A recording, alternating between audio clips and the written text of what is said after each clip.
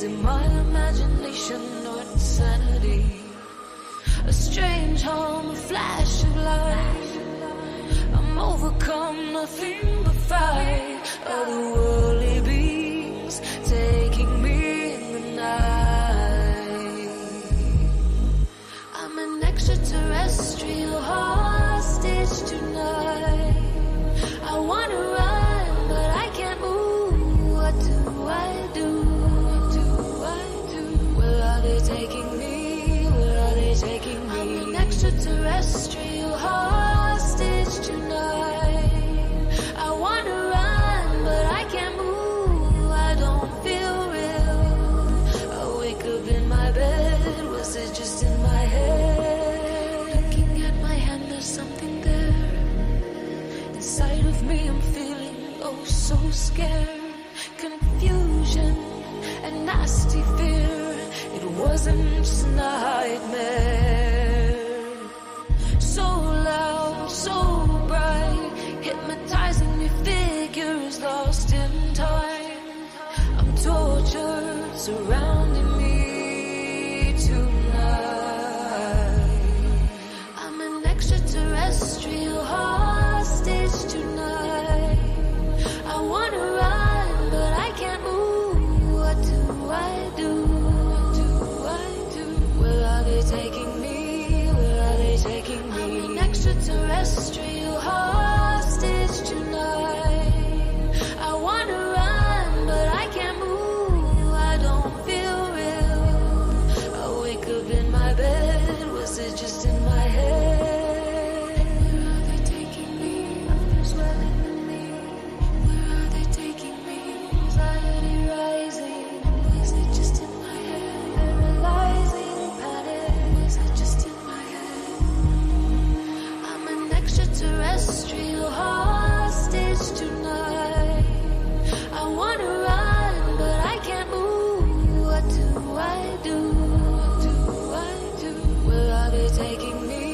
Where are they taking me? I'm an extraterrestrial hostage tonight. I wanna run, but I can't move. I don't feel real. I wake up in my bed. Was it just in my head?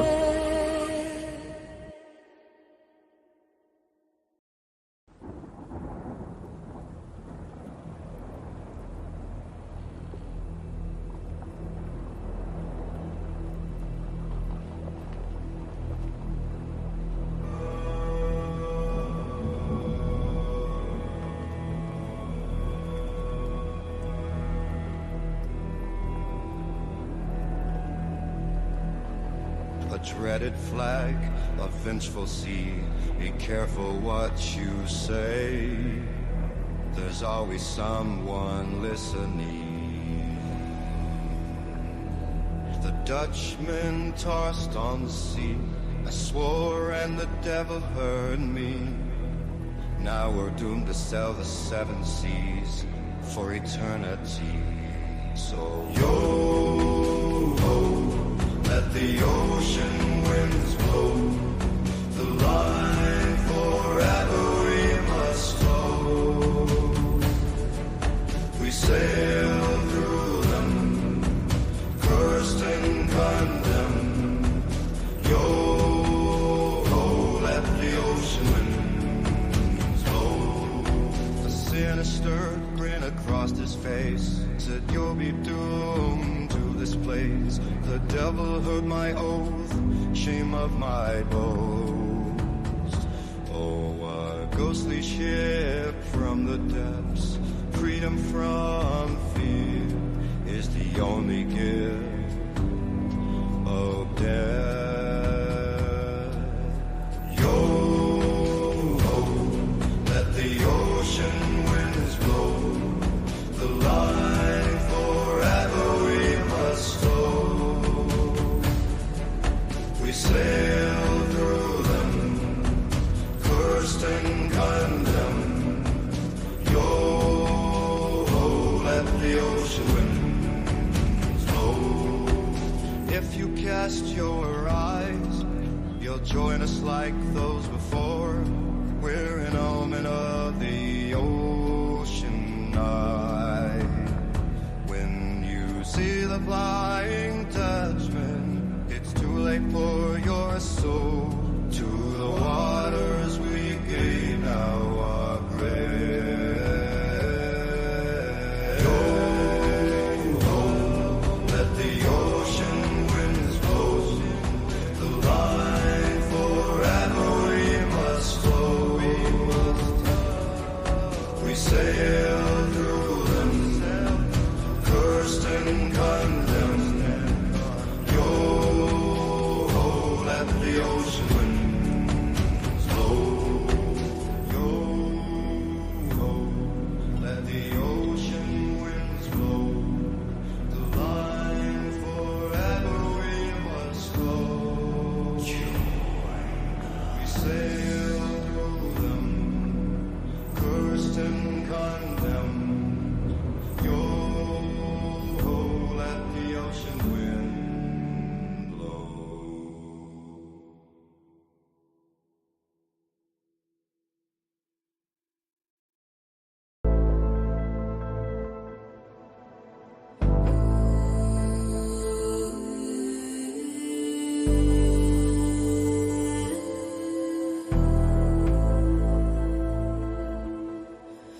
Who's holding my hand in the darkness? Seeing ghosts down the hallway. There's a presence, bedroom shadows, cloaked and haunting me. Cold hand touching me. Fear overwhelming me. All right, folks. Paranormal At Roundtable. my window, I can't bear to open my eyes. A breath on my I neck. took so long. I had to take care of some business. But it's done. A lot going on. A lot going on in the world of PRT. Right? We always got something going on here. Some people say that's life. I say it's a kick in the ass, but what happens, happens. It's whatever. So, how's everybody doing tonight?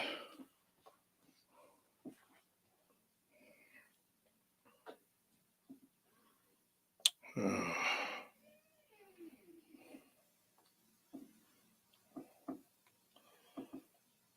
right.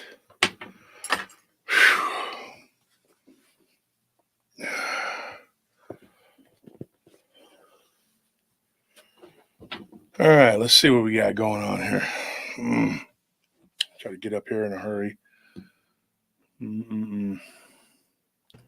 Let's bring on everybody. What's up, Monica? How you doing?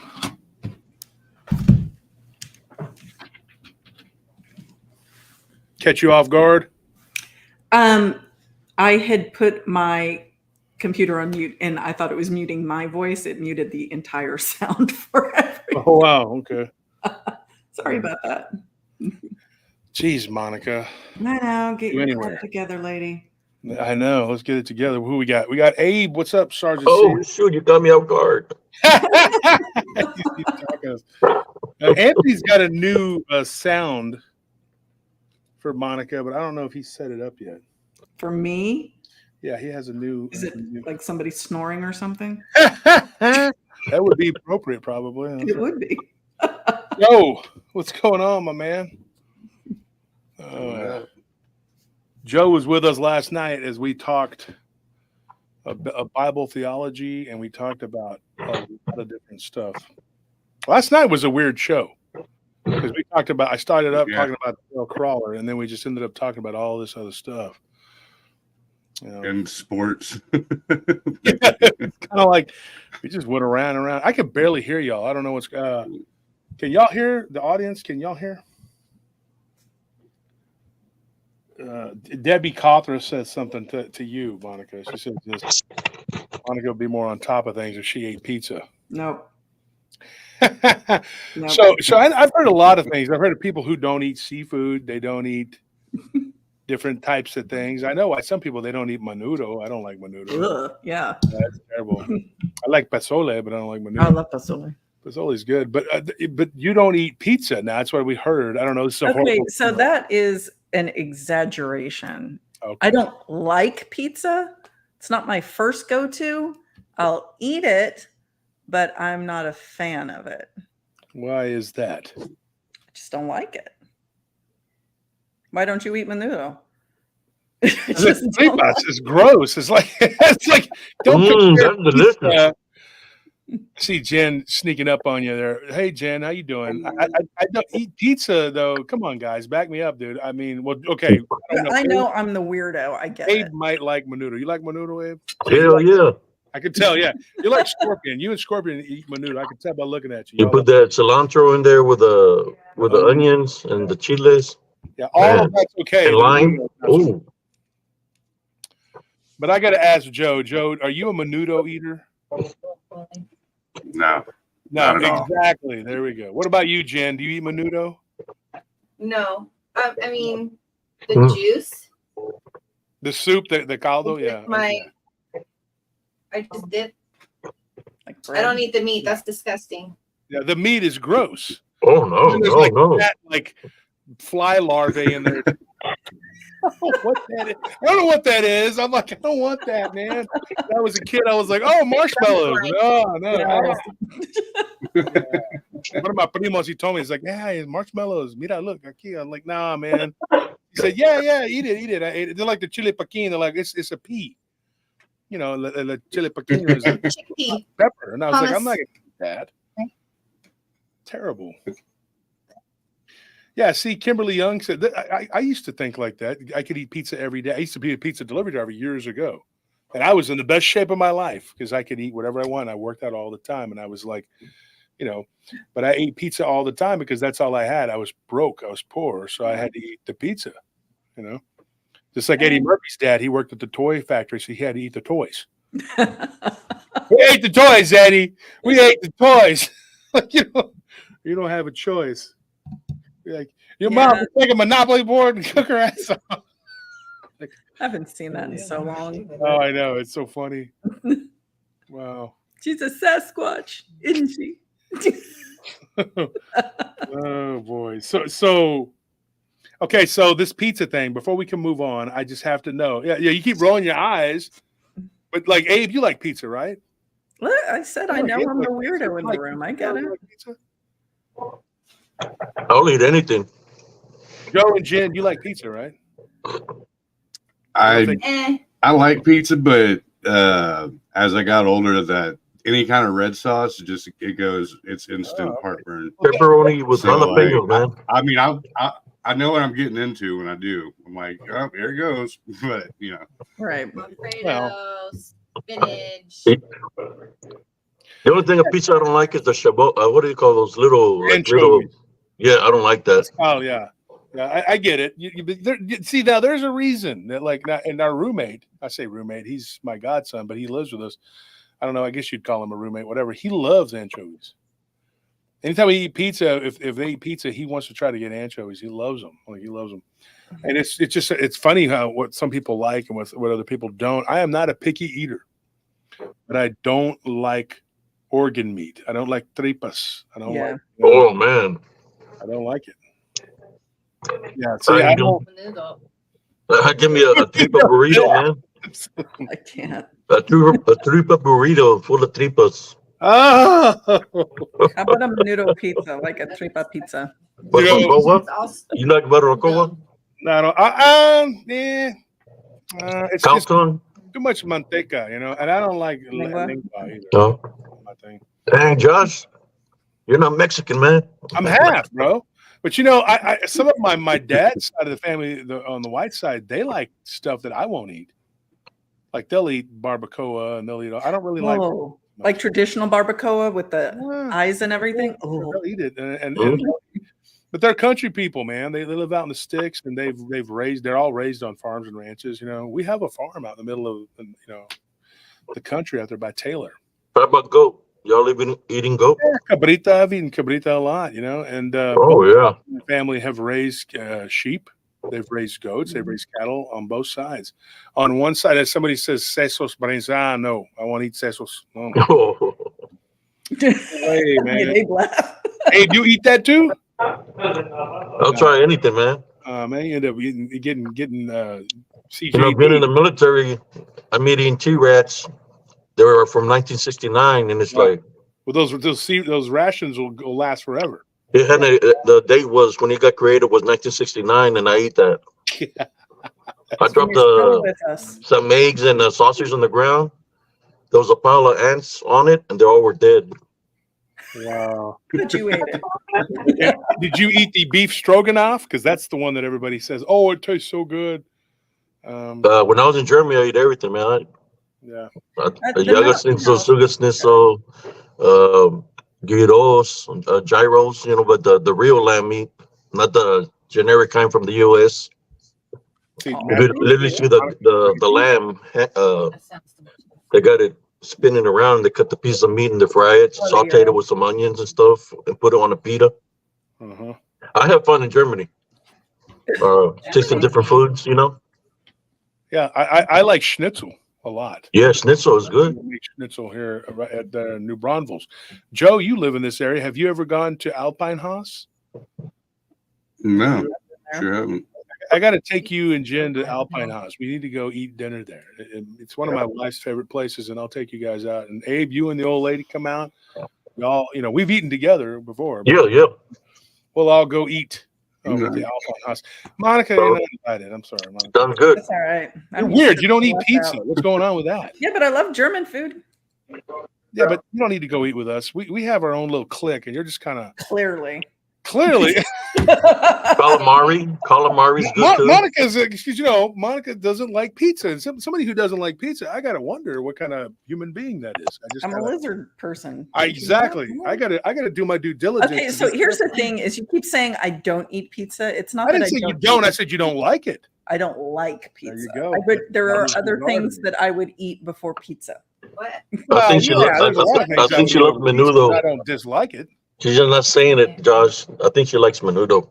Menudo, yeah. No, I like the barbacoa, the traditional. Barbacoa, yeah.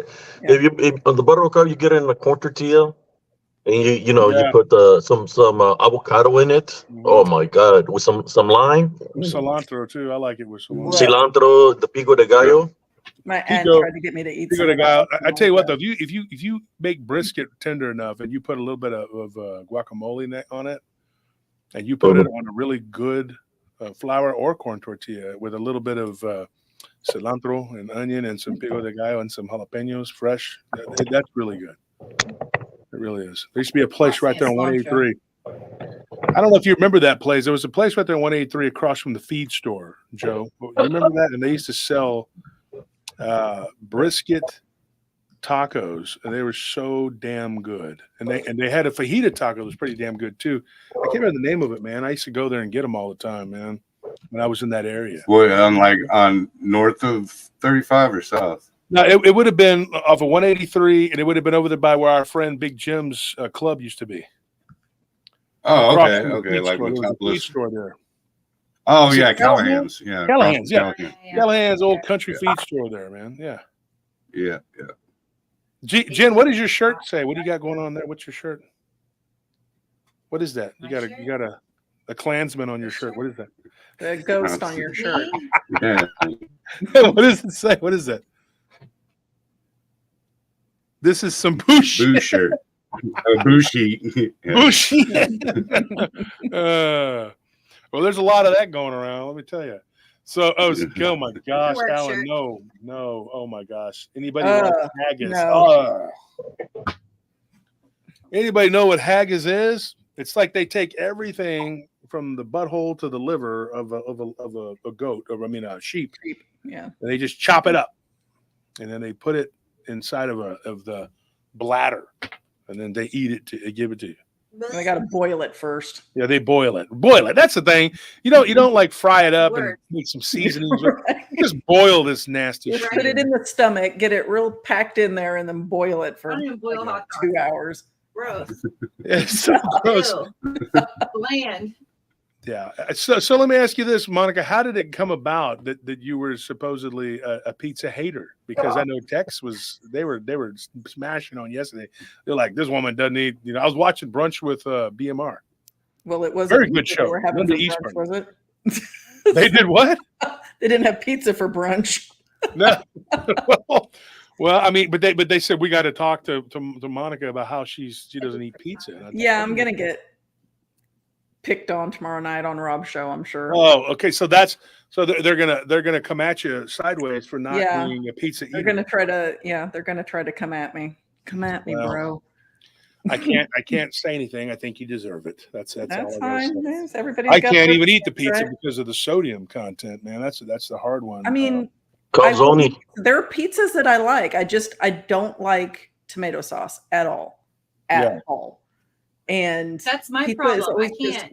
Try. drowning in it. I The mean, calzone is good. calzone. And it's mostly the tomato sauce that just bleh. Hi, Jen. Yeah. And She got up and snuck away. Yeah, She was like, she's going. She's having a girls' tube float tomorrow out in San Marcos. All the girls are having a girls' day out night. Oh. Yeah, so she's prepping for the potluck, literally. I don't know how I feel about that now that they found bull sharks in that water. Right. Joe's like, not me. Not my problem. I'm not doing it. I mean, that's what she wants to do. Knock yourself out. She calls. He's like, here it is right here. Here's the call. He's like, whoa, what's going on? Oh, Jen. Uh-huh. Oh. Really? Missing a leg? Now you only have one leg. Which one is it? The right one. Well, that's your main leg, though, honey. Honey, okay, stop crying. You can still work. There is nothing that. Oh, really? You lost half of your blood. They don't need transfusion. That new movie about the creatures you can't really hear, you can't talk or whatever. That one is actually about to start. I don't know if I can do it. Well, I guess if you're gonna die, I guess I have no choice. I mean, okay, all right. Well, I'll be there in a few minutes. Ah, damn it! I had to go loser leg, freaking bull shark, some bullshit. Dude, you don't need to go to the hospital. Just walk it off. It'll be all right. Joe's like, I got bit by a snake. It could have been a coral snake for I don't know what it was. And I didn't do nothing but text Wolf and tell him I ain't going. Yeah. I stressed him and Nelly out with that, and then I was like, guess what? I'm not gonna go. And he's like, guys, if I don't wake up tomorrow, I love you guys. That's heavy, man. You put a real burden on us. You know, the next day I wake up and he's like, I was like, dude, so how did they go at the doctor? He's like, I didn't go. My son was with the girl. I couldn't go. I would have been like, taking a strap, boy. This is from the old days. Pow, pow. You know, right? Come on. Give him a spanking, dude. Like, but anyway, so what's been going on all week? You just dealt with it, huh? You're tough. Rub some dirt on it. What I started doing, I was just making fists with my toes and watching the little milky stuff come out of the hole. Oh, Really cricket, dude. yeah, he was telling me about it. He was like, yeah, there's like some pus, some stuff coming out of it, you know. And I'm like, dude, that is poison. You know, go to the doctor. There's not been any side effects, right? No holdover. No, Still have a leg. Right. Yeah, that's good. Yeah. Well, that way, if Jen loses her leg tomorrow, you can donate one of yours. That way, she can at least go to work. There you go. I mean, there you go. I mean, that's yeah. Hey, I get Goldberg, to just how you doing? So, and Abe, you let me ask you this. I know that you've been doing really well with your show late at night. Have you had anything weird happen lately? Yeah, a lot of trolls like always. Well, we know that's not weird. That's normal for all of us. Well, the thing that happened on last night feed is I was doing a live and I heard a door slam outside, like around 3:30 in the morning, the day before when I was doing live because my stepson's vehicle got broken into. So I heard a door slam and I told my cousin I'll be right back, and I went outside to check it out, and there was a car parked right behind him, right behind his car. So I was trying to see if I could see any movement around the yards or anybody, but I guess the car was visiting the neighbor. But, you know, that kind of stuff. And, of course, the normal trolls of Corn on the Cob be trolling me all the time over there. You know, No, he try to act like he's a victim or something. yeah. We all And I know his fake accounts.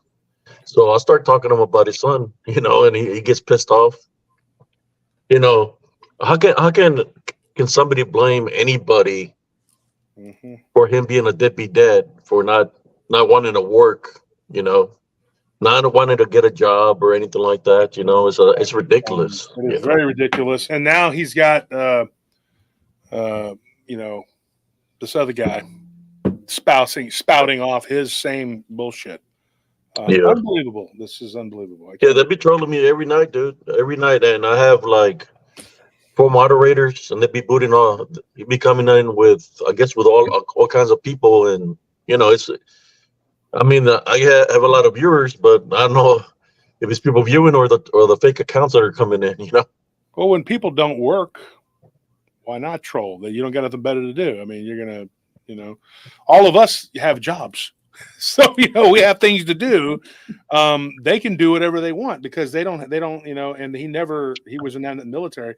Funny thing about that guy, he told me and my wife one night a whole big old story back when we didn't know him that well about how he was a cop. He used to be a police officer, right? He lied about it, and he said he was a police officer. And he told us, yeah, man, I had to work an accident. It was horrible, man. There were children involved and all this. And I'm listening and I'm going, he's a good liar. And I was like, damn, that's horrible, dude. Like he had to see that, you know, like he had to go through that, you know. He's like, yeah, the wrecks were the worst, you know. And so I like a dumbass, the next day on the show, I was like, yeah, I was talking to a guy from Oklahoma who was a police officer. I said that on my show. So I ended up lying. Well, I didn't lie. The intent was not to lie because I didn't know that he was not really a cop. Then I find out that this jackhole was a freaking security guard that actually got on disability because he opened up a gate wrong or something and it hit him in the face. Oh, what? Oh my Yeah, God. that's what I heard. That's what I heard from his own family. He told me that. A gate bar? Yeah, a gate. There was a gate, like, and he was trying to open it or something. Oh shit! I thought you said he opened up a gay bar. I would understand the corn on the cob up there. Then no, that supposedly that's me. I'm the gay one here. I hear that. Look at my face and tell. I'm like, hey. My cousin says that corn on the cob guy, he likes it lightly buttered. Everybody, you just look at me and I exude that. You know, I just exude that kind of feminine and feminine energy. So he went from a cop to security, and then he says that he's got a lot of family that's in the service, or something like that. Even if they did, it wasn't. But I don't know how he can blame anybody, you know, for him not wanting to work. You know, whether he's getting disability or not, I don't know, but. I'm more sure, you know, when the CPS goes, because I've dealt with the CPS before. When they go see if the child is living in a safe environment. So apparently they might don't have just found take them something. away willy-nilly and then go, oh yeah, somebody paid us to come and do this. Yeah, bullshit. And then this other person gets up there and spouts it off. And I can't believe this. I heard this. You heard it a long time ago, dude. Try stop acting. He's acting like he's all indignant. Yeah. He heard this. I can't believe it. And the devil's disciples, oh God, it's gonna strike them down. You know, dude, get off your pulpit, okay? And So how many subscribers did he lose, man? I know I was one of them. You know, the only reason I followed him is because, you know, you said that he's a good guy.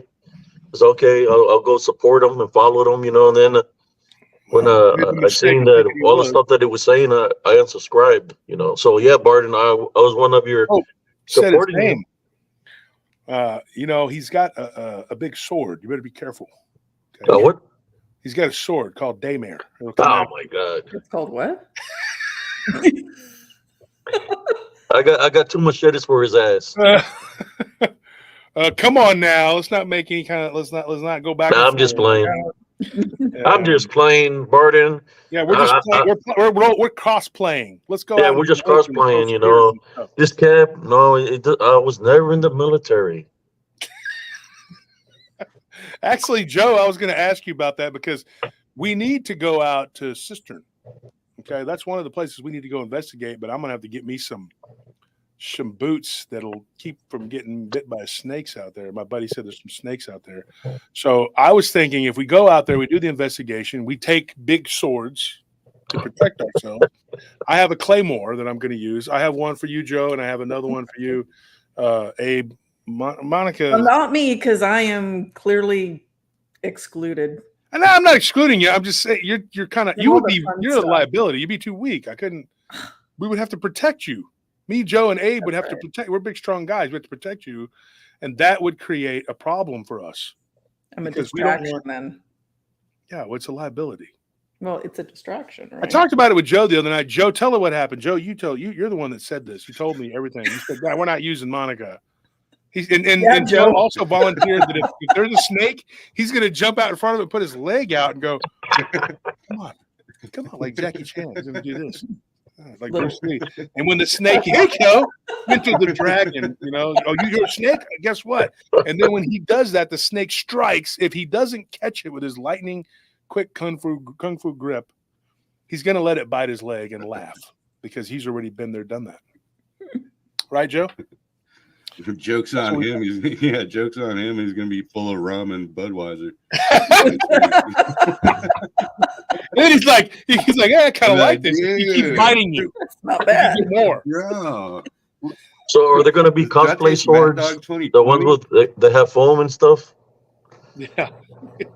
The fake swords? Those cosplay weapons and go out there. Play school weapons. No, Monica, you're definitely invited. You can go. Right? But the thing is, you and Nellie and Jen, the women folk, can all sit back in the car and wait while us men go out there and get bit by snakes. You're welcome. Actually, I'm okay with that. She's like, you can clear the path. Put it that way. You can go clear the path, and This then we'll is come awesome, in behind you. How does that sound? You can be the big, strong man and clear the path for us. I come back, I'm hobbling on Joe and Abe's shoulders, and got to have Tony and Anthony holding my leg, and then y'all are in there just listening to freaking, Sting. There's a rose. Oh, you're like, oh, you got bit by a snake. That sucks. Now you're interrupting our girl time. Great. Sucks to suck, dude. Just get in the back. Just intrude. Just go ahead. Lay him anywhere. Go ahead. Whatever. It's your Bronco. Whatever. There's no room in here anyway. Strap him to the roof like a deer. Like a big old bear. Oh, Joe's like, quit crying. I went through it all night. It's not that bad. He's drinking Budweiser and rum. You don't care. Sergeant C is like, back when I was in the Army, we just rubbed dirt on it. What's wrong with you, soldier? Just sit there and deal with it. So when I was investigating down in East Texas, there was a new group of investigators into the TBRC, and we were going out for night investigations, right? We were camping several days, and I had this one guy setting up all the teams going out into the field. Guess who got left at base camp? Guess who was PO'd that she got left at base camp? You just stay back. You stay back at camp. It's okay. Why did they do that to you? Because I was a girl, I'm thinking. It made me mad. It made me mad. So that was okay, so Joe private messaged me, change your plans. We don't want her mad. Mm-hmm. Yeah, I seen all the drama, man, happening. I'm just there sitting down and just like, golly, we got some Charles Mansons running around. There are. There definitely is. They're like, the way they freaking think, they're crazy. They are. Yeah, it's nuts. It's crazy. They want to think everybody's the enemy, but that they're okay. That only Jesus Christ protects them. They're crazy. And now it's a holy war. They call to arms and sharpen their stakes or whatever it is they're gonna. Well, I was in a holy war where I went to, and I'm still here. So bring it. Look at what Free Rich 25 said. Wolf stumbled on Monica's secret rage memory. I'm not gonna lie, Richie. It was a little scary. I'm not gonna lie. That scared me a little bit. That's why I'm like whispering to Joe, "Hey, your plan has now backfired. To leave her at the base camp. We cannot do that. No. Joe, your if plan. I like you, I might leave your cars alone. If I don't like you, you're gonna come back. Well, hey, what was it last week? She said. She's a straight up gangster, man. Like ghetto bird gangster boy. She's like, why is that ghetto bird taking me? Yeah. She's like, I'm rolling 60s. Why are you looking at me like that? Yo, Floods, what's up with that? Yo, gangster. At a point in time, I did roll around with a baseball bat in my car. Wow. I What really happens did. if they have a gat and you have a bat? That's not a good trade. Well, I can probably outmaneuver them. You're going to maneuver with like the Matrix. No, like with my car. Oh, okay. All you have to do is go.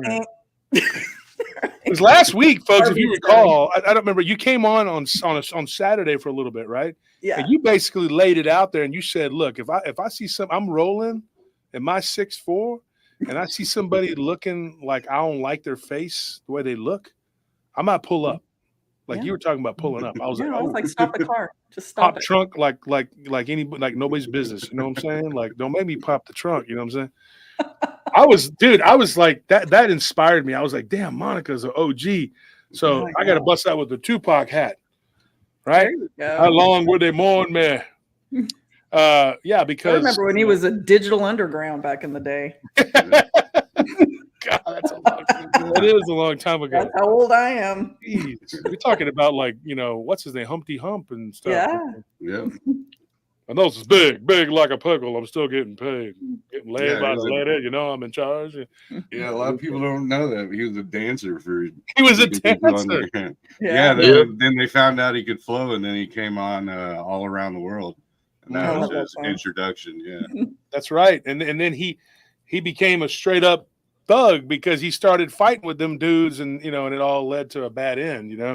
I'm kind of wondering about this now with me, folks. If this keeps going, if what's going to happen to me, I may end up like Tupac. How long will they mourn me? Because I'm going to be the one to call it right now. These people are cuckoo for Cocoa Puffs, and they're inciting people, and I'm wondering how long it's going to be before some lunatic comes and just says, I'm going to punch his ticket, because this is probably as ridiculous as anything I saw working downtown.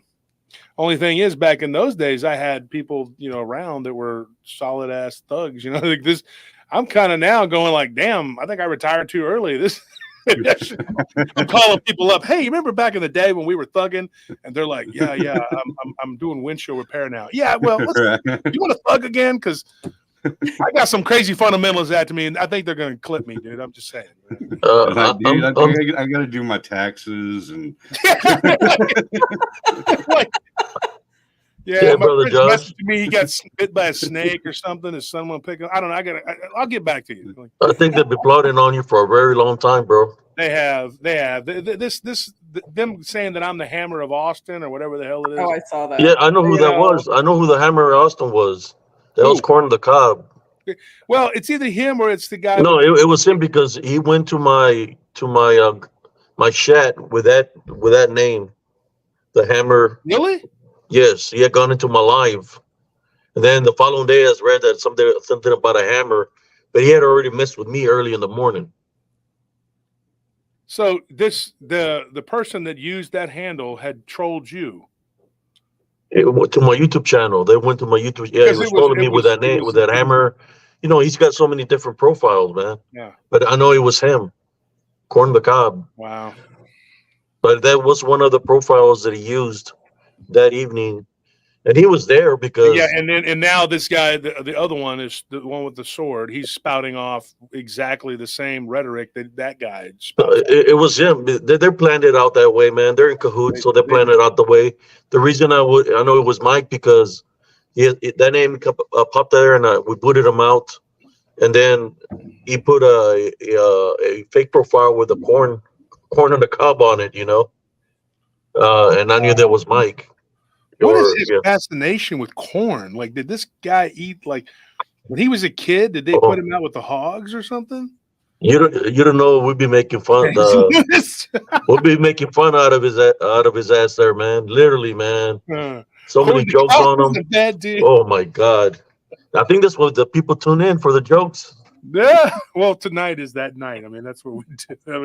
But I do have a couple weird things to talk about. I mean, like last night, me and Joe was in the chat last night. So we got into a real deep conversation. It ended up, if you haven't watched it, folks, go check it out. We ended up talking on a Rumble first, and then that was not, then we did the show on YouTube, and we didn't have nearly as many people as we had on Rumble. We had 444 people on Rumble. And then we moved over to YouTube, and maybe 230 or something like that showed up.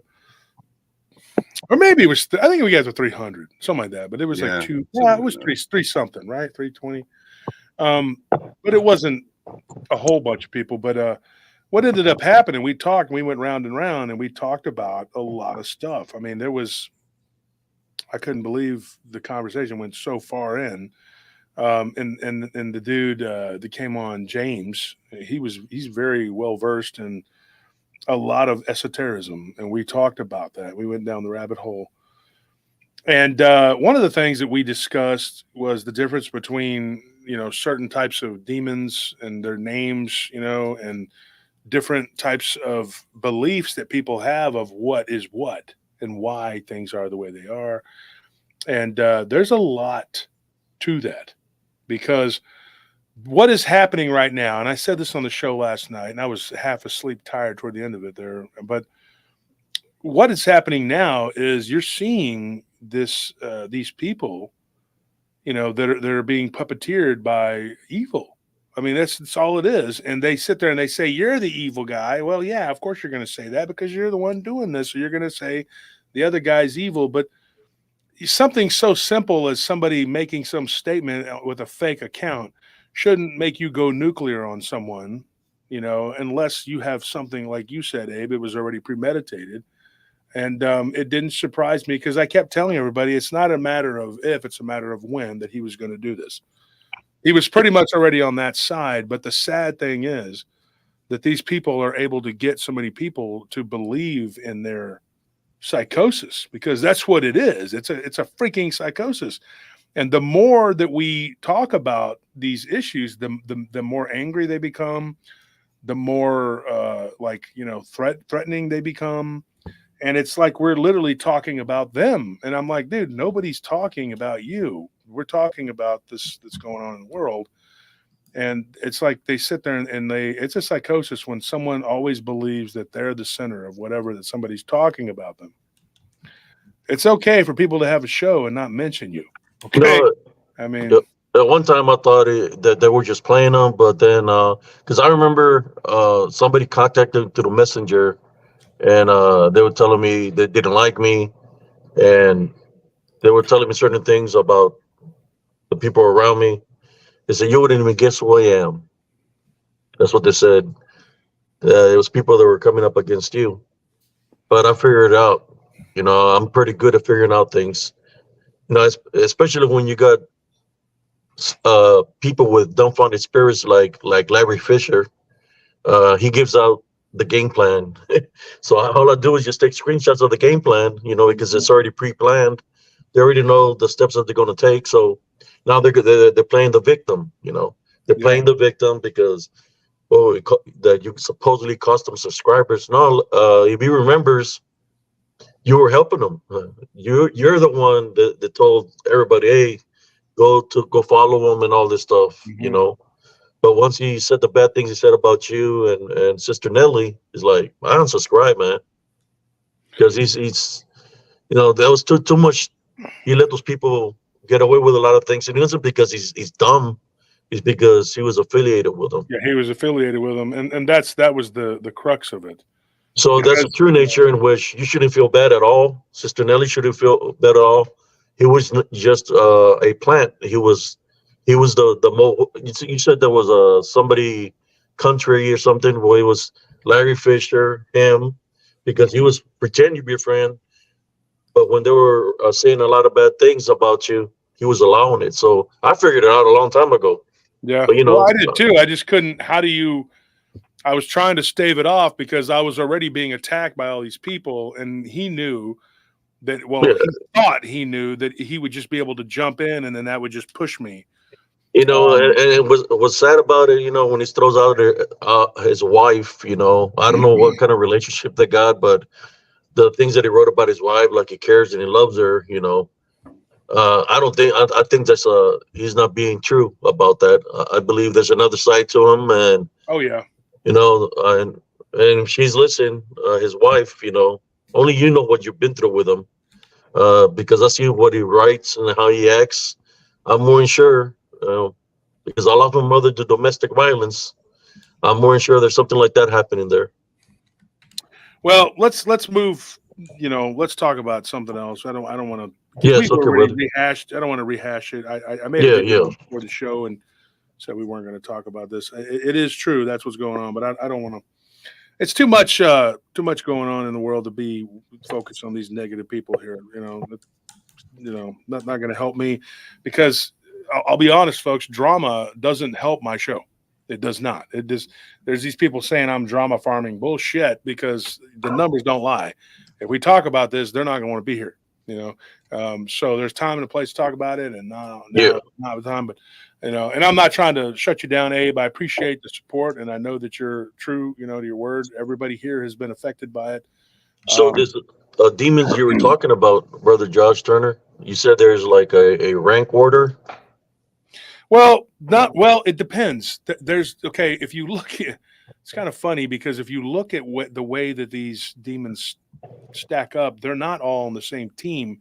They're just all evil, which people have this really weird misconception that good is all on the same team and evil is all on the same team. Now, good, like say Monica, she's a good person. Okay, that's a stretch, but let's say if she was. Yeah. I know it's tough to wrap your head around, but try. So let's say for argument's sake, Monica is like a really good sweetheart person. She's a good person, whatever. And so me and Joe, we're good people, right? We're good guys. So we get along with Monica, and it's real easy. It flows. And Abe, we all get along. But if people are evil, by its very nature, they don't play well together. They'll be friendly for a little while, but then at some point the snake's going to bite, because it's a snake. It's not going to. So that's my thing. I keep saying that. But one of the things that I tell people is that the one thing we have over evil, by being righteous as much as we can be, nobody's really righteous. People that go around acting like it, they need to admit they fall flat on their face every day. We all do.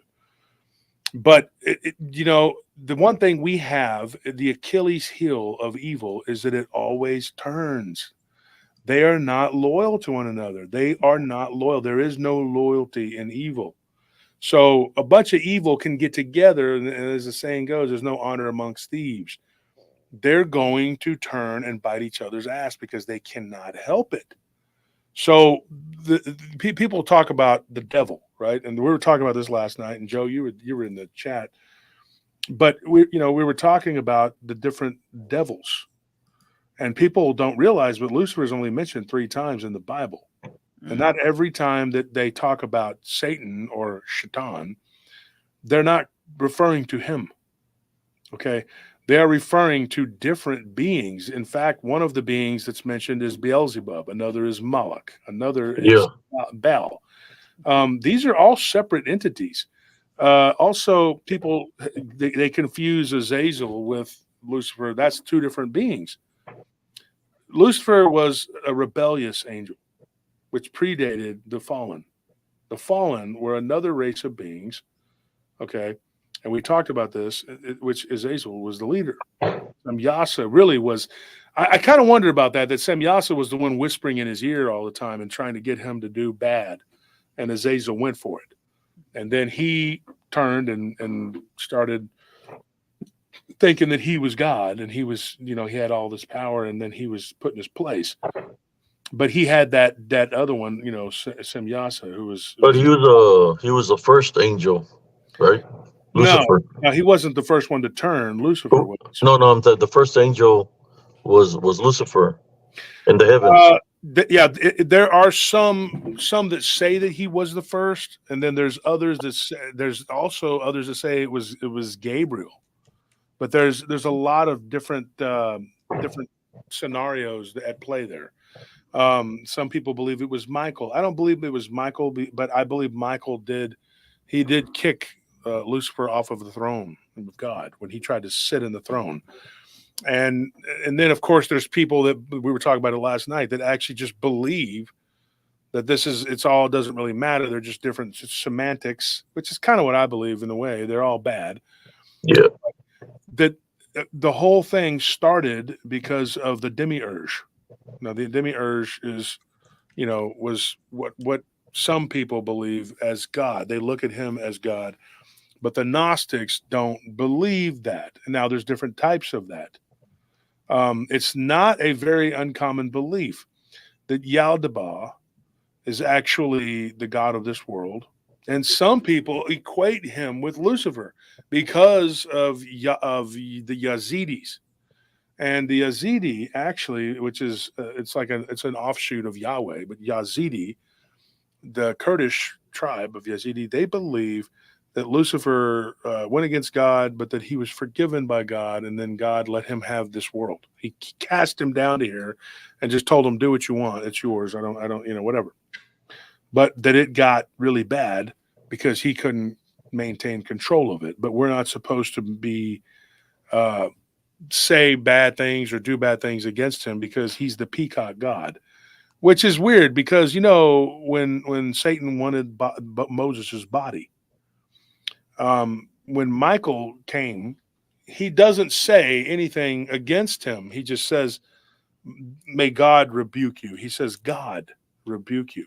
He doesn't use his own words as a chastisement, which shows a level of respect that if that's your enemy, that's your enemy. But people confuse respect with liking someone. Now, I can respect my opponent without liking their ass. I can tell you right now, there's a lot of people I respect, but I don't like them at all. I respect them as an opponent because you have to. Some of these people, they'll clean the floor with you and whatever it is you're doing. But that doesn't mean you like them. That doesn't mean that you're friendly with them. That's just what it is, and that's how it is. But the problem comes when people get offended by you teaching people anything other than what they want you to teach from a very small part of what is really the Bible. Because the Bible was cut down and taken apart by the Council of Nicaea. Now, I've had these same people that will sit there and say, yeah, the Catholic Church did that and they were wrong for that, but I'm still going to believe that that's the word of God and that's it. And you're like, okay, you just admitted that this is not the whole Bible, that the Catholics did this and it was wrong for the Vatican to do that. But you also just believe that that is the only word of God. So was the Pope and his minions who really did it, they took out books that question anything of their authority. They left everything in there that had to do with control, a lot of it. Not all of it, but a lot of it. And especially in the early parts of the Old Testament.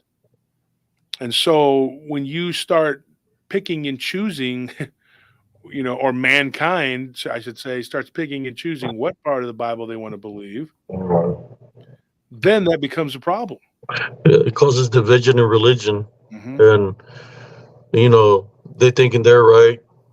Then, of course, other people are going to think, well, I believe in Jesus Christ too. I believe in the Heavenly Father. But they go a little bit crazy, because the thing that they're saying is not about love or a love foundation, is saying bad things that they're going to do this and that. That's not of God. That's when somebody's being bonded or demonized. Yeah. But yeah, I run into a lot of people like that. Atheists, santanistas, brujos, brujas. They believe in other things, but everybody chooses their path in life.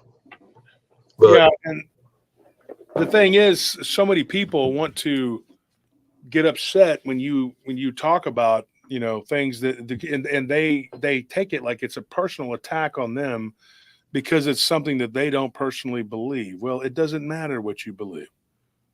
Nobody's telling you have to believe this. It's just Dick Richards says, which of the Gnostic texts is truth? Well, there's a lot of them. I mean, the Gospel of Thomas is pretty interesting. I mean, you have a lot of different books. But by the same token, which of the books of the Bible are all correct? I always tell people that if you want to have a relationship with Jesus Christ, have a relationship with him, and he'll guide you spiritually through spirit, and he'll guide you what you have to do. Just like when I go and investigate and I run into all these things that I capture on my there's some stuff that they're trying to distract me, but they're there, and I capture them. But yeah, the demons For those who are worshiping demons or doing the witchcraft and orchomancy, that's not even a, I should say, deal. That's they're only out for one thing: is the soul of the individual. That's what they're interested in.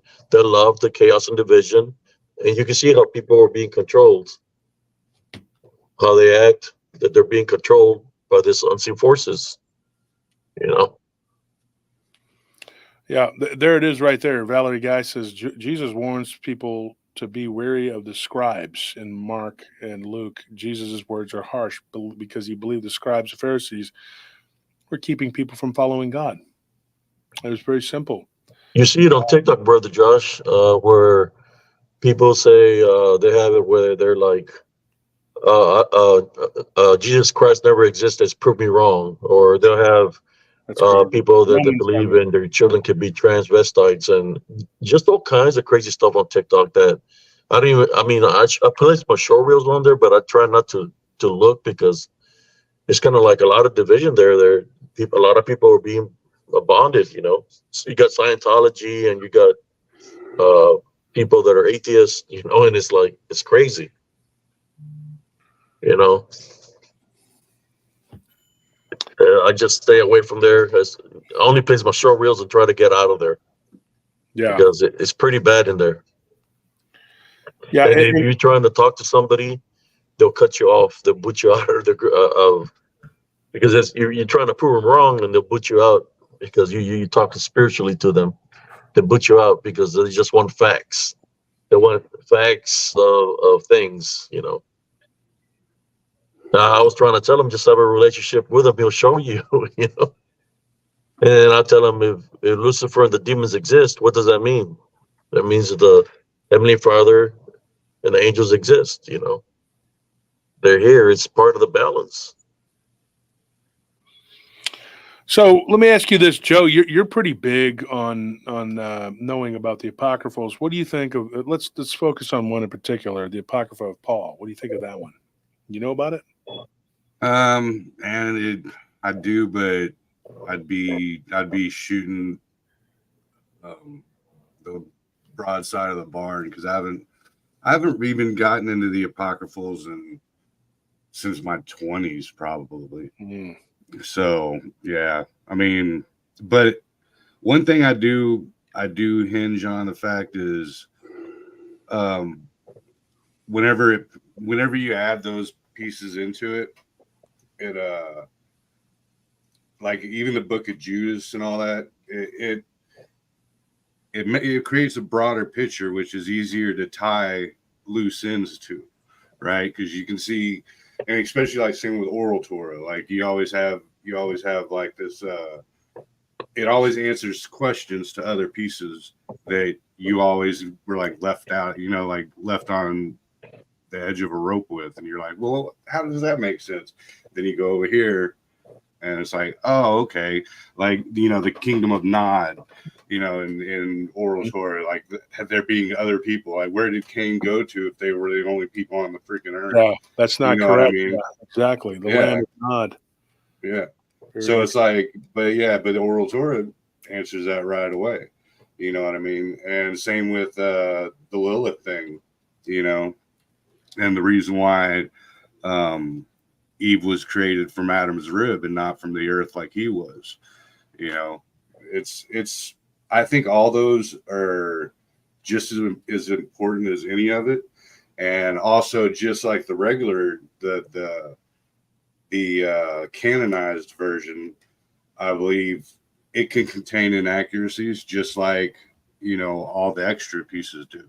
You know, like whenever I was raised to where, like, whenever I first learned about the Dead Sea Scrolls and stuff, I was already had the blinders on. I was like, nope, you're not supposed to look at anything but the Bible, and that's, you know, that's heresy, and it's, you know. But once I actually went and actually learned for myself instead of taking someone else's point of view or a religion's point of view, and actually learned about God myself, then it, you know, it made a lot more sense. It's just like Abe was saying, I tell people that same thing. It's when you walk with Christ, he'll end up leading you in the direction that you need to go. Because without it, it's like it'd be like trying to circumnavigate the globe or the flat earth without a map. You know what I mean? So, and he's your living, breathing map, that and that's why I go to him first over any of it, like New Testament, man, that's solid on me. That's where it's at right there, because that's what I tell people all the time. And some of these people, they love the Old Testament. And one of the reasons why is because in the Old Testament, it basically tells them lot of wicked people. Yeah. It says that God is like them, and that he's angry and bitter and jealous and spiteful and vengeful, and he does all these things. And they're like, oh, yeah, that's the God that created me. That guy. I like that guy. And they really do. Yeah, because it gives them a human aspect. Yeah, which is going to be further from the truth, But yeah, and he wants your gold. Yeah. That's another one that's so pay me gold. He wants you to give him gold, and he wants blood sacrifice for some reason. I mean, it doesn't make any sense. Hang on one second. Oh, shoot.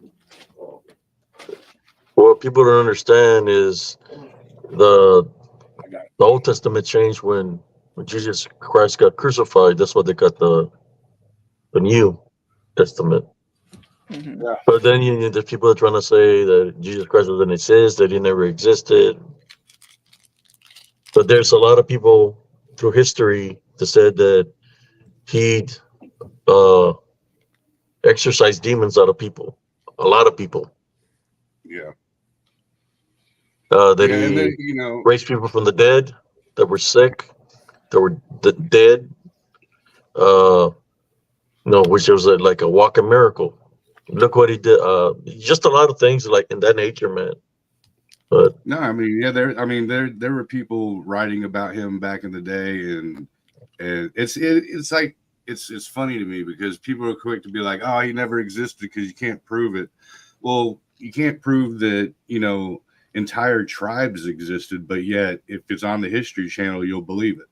It's like, and it's from one, like Magellan had an account of one island that had all these people, but we can't find them, but they were there.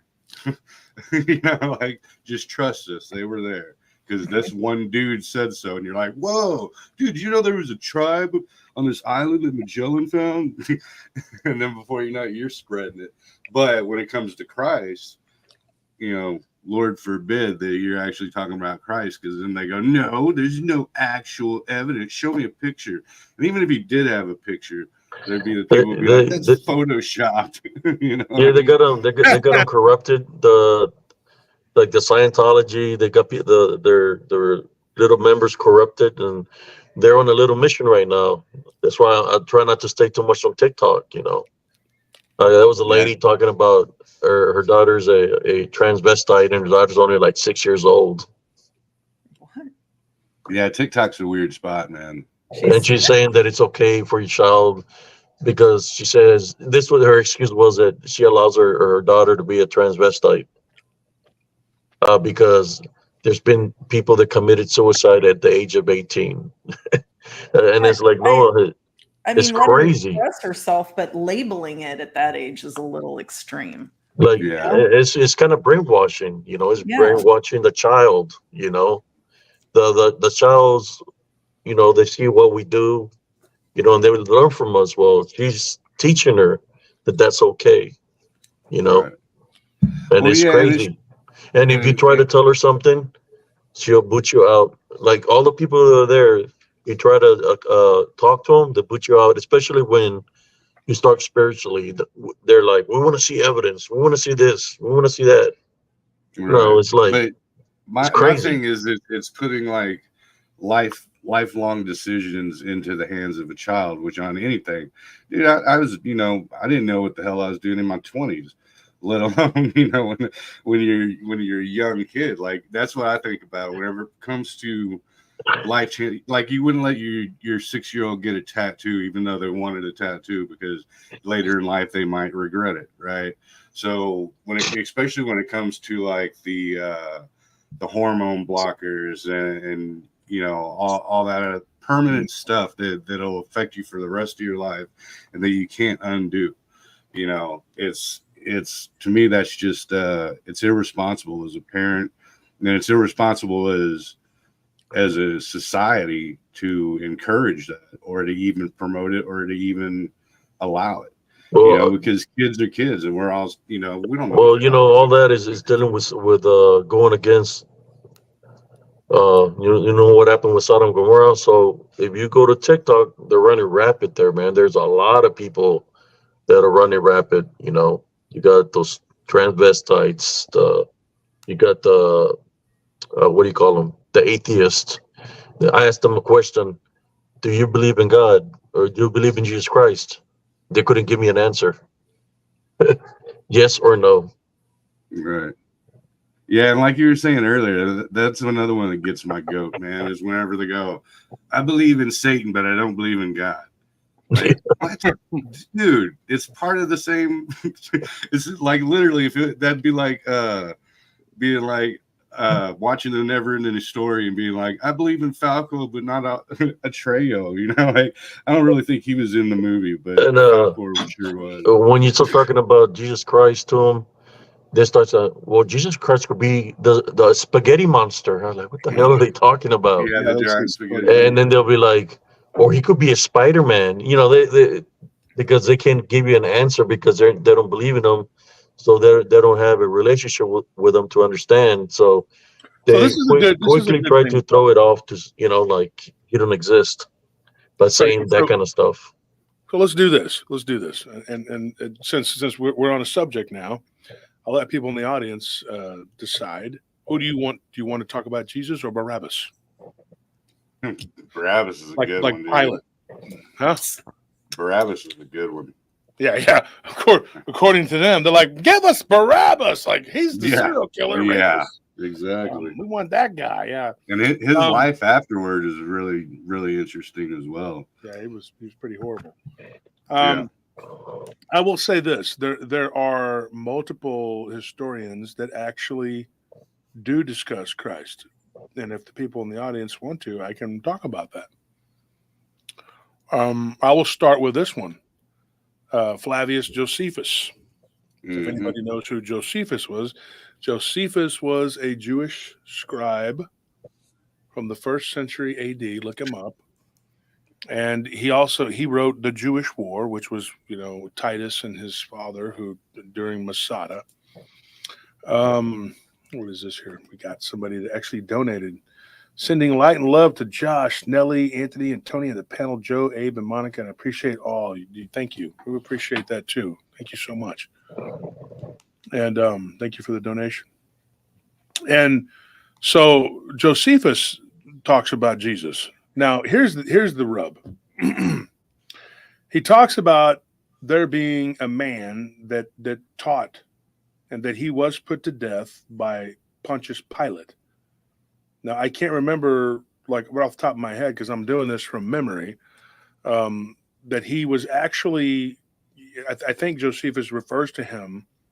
Now, he doesn't call him Christ. He doesn't call him the Messiah. He says there was a man named Jesus that was tried in the court by Pilate and that he was put to death. Now, like I said, he's, you know, him being that he's Jewish, he's not going to call him the Messiah because they rejected him. They didn't take him as the Messiah. Now, he does give him credit for being the creator of a tribe that they call Christus, the Christians, right? And now, if you take that particular, his words and say, hey, this guy, now I argued with some dumbasses, excuse my language here, but they really pissed me off. They argued with some dumbasses on Reddit, because that's where you go to argue. It was a long time ago. I don't even know if I have an account there anymore. I've been accused of having an account and lurking about or whatever. Some people sent me screenshots. I don't give a crap what those people say, okay? It's the butthole of the internet, right? But I also argued with some people in a group that I used to be in on Facebook a few years ago, and I laid it out there for them. And I said, you can tell me that this historian, we'll just go with Flavius Josephus for now. He was a Roman Jewish historian. That's why it's Flavius. Right? It's not a Jewish name, but Josephus is. So he was a Roman Jewish historian who he's credited by Suetonius as being Suetonius was a later Roman historian who said that he was accurate. He said that he gave Josephus credit and said that he talked about a lot of things, and he was very accurate about the war in Masada, which of course they were up on the hilltop, and the Jews were defying the Romans, and the Romans went up there and destroyed them and brought them down. They killed them. The ones that they couldn't, some of them killed themselves. But it was on the hilltop of Masada. But he credits him with being an accurate source. Now, I said this in this group, and I stand by this. I said, why is it that he can talk about the massacre of Masada and be accurate about that? He can talk about the Jewish war, and it can be said that it is a historical fact because he was a chronicler of it. But when he says that Jesus was a real person and that he was put to death by Pontius Pilate, and then that the documents, he even went so far as to say that the documents were handed over to these notars, which are like notary public type people. They say, okay, this really happened. They stamp it, and then they take them to Rome, and that they were sent to the Senate, and they were overviewed by Augustus because he had to oversee everybody's articles. And apparently it was important enough to Pontius Pilate because of his wife said, do not kill this man. This is wrong what you're doing. And he said, okay, look, I wash my hands of it. And there is a story that she actually went so far as to say that if you kill this man, you're putting a curse upon yourself, that it is for him to die, but not, you can't be responsible for this. You don't want that on you. And the rumor or the story that developed, which there is no basis in fact for this, but that she became one of the first Christians after his death, because she said that truly this is the Son of God. And then, of course, Longinus would have been the first Roman Christian because he was sent out there to stab him in the side with his spear. When the blood and water flowed, it dripped down the spear and it touched him. And Longinus said, truly, this man was innocent. He was crucified by a rabble. Okay. He said, truly, this is the Son of God. And he wept. And when he stood up, he put his hands up, then fell to his knees, and was like, God, forgive me. And then the story is that he became the first Christian, the Roman Christian. Jen, you're interrupting. Okay, this is men folks are talking here, and you just come in and you interrupt with your bullshit shirt. All right, I'm gonna let you slide this time, but better not happen. Said you're interrupting. You interrupted. Put your earpiece in. She's like, no, but so he was the first, but she was supposedly the first female Roman Christian, was Pontius's wife. Now that's a story that has been told and retold, and it's been rewritten and whatever, and it sounds good. Probably not true. Probably not. But we like to retell it, right? But here's the thing. What bothers me is that if Josephus was looked at as a credible and accurate source for information, right? Later Roman historians who were looked at as rock solid, then why, when he says that there was a man named Jesus that was crucified at the hands of Pontius Pilate at the behest of what he calls the Jewish magistrate, which would have been the Pharisees, they had him killed. But Josephus doesn't really have an opinion on it, and he doesn't really expound upon it. He just says that that is what happened. But it was a matter of record.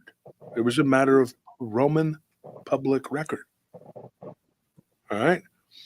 So he would have been the first one that we can refer to. Now, getting into the other guy we talked about, we'll talk about Suetonius. Suetonius was a 2nd century Roman scribe. He was an historian. And one of the things he says, he mentions in his work, he said the Jews were constantly making disturbances and that they were expelled. And there again, he calls it Christus, the Christus, which is Christians. And he says that they were being a problem. One of the things, though, that comes up with that is that the actual Jews were very upset with their counterparts who had given themselves over to this tribe, as they called it, and this religion of the false Messiah. So the Jews at that time, which would have been Suetonius's contemporaries, were not happy with the Christians and the extermination of the Christians, which began under the Emperor Nero and went on and on, all the way up to Commodus, was actually inspired by and manipulated by the Pharisees once again. So it wasn't enough for them to murder him. They went after his followers, and they were very fervent about it. And they whipped people up into a frenzy, and they tried to get them to fight and go against the Christians, which is where Paul comes in, because Jesus had already passed away. Some people are really, really behind, and they don't realize that Paul was not a disciple. He was an apostle. An apostle is one that saw Jesus. Now, some of the disciples are apostles, right? All apostles, right? Like some disciples are apostles. You see what I'm saying? But not all apostles were part of the 12 disciples. Yeah, they were not. Two different things. But some were both. They saw Jesus after he returned. He said, "Look, behold my wounds," to show them that he had resurrected not only in the spirit but in the flesh. Now, Paul, it's like the road to Damascus story, and people know. And Jesus appears and says, "Hey, why do you persecute me? Why do you persecute my people? Why are you doing this?" Paul kind of lays it out there in different versions, because there are different versions. It's not just one. He was Saul, right? He was following what he was taught by the Pharisaic scribes. And that was to incite violence and kill Christians. And he did. He was guilty of murdering Christians in droves. Because at one point in Judea, which actually, believe it or not, and please don't get mad and take this the wrong way, because I'm not picking sides, it was called Palestine back then during the Roman times. Okay. It was the province of Palestine, aka Judea. Israel had been gone for well over 1,000 years. Did everything come out okay, Monica? My husband's diabetic. He had to change his monitor. Oh, you're going to use your husband's diabetic. It's true. You had to go use the restroom and take a number 2. And I believe it. Chunk up a deuce to the north and the south. Everybody poops. You took a 2. Don't even try to say it. Don't even try. You were like, "How long will they mourn me? Oh, how long will they wait? Will the show be over?" It's a chance I'm willing to take. So she was like this. Winning. Wipe my sweat, because that was a close call. Yeah. I'm just playing.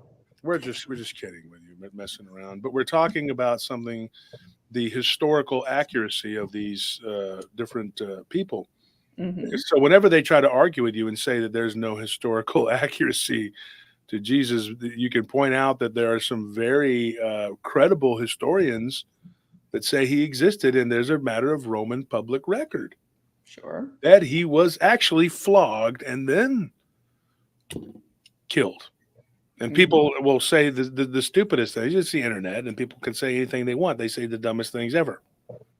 And then a cat video will get, 3 million hits. I mean, come on.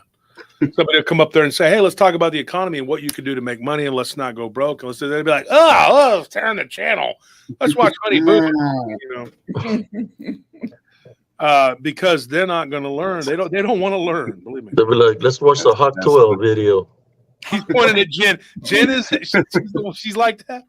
She's like, dude, are we watching something where you learn? I want to watch Exactly. That stupid is, cat videos. yeah. I went to the chiropractor today. I didn't actually have time because I was in such a hurry. But Anthony got his back adjusted by Heather. Bless her heart. She's a sweetheart. She's one of my best friends. We've been friends since we were children. And she's one of those people who has always been able to get by on her looks. And I tell her that. I was like, God bless you with beauty, so you didn't have to do much thinking. And she gets really mad. She's like, I'm a smart business person. I was like, you really are. She's a very smart business person, and she's very good at being a chiropractor. But once it comes time to learn something, it's like, we ain't doing that. It's not learning time. Yeah. So I don't let Nellie hang out with her too much because I'm like, please don't let her rub off on you because I don't want to watch reality TV. All right. But Nellie's smart though. Nellie's not gonna fall for that, But I always say Heather's one of the smartest stupid people because she's stupid in the way that she's willfully stupid, but she's super smart. She just doesn't want to use it to do smart stuff. Why? But she's really good with her business though. She knows her business. But anyway, It's fine. I'm sorry. Once again, young lady, are you talking while the men are talking? I don't know if this is happening here. She's on her way. She's on her way. Oh my gosh! Do you shake your mother's hand with that finger? Unfortunately. Jeez. So anyway, what we got here? So we got Suetonius, who says, that Josephus was accurate. But Suetonius also he talks about under the rule of the Emperor Claudius that these Christians were actually expelled, but it could have been at the behest of the Judean High Council, aka Sadducee, Pharisee, and they were the ones that had incited because they were the ones that paid Nero to kill them too. Yeah, Nero some of was them apparently were paid- affiliated with the pagans. Do what? They were affiliated with the pagans, some of them. Yeah, and some of them made friends with the pagans and did. Yes. As long as they would kill the Christians, they all joined together. That sound familiar? Uh-huh. But so what they did was there were 10 talents of gold that was given to Nero after the city of Rome burned. Now, here's very interesting. There's certain books that, like I said, that were taken out. Like in the Catholic doctrine, there's the book of Tobit. We don't have that in the regular Bible.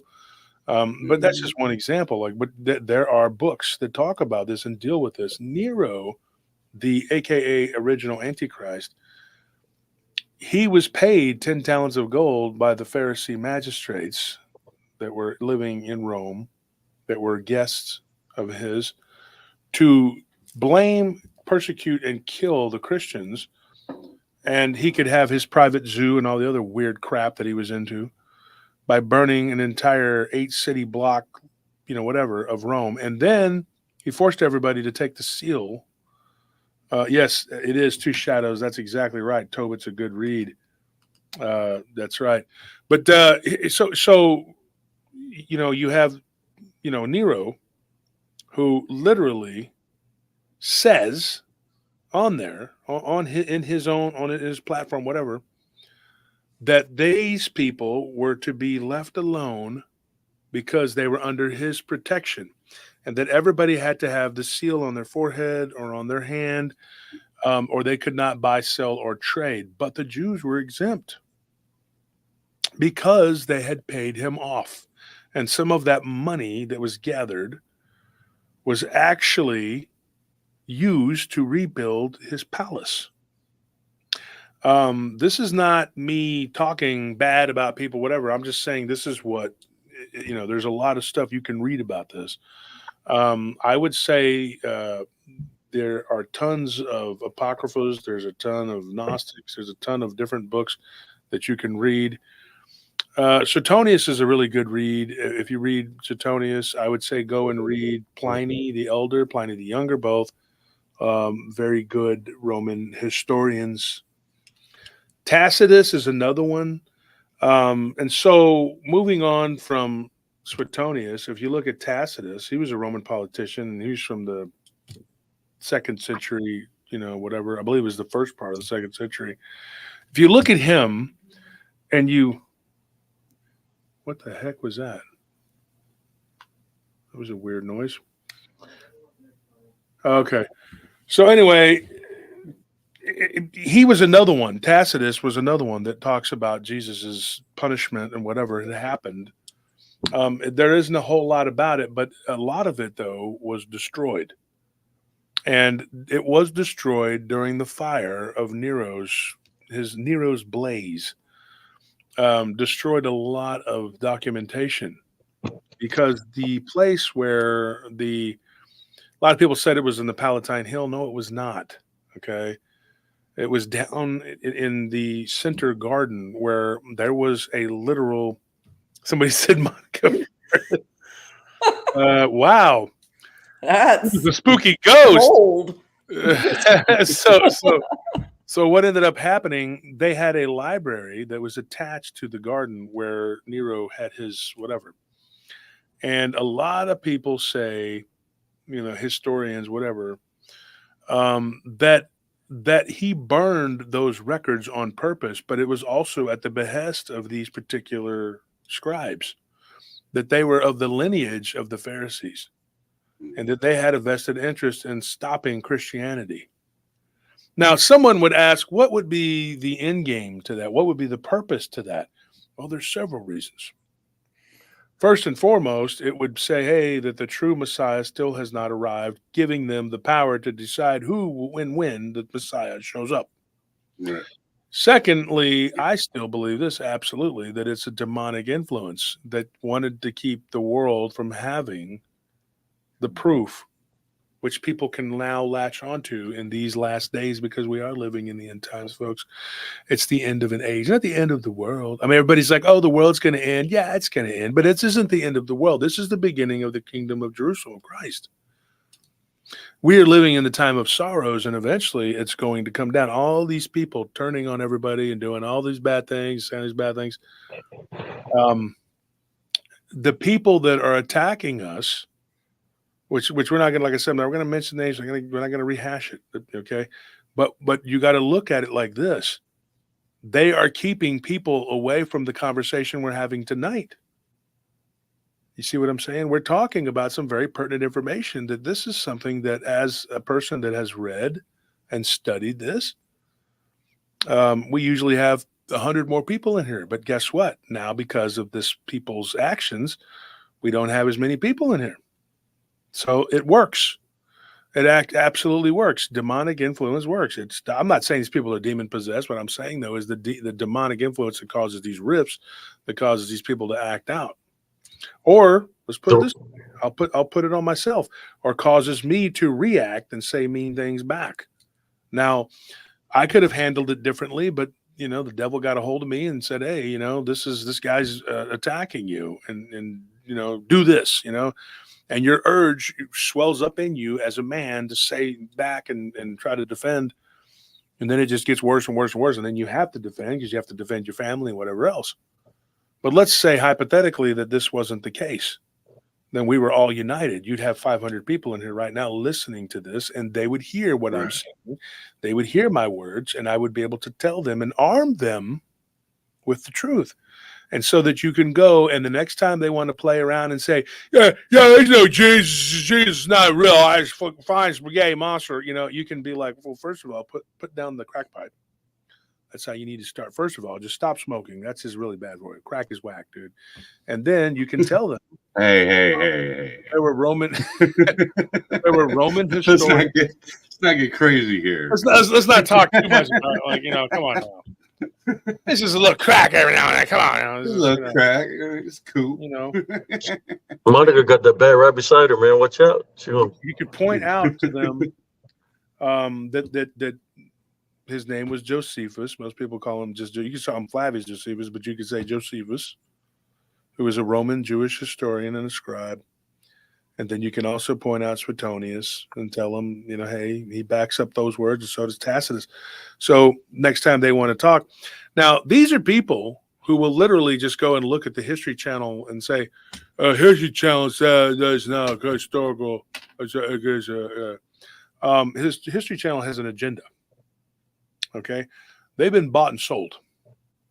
It's funny because South Park, they said the History Channel, where the truth is history. Exactly. Yeah. I mean, you're more likely to see a DIY project on there. They're like beating down to this wall. I just thought it needed like a shabby chic look. And so that's why I took this hammer, which is really old. It dates back like before like the end of the war, which was like 1,000 years ago, like World War II or something. And so I beat this wall with it. Right.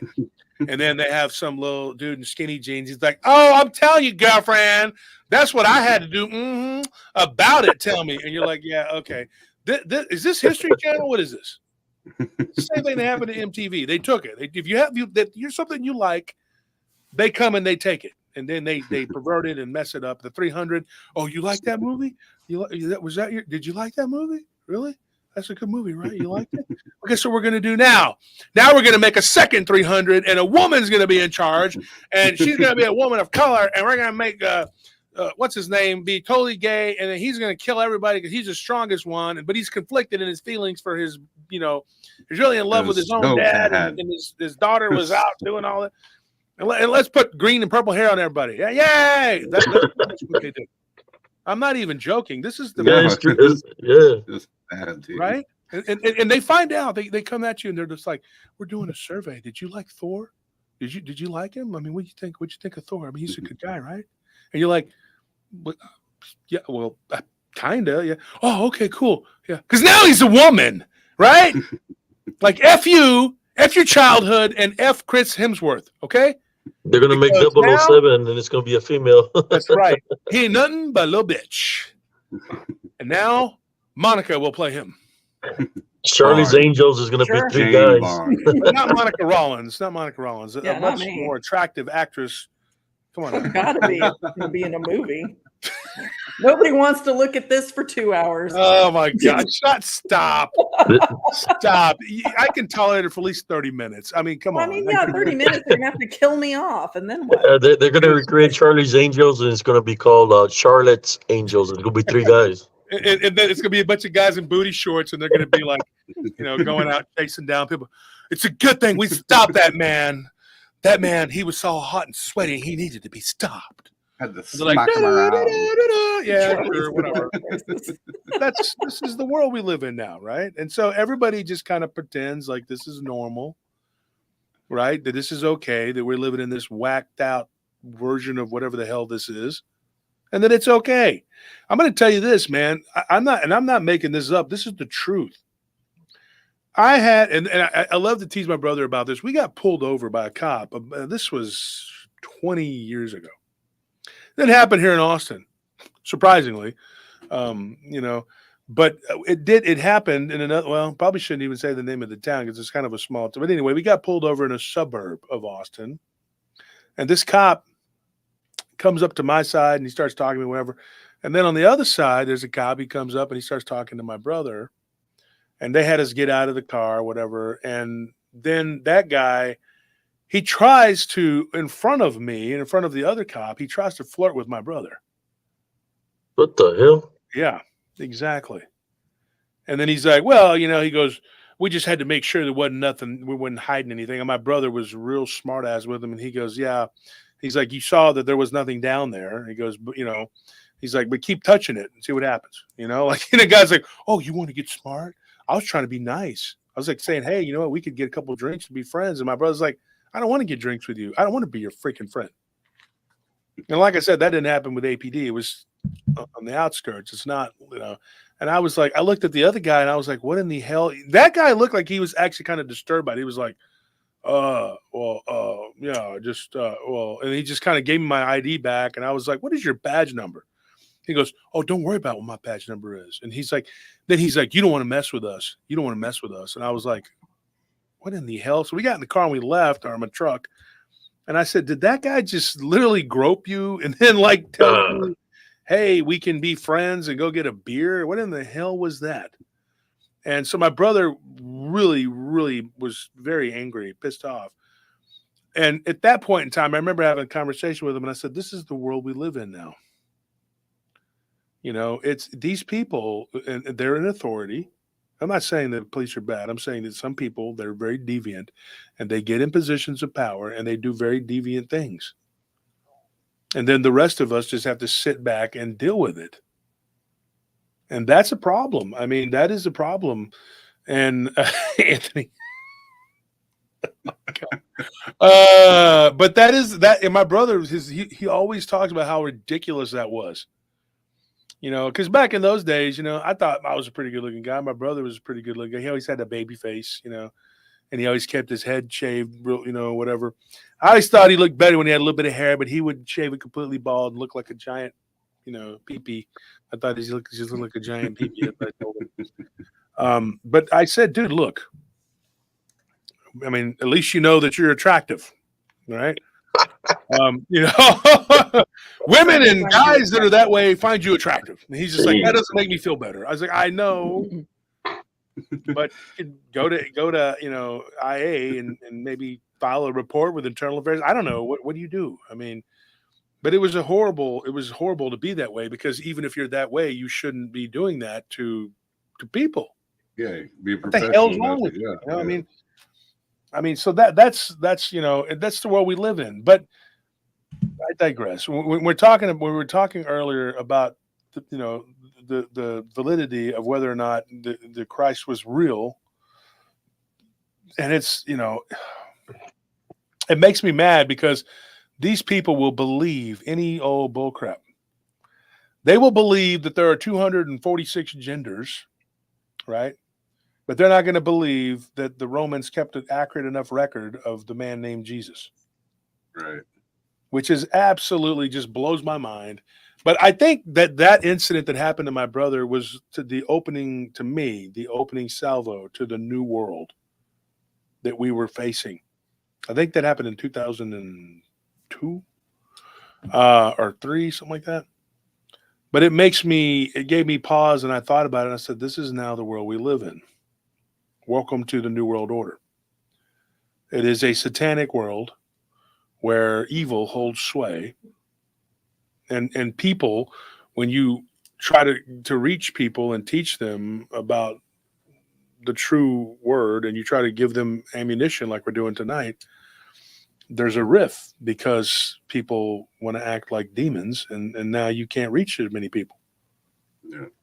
You know? No, so, I mean, that's the truth. I was talking about that recently too, and it's like it's you can tell it's a demonic agenda whenever it's and it goes back since the beginning of time, you know, or our time, and you know, our creationism. But it's a division on all fronts. They try, you know, the Hasatan, it divides you on everything, whether it's borders or, you know, religious beliefs or ideologies or history or Bigfoot or Dogman. You know, like at every angle it attacks the human people from separating themselves as all being human people and all being united and being one. And it's not just, you know, it's in education, it's in, you know, financial, I mean, you name it. So whenever something is that powerful that can actually hit you on every freaking single angle that you can even think of, then it's bigger than mankind itself.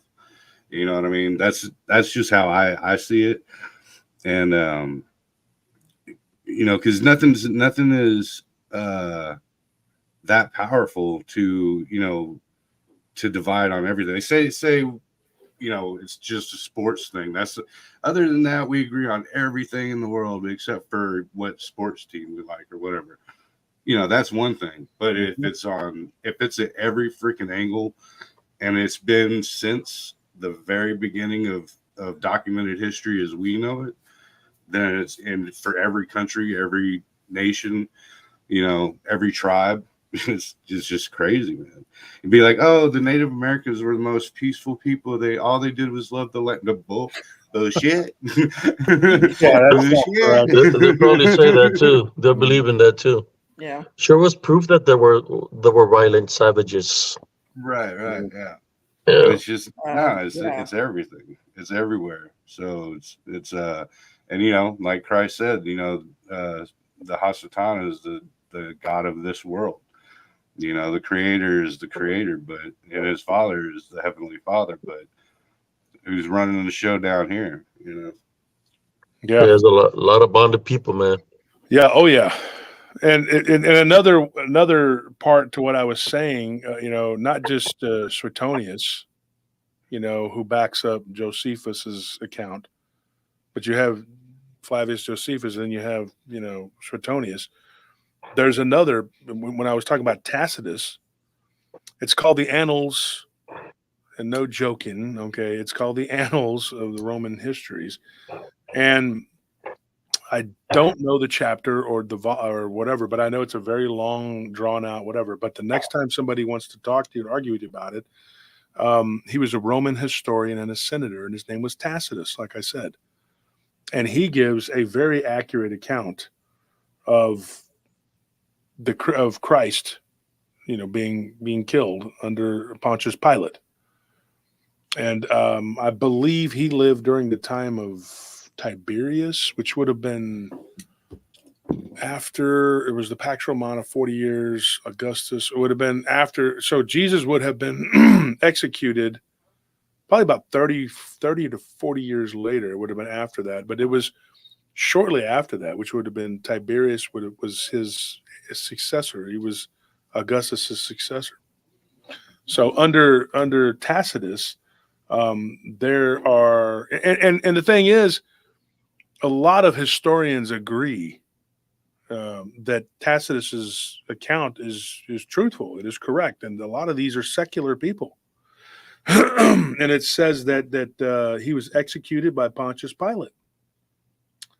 So he was a Roman senator too, by the way. I mean, so you have him, and then you have another record by Pliny the Younger. I want to say Pliny the Younger. It might be Pliny the Elder, but I think it's Pliny the Younger.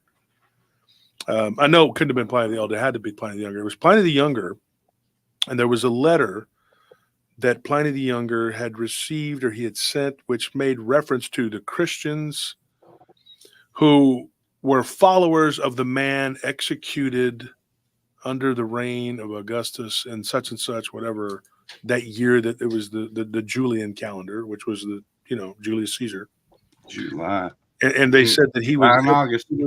Yeah, July and August. But it says on there, on that document, it was a scroll, and it said that he actually he mentions that his life was taken by execution under the reign of Augustus and the procurator of Palestine, and they reference Pontius Pilate having been the one that oversaw the execution. But it was Pontius Pilate wrote that it was at the behest of the Judean magistrates that ran Palestine. And he even goes so far as to say, it was like, well, Augustus was not too happy with Pontius Pilate because he actually let him do something that he really should not have done, because he said that when you give it over to the rabble, then you're giving in to our subjects to pass laws and rules.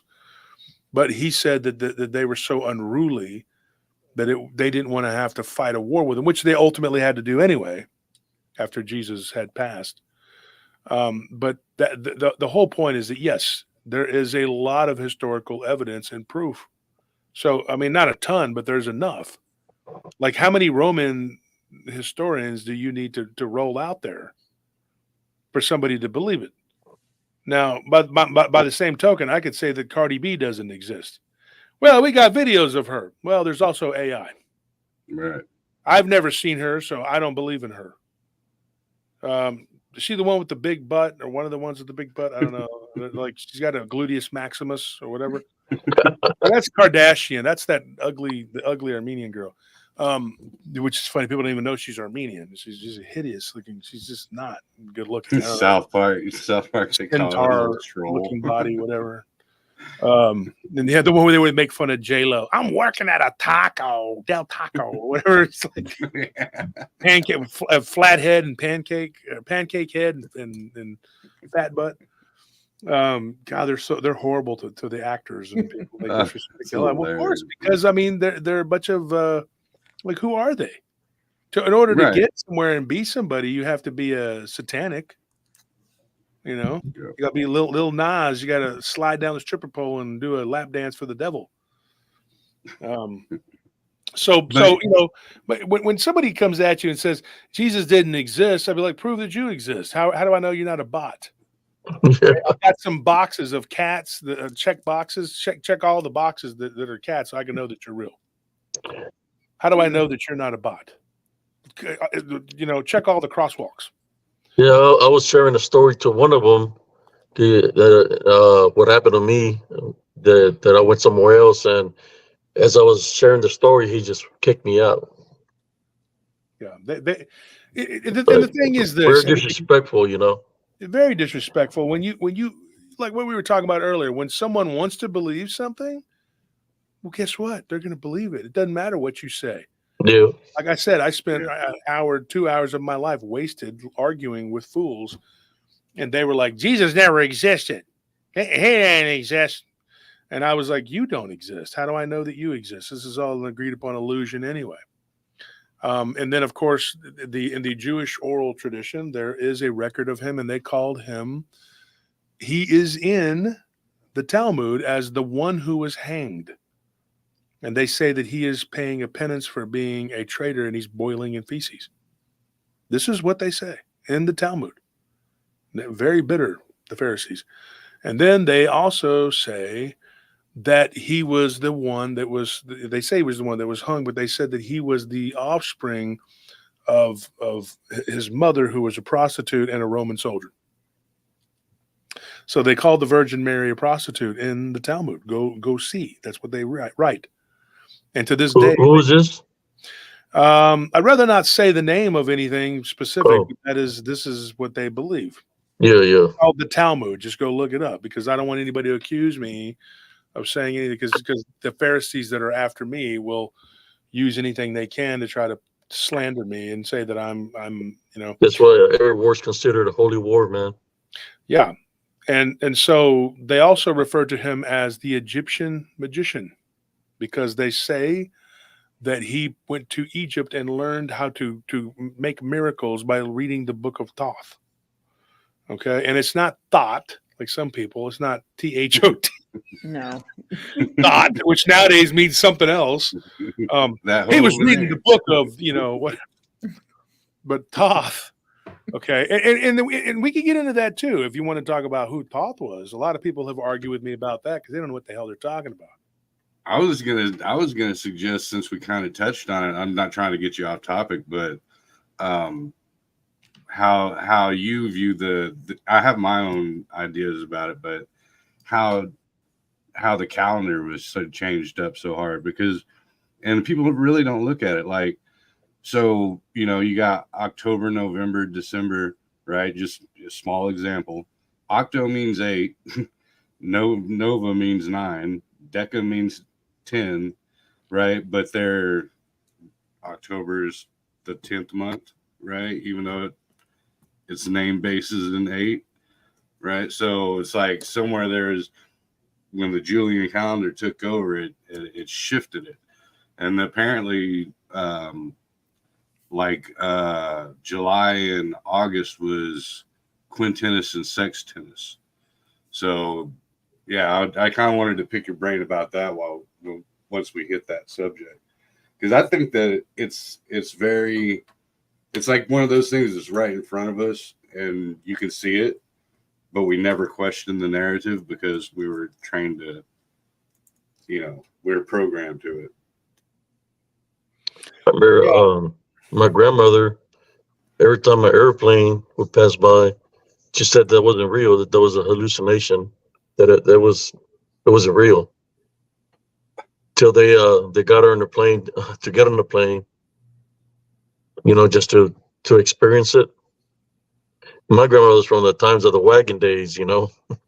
I think she was born like in 1915. My grandfather's from the 1800s, like 1880 something. He was old already. But they got on the airplane and she experienced it. But every time she would see it, she would tell me, "Don't that's not real," you know. Why do you think that is? Because I believe it was dealing with what she was taught from those before her, you know. But she would say that those things wasn't real, like Yeah, not possible kind of a thing. So don't even. yeah, because you know she was born in a different time era, time frame, you know. I'm more sure, but for airplanes, she would say it wasn't real. That's what she would say. Right. Don't you know, she had never been on an airplane. They So got her to yeah, get on the so airplane, and she experienced it. Then she knew that it was real. You know, right. Yeah, I've heard back in the day when I was a kid, I used to hear that whenever the Native Americans, when they saw the giant ships that the conquistadors were coming in on, that they literally couldn't see them because they couldn't fathom it. So like their brains, I think it's BS, but you know that was like a known thing that they didn't even see the ships come up because they couldn't fathom, you know, a vessel that big, and they just stick to what they know. You know, so Mhm. I know my grandmother, what she was involved in, and what I know she would go to church. She would sit in the front, but she would sit with, because she was a widow by then. So all the women that would sit in the front right of the Catholic Church, they were all dressed in black. Now, whether they're dressed in black because they're widows or they're dressed in black because they believe in something else, you know, I don't know. But they're always sitting together in the front of the church. So we were talking about, what were we talking about? I had to do some work stuff here. People just I was doing the calendar thing, and then the Julian calendar. yeah, Because there were 13 months at that time. right. Right. Yeah. And which makes sense. There should be 13 months now. You wouldn't have a leap year, and you wouldn't have one extra day on all these, whatever.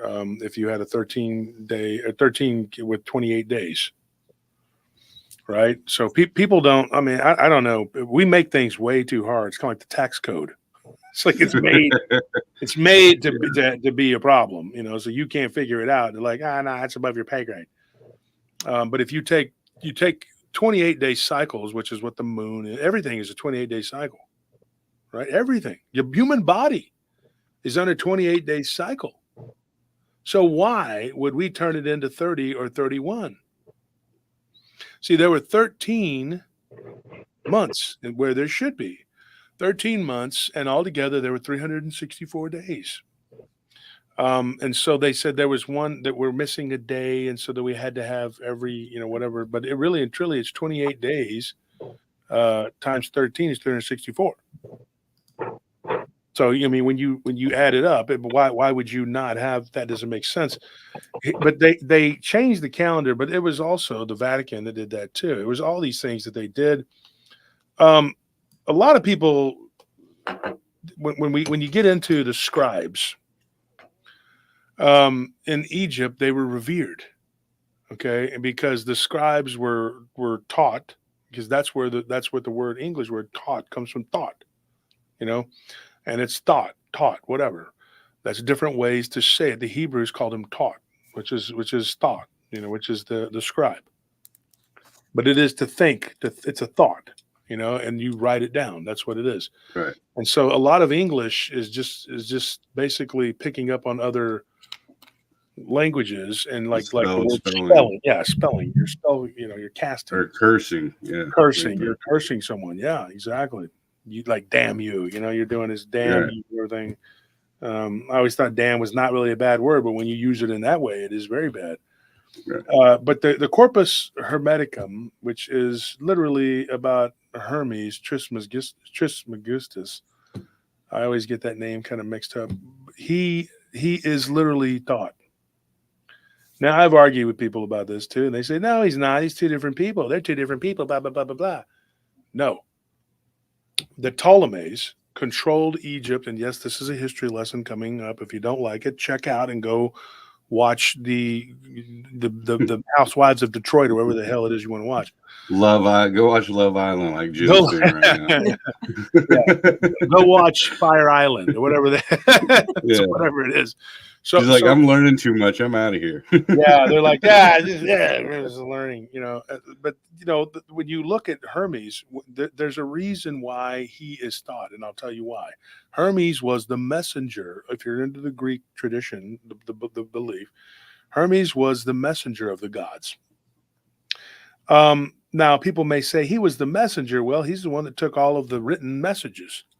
And the Greeks, when Alexander and his army took over Egypt, they were enthralled and they were in awe of what they saw. You had an ancient civilization that predated them by thousands of years. And even though it was in decline and it had been conquered, more than a few times since their inception, Alexander did not loot it. He did not rape it and destroy it. He actually founded the city of Alexandria. There was already a city there, but he made it bigger. And of course, there are different cities like Memphis and Thebes, which there's two different Thebes. And of course, they had a lot of common heritage. For every Roman or for every Greek god, there was an Egyptian counterpart. It's the truth. When you look at Hermes, he was, that's why the book that's written, the Hermetica, the Corpus Hermetica, is literally, basically, it's their way of describing thought. And we didn't know anything about who thought was other than what we were given, passed down to us by the Greeks. Now, I had some genius on Facebook the other day, fake book, trying to talk about what he knew what he was talking about. They started arguing about Hermes being different. Because the lady on there said Hermes is literally just thought. No, it's not. Those are two different beings. You're so stupid. And I'm super smart. And I made people standing up. I'm like, shut up, dude. And so I had to get in there and say something to this bozo. And I said, look, man, that's the truth. And he said, they're completely two different things. Not completely. No, you can't separate one from the other because one, we didn't know jack about. Okay. Because there was no record of him. Because the Egyptians wrote in what language? Does anybody know what they wrote, the Egyptians, the ancient Egyptians? They wrote it in hieroglyphs. There was no written language. It was in hieroglyphs. And so they showed in their temples, in particular in Memphis, on the pillars of Memphis, they had the entire history of the Egyptian people. It was scraped away by the Romans because of their disobedience, and there was a garrison there, and there was a war, fight, whatever. This is a problem because a lot of history was removed, but Alexander and his army would have had it, but now they have a dilemma.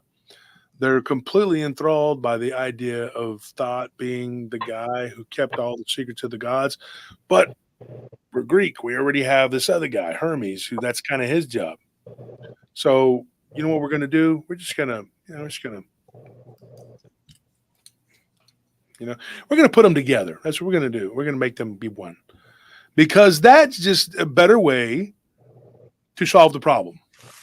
And then Hermes becomes thought. And then, so you have sort of a fable like, but we don't know for sure if what they were saying was true. And then there was only one book that was uncovered over millennia, because of, now they say, oh, well, we found it now, well, did we? I mean, or are we just saying that because we want to believe that there's some sort of written language, which I don't believe there was. But it's really crazy. So you have the Book of Thought, which is really, or Thoth, which to me really is just, I don't know how you say it. It would just be, someone's fictional idea of what or who he was. based on the Greek tradition of Hermes. Now, why that's important is because Thoth had all kinds of things that were written about him. I believe one of the reasons why he was seen as a bird was because he could fly. He was a messenger. So he was literally Hermes. And of course, people will argue that. I was waiting for it. His whole point, though, in being was to keep everyone aware of advancements in knowledge and wisdom. There's a lot of alchemy that was involved. People were able to, like we were talking about oh my gosh, gold. Okay. Autonomic gold. Okay. We were talking about it last night, and I read a whole thing about it. These beings had an ability. Now, I believe this, and if you were to go back in time and you were to remote view, I think you would see Thoth as being exactly what he was depicted as, but he would be a shapeshifter.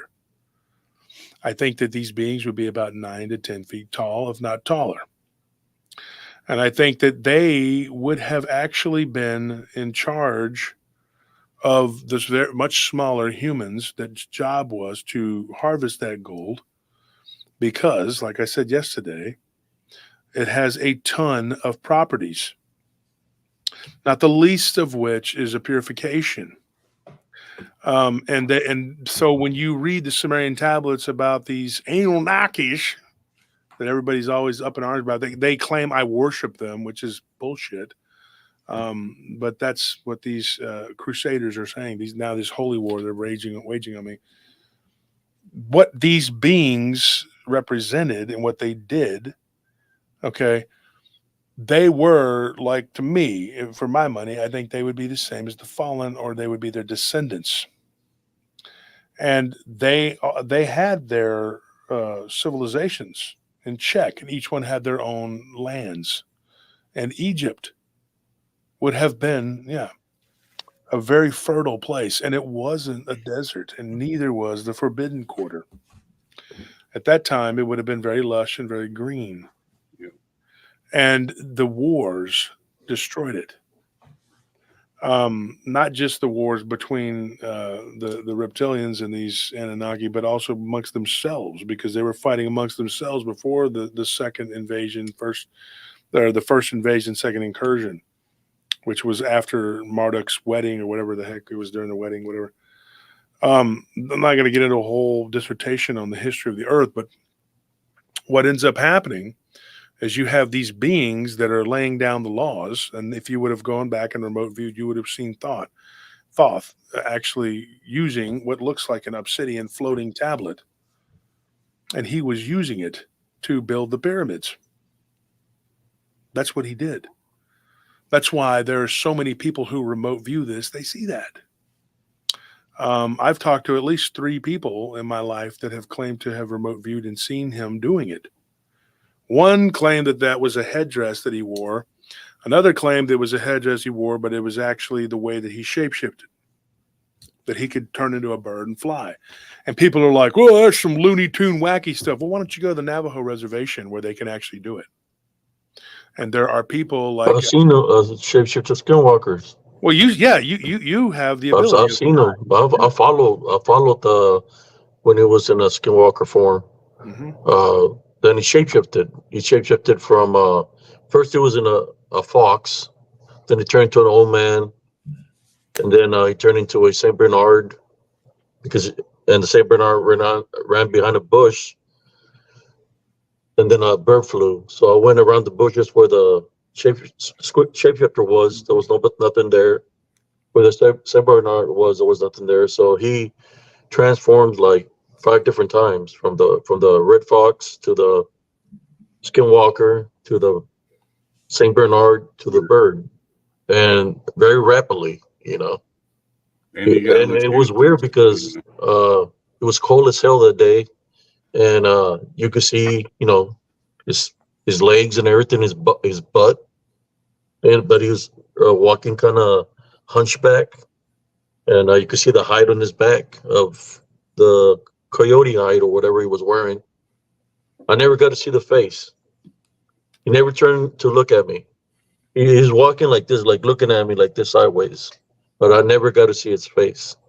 Well, Linda Godfrey, one of her books, this happened downtown Austin, and I went over this case with her, but when she was, still able to communicate. And there were 3 college girls that saw a man go behind a bush, or a dog go into a bush, and the man came out nude. But that was, I mean, yes, exactly. Nikki McSporran says hieroglyphs are clear evidence of an advanced civilization. Yes, and I believe that their everything that they had was stored on tablets that were akin to electronics. They didn't use just hieroglyphs as their language. That was just written. They didn't have to have a written language because it was like we have now. Everything was digital, but it was etheric. And so if you were to see Thoth, he could shapeshift. He was a bird-like being. I'm sure he was genetically modified in some way by the Anunnaki. He was probably not one of the original, because I don't believe that these anthropomorphic beings were original. I think they were bioengineered. And they were bioengineered to live 30 to 50,000 years, whatever. This dude would have been considered a god amongst us. We're little bitty nothings. Right. But if you look at the Book of Thoth and you compare it to Hermes Trismegistus, you say, this is the same guy. But it was the Greeks telling of it because they had nothing to go by. There was no written language for them to say, well, here's everything about Thoth. Let's go ahead and just do that. Let's they didn't have that. So they just equated him with Hermes, and they gave him sort of a mystical, fictional reality persona. That doesn't set well with a lot of people because they say, well, then that's not really Thoth. Well, then tell me who he really was. Okay. And so then we have people who believe that they have seen him with the emerald tablets. There are books. There's even one called. You say he carries a tablet? Yeah, he carried a tablet, a black obsidian tablet. That's what remote viewers have said. And I have a picture of something like that from Mills Grove that is carrying like a book or something in his hand, a tablet of some sort. But and he's looking at him, and he's got his head sideways, and he's got it's freaked out because when you say shapeshifter, it looks like it's carrying a book or a tablet of sort, and the arm's got it like this, but the arm is like the hoof of an animal, and it's pretty tall. And it was looking at me. I got a picture of that. Let's see. But yeah, and you said he was like a warlock or a no, and he wasn't a warlock. He was a scribe. But a scribe, because we were talking about scribes earlier, yes, and keeping track of the life and death and birth of Jesus Christ, and these were scribes. But the emerald, yes, Grandis Utah says the Emerald Tablets of Thoth. There's a book called the Emerald Tablets of Hermes and the, how do you say it? The Kybalion. I forgot the way the word is pronounced, but you can look it up. I mean, that's a book you can read. There's a lot of books that are available. Just go back and look, and then you can learn about these books that have these different connections between the two, and then you'll see why it was important to the Greeks, why they put so much stock into what the words of this being was. The reason that the Book of Thoth is important too is because it predicts the future. That's a story for another. There it is right there. The Kybalion. See, there you go. Grandis, you two, you're on point. Thank you for that. My listeners always come through. They're not stupid. We don't have stupid listeners. Just a stupid host. Anyway, so if you and by that I mean Monica and Joe and Abe, not me. I was gonna go, who? Y'all. That'd be me. I would have been okay if they hadn't made me look bad on camera. I look fat next to them. They need to eat some pie. No. I bind and rebuke in Jesus Christ's name. These people. There's some holy water on them. So Michelle says the Kabbalah involves the Kundalini, the two shepherds, and the They were like, don't be throwing holy water my way. Just throw me some 20s and we'll be good. because it's all about the money, man. Here at PRT, we value money over everything. Oh, now, come on now, Hank, send us that money. We need it here. We can't sell enough propane to make enough money to keep the show going. If y'all could just open up your pocketbooks and just send us a little $10, $20, $30, $40,000, wherever you feel comfortable with, we would be forever grateful. Did you own the rights to the Ted DiBiase song for wrestling? Money, money, money, money, money. Dude, that Hank Hill's boss, the voice, Strickland propane. He comes in with his hair blonde. Go change your hair back to the boy's color. Such a what do you call it? A chauvinist, whatever he is. So horrible. But his boss, that reminds me of some of these fools out there, man. I can just hear their voices in their head. Come on now, send us money. But have short arms and deep pockets. Yeah, we got to go eat at the strip club. We got to go to the strip club and have a steak. Those are really good steaks. Yeah. There's another book called The Divine Pymander and the Emerald Tablets, which is about Hermes too. There's a bunch of them. Just go and look it up. I'm sure they're all over the place. But they're books that you can read. And Buck Strickland, there you go, Jessica. Scott, he says it too. So Jessica, thank you. Buck Strickland. Hey, Anthony, we got the shirts. I wanted to show everybody. I want to show you guys this. And I'm going to send one to each one of y'all. I need a hat. I'm not sending anything to you, but I was talking about the guys. I know. You're too pretty already. You don't need anything. That's what I tell my wife. When my wife's like, I need a new outfit. I'm like, honey, you look good the way you are. It's an excellent way to try to get you hold her head and you say, honey, you don't need any clothes. You look pretty without them. Don't even need them. I'm the opposite. Jen's like, I need to get this. I'm like, yeah, you do. Yeah. My wife opens up and does a matrix punch to my chest, and then I'm like, okay. No. You totally need it. Yes, you do. I agree. So anyway, the point is though, if you go back and you read these, are these all of them? I think so. All right. This is one of them. Come on now, Hank. The people are waiting. Here we go. Check this out, guys. What do you think of that? What is that? Oh, I do like that. Oh, that's pretty cool. That's dope. Yeah. Nice. So this is one of them that we got, and then the other design will be in on Tuesday. So this is red. I created this design myself. I created this myself. Okay, no, but this one, it's got the red on that urban camo. I think it looks badass. And then we're gonna have the other logo, which are both trademark, Paranormal Roundtable. And you can have this shirt in either one of those, but that logo only comes in red. So tough titty if you want something else. Too bad. Here is the urban camo. There you go. Which not urban, I'm sorry, the woodland camo. Yeah, there's like army camouflage. Yeah, ain't that badass? Yeah. I got a hat that matches that.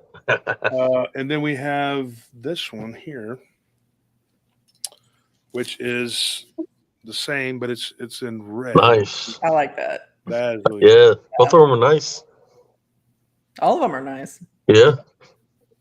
So those are we're going to be giving these away on Sunday. So folks, buy your memberships. We don't do anything behind a paywall, but if you buy your membership, then you'll be entered into the what does that say? It says, Monica, as the PM, I have an RFI on the PRT flashlight. Okay.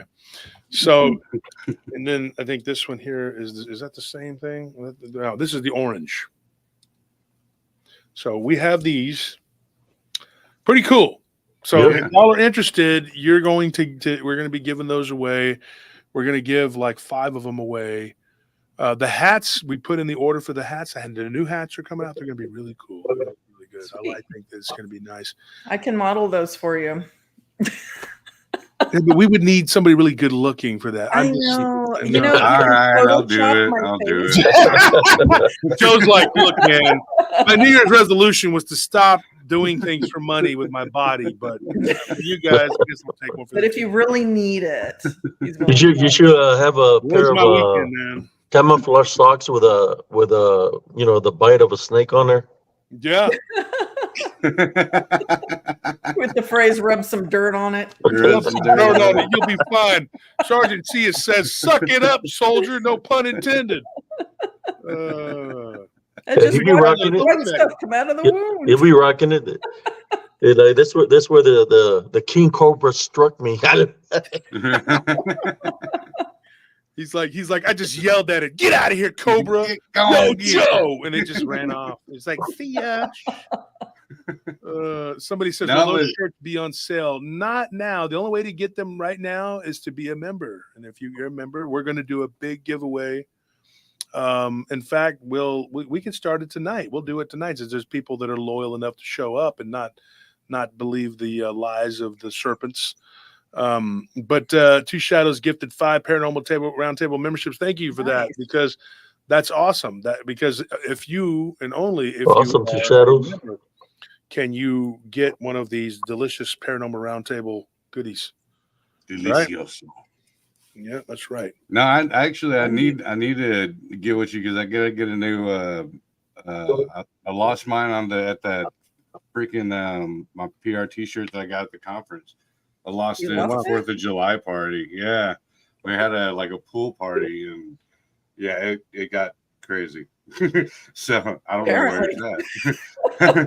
I woke up with a bunch of ones in my swimming trunks, but no shirt. I don't know. Yeah, you messaged me. I was wondering. I was thinking to myself, somebody was hanging out near the pole. I don't know. I'm just saying. He said it was a pool party. Sure wasn't a pool party. There was poles at the pool. He was dancing around, swinging. Yeah, but I don't know what happened to it. I woke up the next day and like my knee had no skin on it, and the top of my foot had no skin on it. Wow. Like but I woke up in a cabin behind the gas station. But all I remember is being at the pool, hanging out. Hold on. You woke up. Yeah, and I woke up and I was like, behind the gas station. The gas station. It just happens, I don't know. I just woke up and I was in some strange woman's apartment. I don't know what she was doing. I mean, she was making eggs with no clothes on. I was like, whatever. I mean, it's whatever. She says she's a model from Brazil. I don't know. And all my clothes except for the PRT shirt was folded up nice and neat in my passenger seat of my car, but my car was parked where I wouldn't park it, so I called my son up and I was like, dude, where's my car? Yeah, I was like, what happened last night? And then and he was like, I don't know what happened to you, but I drove you home to the cabin. Your son that left you to die from a snake bite drove you home, though. That's the important thing. Yeah, no, Mark, no one slipped me a Mickey. Yeah, at least he gets. Yeah, give him some kudos for that. Yeah, no, he comes through when you don't need him. He's like Del Murphy used to be. He'd hit a home run when there was no outcome that was needed. But in the playoffs, we're not going to do that. Yeah, no. I had a half a gallon of rum and an 18-pack of Budweiser, and I woke up with 3 Budweiser. Dude, I remember keeping the bottle. Who knows? Murphy's giving you the go ahead right there. Why don't you go ahead and grease up that pole, start swinging, boy? Right. You put that bacon grease on. Don't make me get the whipping stick out, boy. Be digging his finger in the belly button. You look. Yes, I was just thinking about that. Get in there nice and deep, like. Deep, like. He's like Dean on year 1. He's like, you there, golden boy. Smother me with a well and eye. He's like, what? What's his name? Jason? Was it Seta? What's that actor name? He's all, Michael Seta. He's like, oh, Michael Seta. Yeah. Walks over there all like, he's gonna rub this guy with his hair all over his body. He's like, okay, yeah, all right, this is cool. Funny movie, dude. Jack Black comes and like, you're not gonna believe this. He's like, oh no, I'm good. I'm having a great time. Like. Oh shoot! And then after that movie, we had 435 genders. Yeah, exactly. And he like that time where he's all like, "Don't tempt me, might come at you, chain lightning or something." Throws his hair back. Yeah, you're lucky. You're like, He's gonna shoot him with a fireball. I think some of That- these people are. Some of these people though, they use God and Christ like they're like, I'm gonna make you blow up. I'm gonna attack you with the word of God, and you're gonna be smote. You're gonna be destroyed. You know, you're like, dude, stop with Smote this. your ruin upon the hillside. Exactly. You're gonna be turned to ash. You're gonna be turned to ash, and then go to prison, then go to hell, and you die. And you're like, okay, whatever, dude. Yes. Let's sharpen our swords and all kinds of something dark side. Whatever. something dark. Oh, shoot. But these people though, when they say some of these things, you got to wonder, like, when in the heck, like, oh, that's a pretty dog. Yeah. You never showed him before. What's his or her name? That's Rebel. Rebel. I have a Ram Rebel. There you go. I like the. He wanted to be on camera. He put his head right here Oh. because when I go live, sometimes I show him. You know, when I'm doing my lives. I haven't seen him before. Was that I haven't seen him before. Rebel? Yeah, I haven't seen Rebel. How many dogs you got? 4 dogs? Yeah, we That's did. how many too. cats Four I German have. Shepherds. Gee, We got Rebel. We got Rock is big. Then we got Oddball, and we got Bell. How many do you got, Monica? I have 4 cats. Oh, bring them over there. Have fun with them. Man. Okay, Joe, how many dogs you got? We used to do dogs. We did we bred German Shepherds for a while, Nice. but they all got the hip dysplasia. Oh yeah. So we stopped it. But now Jen has 1 indoor cat and like 10 freaking stray cats that live under my freaking house. That's that right. Those are all her babies, and she's like, oh, Every that last one's one of them. yeah, You that wanna one's come out on camera? Tom, and that one's I'm like, Monica's over there. That's right. Cats over dogs. They're out there I hate- decimating the animal population in the immediate vicinity. I don't hate cats, but I'm not a fan of them. I just don't like cats really personally. I mean, I'm not like a cat hater, but I'm like, Just not your dude, favorite. nah, man. Like every time you're trying to walk to go to the restroom or something, they got to do that zigzag right in front of you and I like just kick them. kind of like juke you. I just kick I'm them. like- What the heck is wrong with you? You're stupid enough to get in my way while I'm in a hurry. They get kicked. That's what they get. Jeez. Hey, brother Josh. They're going to be saying HC has got hellhounds at his house. They're gonna say the one guy said they used to have German Shepherds, but they ate them all. And then the other one says she abuses her pets. She picks them up and slams them and kicks them. Oh, And the yeah. other guy, he has hellhounds at his house and he worships them. And the main one, he worships space aliens. They love to roll that one out. They say Dude, that. and our indoor cat Diddle, she's Diddle? not What'd you fixed. call her? Yeah, her name's Diddle. Oh, Yeah. she's not And thick. no, she's not fixed. that's fun. And every time her cycle, when she's in heat, like as soon as Jen goes to bed and shuts the door, she's all Meow, meow. Yeah, I can hear it. trying to back up on me. I'm like, I got a spray bottle like right next to my couch. I'm like, get demon, go on, get. You little furry demon. Yeah, don't be coming at me like that, bro. Be like the cartoon Pepe Le Pew. Okay, so I looked it right. up. I looked it up here. Let me show you this book. That was funny. He was a skunk and he was messing with a cat. Yeah. That is one of them right there, the Hermetica. It's one of the oldest, and it's the Greek Corpus Hermeticum, and it is and this particular book here, the Hermetica, on Amazon. It has, I can't see where the crap. I'm telling you right now, dude. My eyes are not. I'm trying to look at this, and it won't enlarge because it's being a butthead. It says here, it's got the Latin.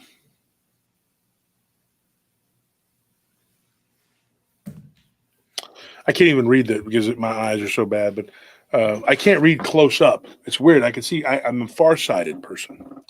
That's a weird thing, but anyway, it's the Greek Hermetica. And if you want to look it up, and it's, what does it say? I looked it up on Amazon. Let me see what it says here. Why did it go away? Why did you go away? It says here that it's $53. So that's kind of an expensive book. But if you wanted, or the Corpus Hermeticum is another one. But now you got to be careful because there's all these other weird ones like this one here, the Emerald Tablets of Thoth, the Atlantean.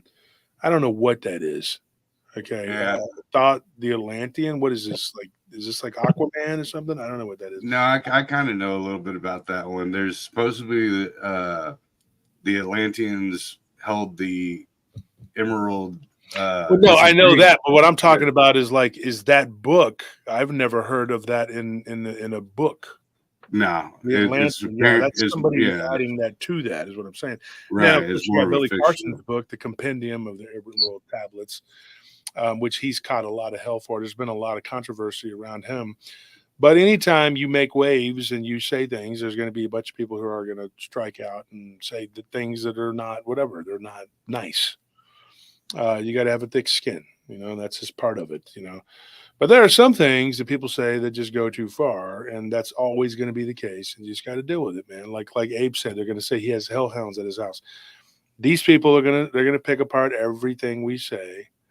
One kiddo decided that she's a mad genius and said that anything that I say, she could shred me apart in Bible theology and science, and she's a fireball or something. Oh, yeah. Okay. I'm like, sure. Yeah. You go ahead, kiddo. You do what you got to do. Whatever makes your choo-choo run, but you would be embarrassed. Okay. And another one said, remember that time the pagan was on his show and he owned Josh? No, nobody remembers that. Wow. Neither do I. It's kind of like the Bill Cosby thing. You know what I'm talking about with eating the pudding pops. We're just putting the roof. I'm talking about it. The kid with the purple shirt. You know what I'm talking about, right? No, we don't, Bill. That doesn't stop you from roofing everybody. Whatever. If you want to believe whatever you makes your choo-choo run, the things that fly out of these people's mouths, you're sitting there going like, what in the hell? But I promise you, I will say this: if you can look from what I do and just look at it. Look through all the hate and all the whatever. It is some funny shit, dude. Some of it is hilarious, dude. The stuff that comes out of their mouths is just, I mean, at first you get kind of aggravated, but then you think about it, you're like, why am I mad? It's like Dave Chappelle says, he's like, you want a biscuit with that N word? And he's like, yeah, I thought it came with it. What's up with the attitude? He's like, they're like, why didn't you get mad at him saying the N word? He goes, why do I care? He's the one working at KFC, not me. I mean, they're the ones living in these hovels and running around with their sister wives. Why do I give a shit? Dude, I don't know why, but that reminded me of when Eddie Murphy does the Bill Cosby. He's like, you cannot be saying these things. You cannot say flim flom flim flom or filth. And Eddie Murphy's like, what the hell you talking? I didn't say no flim flom flam filth. I said shit, damn. Look at these. Yeah. Then he calls up Richard Pryor says, that son I said something to him. I said something out there. Like, yeah, that's hilarious, dude. Tell him to shut the fuck up and have a go. Smile and shut the fuck up. That's what this one guy needs to do. I mean, he's always drinking it. Just do it. Just shut the f up. I mean, open the smile, man. Like, what are you drinking there, Breezy? Give him some of that. I'm a case of that. Have a Budweiser and shut the hell up. If I just get a little high, I can figure things out. No, I don't think so. That's the code to Funky Town. He goes, I got it. Like, you figured it out. That's the name of Funky Town. You talking? Man, I tell you what, we have too much fun at PRT. I mean, it is what it is. This is, I mean, I have to say that, Fridays is one of my funnest nights because we all get together and we laugh and we just, it's whatever. I mean, you can learn something. People, whatever. There was a lot of people in the chat last night on both Rumble and YouTube. And when you have that opportunity, you gotta explain things to people, because there is a lot of misinformation that goes out there, not just about us and about everything all the time. And that's why I thought it was important to point out, these people will put more thought into, that sounds funny, more thought into thought than they will the historians that talked about Christ, and they'll point and say, yeah, yeah, yeah. They have the whole plank in their eye, while they're talking about a splinter in your finger. And that's just human nature. And people are going to be what they are. I see them every night, man. I've been doing lives every night. Oh man, you get from trolled. 1 to 4. They show up. They come out at 3 in the morning. That's when they surface up the most, from 3 to 4 in the morning. The corn on the cob guy.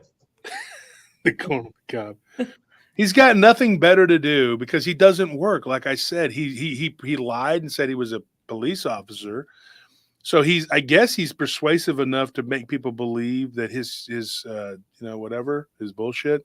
But like I said, he's living off of the government, and he gets 2 government checks, one for disability and one for being a 132nd native. And so he's been able to slip under the radar and do all these things he does. So maybe he was the guy that was the hammer or whatever that crap was, It was him, because he showed up with that profile, and then we put him out. He popped up with another one. It was him. That's why I know that it's not. They're trying to make you look like the bad guy, but it's because they know about it. They set it up. They set it up, dude. Yeah, just because to go off on you, bro. That's the only reason they set it up that way.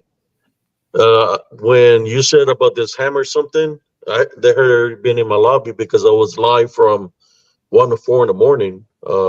My cousin was there doing a live with me too, so he seen the hammer guy pop up there, and then he kept on changing it. He even put a profile with a corn, so I already knew it was him. So do you have the screenshot of that? No, I didn't take a screenshot of it, but I seen all the fake profiles that come up in there. I'll try to take some screenshots if it shows up again. Yeah, because that was the big. I think there's some of the members here. They seen that up there. Smurfy might have been there. Yeah, I think Smurfy was there when he popped up there with the hammer profile. Wow. She calls it the elote pelota man. Elote pelote man. Yeah, man, they'd be ragging on him so bad there, man. But the only reason they rag on him is because he jumps up and start acting stupid, and they already know who he is. Because he says the same stupid stuff all the time, The same things that he's done all these years, it don't change. And we already know it's him. They make so many jokes out of him, man. It's crazy. That I had to take a little pause from the jokes because I start laughing at what they're saying, Yeah. And it's pretty. It's kind of comedy in behalf of him. Somebody took a screenshot of that guy saying something about this other guy with the swords group. And I had to be one of those 2 guys. I know it had to be that they said that, but the guy that took the shot, I mean, it was probably, he knew about it too. I think they're all in on it together. I know it's as corn on the cob, because one time he popped up at my live and with his name, Stephen Meyer, and said, "It's me. What do you got to say to me?" And so I just started preaching to him, about his son, that I'm glad his son is with his mother, and I just told him straight up. The Smurfy just said he comes on with like a dozen different names. Yeah, he was there. He started this whole war too, by the way. Yeah. And now his last ditch effort is to try to create a myth about some kind of conspiracy, which, folks, I can promise you that's not going to work. Okay. So literally, they were infiltrating you, and it's like they were the enemy right in front of you. I noticed this at the conference, man. I'm not gonna lie. I'm good at seeing things. After the conference was when everything came down, and I noticed the enemy within the conference. Yeah, I could tell. One of them that was there that he got right in front of me was David. Mm-hmm. He got around in front of me and he was looking at me, and I just went around him because I told him I didn't want to be his friend. They're from Texas. Yeah. And then Cuff, he come up to me apologizing to me, saying that he had a big part of doing the like Fight instigating between you and I, yeah. yeah. Yeah, and I have to take, I can't sit up here and say I'm completely innocent, because I'm not, and I will tell the truth. When I am at fault, I do admit my fault, my flaws, and I have to say, He was trusted already that. infiltrating then. Yeah, I trusted him. He got me and Brent Dillon to be. Him and Larry were infiltrating even then. Yeah, Yeah, I think what it is, brother Josh, that this guy's come at you in a negative ways because you talk about everything, of all aspects. Mm-hmm. And I'm thinking this guy's from what's the name of the group that the Brotherhood of the Wolf or whatever. Yeah, It's because the only thing they wanna throw out there is that Bigfoot is real. So when you're bringing all these other different perspectives, just like I do, they dislike that. Yeah, it feels they probably feel that we're attacking their community, and we're not. I'm doing my own thing. Spiritual encrypted encounter. There's nothing that says Bigfoot on there. It's a spiritual. well, that was the whole encrypted. thing with the roofer, Yeah, because he said that I said I want to. He keeps telling people that I worship the Anunnaki and that I worship space aliens, and I'm just like, dude, this is not true. I mean, and they have made a concerted effort to. All of them have their own little reasons why they want to hate and whatever. But it's not true, man. The things that they're saying is not true, and now the insinuations that I had something to do with this guy's child. But they're saying it in a way. The guy with the sword is saying it in a way that I'm some kind of like. they set it up that way. I'm telling you, Cuffington with his interviews, all that shit was a setup. All that they're trying to set you up for failure, man. Trying to get you to share this female stories, but he was doing it. But yeah, they were trying to set you up. Trying to make you look like the bad guy, like they always do. Yeah, I mean, Bettina I'm and you got attacked. I'm sure they're not the first ones because there's many people that dislike you because your show is good and you have a lot of followers and you place a good content out there, so they're jealous. That's what it is, jealousy. So, Two Shadows said, Abe, I got blocked by mistake. I would never troll or be an ass. He's talking, I guess you blocked him. And then Chris Anderson, who's a pretty solid dude, says, me too. Somehow I'm blocked by Abe. Well, you got to realize. I don't think it was me that blocked you because there's so many trolls in there that yeah. by accident. It's But I did have. I'll add you if you show up tonight. But I didn't. My cousin is the one that's the moderator. He's the one that does all that. Yeah, just find out what's going on so that the good people. Yeah. It's just that so many trolls pop up. I mean, they be acting crazy. Yeah, and that's what it is with text, text, not text, but text as well. It's like it's hard to read sarcasm because if like you say like blah blah blah blah, you say it in a different voice. But when you type stuff, I've noticed that like I've gotten into so much crap with other people just because I text like I'm being sarcastic or I'm joking, and they're like, dude, wait, and I'm like, dude, it was a joke, bro. Like, I can't emphasize my verbiage on a text. You know what I mean? Either way, so it just depends on, and plus you read it in a certain way, and the speak of it goes off in your head in a certain way depending on how you are. If you're having a bad day and someone's like, oh, good for you, you're like, oh, good for me, huh? Oh, good for me. Yeah. It's like they'll place my name like insult, a bouquet of roses, man. They put Abe and they put a different I know it's freaking corn on the cob. They created an account with my cousin's last name, and like they're supposed to be real. It's like, what's the odds somebody having the same last name? It's a hard name. His last name is Carbajal. So it's kind of like they're just infiltrating. It's like I just put them out. Especially if they're being rude. I don't get time. Yeah, and Wedge Antilli says YouTube is worldwide, and they still can't leave people alone. It's this is a large community. I mean, people don't really realize that they think this is one little niche in the community. This is a very large community. They could go on with themselves and just do whatever they're going to do. I mean, they don't need to be around. I mean, we're doing fine without them, and I was sick of having to tiptoe around this one guy and hoping that he wouldn't, he hadn't taken the bait and he was going to launch his attack. But then I finally came to realize that it was, I mean, you can't stay friends with somebody who's determined not to be. I mean, Yeah, I mean, you're throwing them the red carpet and tiptoeing around them because you don't want to offend them, but at the same time, he's setting up against you, to take you down. Yeah. No, like I tell people all the time, it's crazy. I've seen it, when I did, music, I've seen it in music, even in the horror movie community, and also in the YouTube community. It's like, it's weird, man. It's like everyone at first, they have their, they're all buddies and everybody. And then people start letting things get to their head.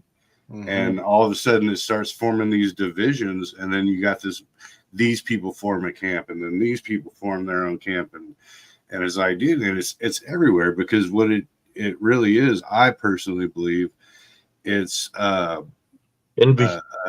Well, yeah, but it's also a fake concept of fame, right? So you start thinking of people as numbers, and I got this many fans, and you don't have not that many people showing up to your show. It's showing up to my show. I'm not just talking about YouTube. I'm talking about music. I'm talking about everything. Mm-hmm. It's just weird how that. Like I was saying earlier about the division, the demonic division, and it starts separating people instead of all going, hey, man, if we actually, brought it all together, we could be huge. But everyone wants to divide into their own little post, and they get into their own head about how many people they want, how many records they want to sell. And I sold more records. Good for you, man. Like, good for me. Right, yeah, man. Come on now. Like, so what, dude? Collectively, we've sold more than each individual one of us. So why not? It's just weird. It's just, whenever you turn the corner and you see it in a totally different, you see it in a totally different genre, but it's still the same story. It's a trip. I used to see that in the military, man. Mm-hmm. All the time, because they give only a certain amount of promotions, so people try to backstab you just to get the promotion. If you're all the same rank, so right. I've seen that in the military. It's like a lot of backstabbing, man. Yeah, they get real close to you, and next thing you know, they're backstabbing you. Same as in the corporate world, like, oh well, I'm gonna be a supervisor. Like, dude, like. You can't take this with you when you pass. When you go to the other side, you're not taking followers when you go to the other side, or subscribers or freaking fans or whatever. So hey, Anthony, if you're listening, I don't know if he's listening. Here you go. You want to put these? Everything all right? I heard you in there talking work stuff or what? Work for me and Anthony is like life. I mean, and Tony too. Like, one of us, all three of us, are always having to work. It's like it's a never-ending story. Never-ending story. It says it's keto, nut, and seed. That's in the movie in Elementary. They will walk us to the theater to watch it. And I seen the other one with the lady with the 3 titties. Total Recall. Talking about that. Dark Crystal. I was thinking Total Recall. Well, I think Total Recall too. Yeah, Oh. they're in, there's two, that one, and then the one in Puerto Rico. What is it with these sick elites and three titties here? What? Right? Because it's a mutation on God's See, creation. did Todd right about Right. that? It would be a good movie to Trinity. explain some of the characteristics of some of these individuals.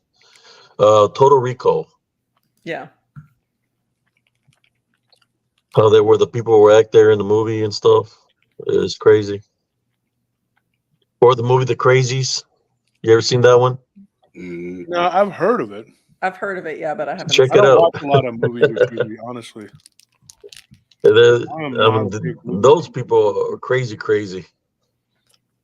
Yeah, I People want to always set think up a show on Monica's thing where we're gonna just do movies, just horror flicks the whole I think that time. would be fun. from like the past, because anything contemporary. Yeah, No, like, well, okay. yeah, 80s, yeah, 70s, 80s, and 90s. Well, I think I that thought would you be were dope. talking about 70s, like the movie Deliverance. Squeal like a pig. Kind of what we're dealing with. I mean, Ooh-wee. Deliverance with was it Burt Reynolds? Mhm. Yeah, Burt Reynolds. Yeah. And, What was the other guy's name? I And can't the other remember. guys. Yeah. I got that dude's name, man. He passed about he was in a not bunch even of a movies. decade ago. Beatty, not Warren Beatty, but Oh, Ned Beatty. Ned, Beatty. was it Ned Yeah. Beatty? yeah, Yeah. Ned Beatty. I seen that when I seen that on TV, I was like, what the hell is this? You know? Yeah, that Come here, had a whole boy. different kind of fear. Uh-oh. Look at that. Lolo, she's That's when they made The Longest Yard also with Burt Reynolds back in Yeah. the day. I remember that. Lolo. Yeah. You got a pretty mouth, Abe. He sure does have a pretty mouth. One thing Squeal about like a Abe is pig, boy. these people don't realize how much Abe actually notices and picks up. And like when the whole thing popped off originally with Dirty Ike, Joe Doyle too, because Joe Doyle he was real. He was like, yeah, he's like, I saw it in real time. They don't realize too. One of these people, they're messing with Hellbent Holler too. Jesse and Joe. Jesse's no punk. Jesse, she's a firecracker, and she ain't gonna take your shit. Okay, and they think she's some little cutesy poo girl who thinks she's a Tomb Raider, whatever they think she is. Whatever. No, she's a pretty tough person. You know, I made a video of that Dana Ortega. She was disrespecting me and all this. Mm-hmm. You know how many of my veterans friends call me? Oh man. See, that's the thing. I'm not trying to get into all that, because when my friends from the old days ask me what's going on, I just tell them, don't worry about it. Everything's fine, because I don't need them. They're like, we got your back. We got your six. They've seen the I have a video lot of because I respect put it for- on Facebook. I want to do a project with them too. There's another one with Hellbent Holler, Jesse and Joe, and I definitely want to do something where maybe we could collaborate or something. Even if we had to go, out to the East Coast to do it, I think it'd be great to go out there and do something. Now, here's how it would go down. Y'all would go out into the woods with them, and I would stay back at the hotel and just kind of. But I would be with the walkie-talkie. I'd be like eating pizza. Monica don't want to be a part of that. She hates that. And so I'd be eating pizza, and I would just communicate. Nelly could be Alpha 1. I'd be like, Nelly, this is Zeta. How's it going out there? Good? Okay, good. And I just go back to watching, TV. Because I never get to watch. And then I'll be, whenever they take the camera to do the important shots, I'll be like sitting there going, yeah, and then go back to what I'm doing. I had already talked to Ken and Lyle about this. I said, look, we need to do this. We were going to go to Honey Island Swamp, and Lyle's like, yeah, man, that sounds pretty cool. I'm like, let's go out there. Yeah. I will be at the hotel. You guys will be where the snakes and the spiders and alligators are. But never fear. You're a rugged individualist outdoorsman. You'll be fine. Dana will be there to protect you. Dana Swamp is nice. I like going into the swamp. You'd like it. And then I'm just going to go and sit there and monitor the situation. Like, you know how you have the little green dots, that's them moving along, you know, the little, Yeah, like Alpha 1, are you okay? Yeah. They don't answer you like, I hope we're not dead. I might just keep watching TV. Dude, that would be a Well, you're kicking your great. cats. I mean, I can't be a sociopath too. I'm not like kicking them. They just get like, if I'm stepping forward, I continue with my stuff. And then you're just like, it's like the cat go flying in the air. Not like I'm making Like field Kobe goals. Bryant or Shaquille O'Neal, it just goes flying in the air. Woo! Like Dude, Michael Jordan. that'd be a great parody. Like, make it obvious. Like, have like a fake little tree behind like you, but you can tell. Yeah, but you can tell it's the hotel room, and you're like, I'm stuck in the bush. They're over there, tree knocking. You know how these people, they're like, I'm doing boots on the ground, and they're just like walking around their own yard or whatever the hell it is. Yeah, exactly.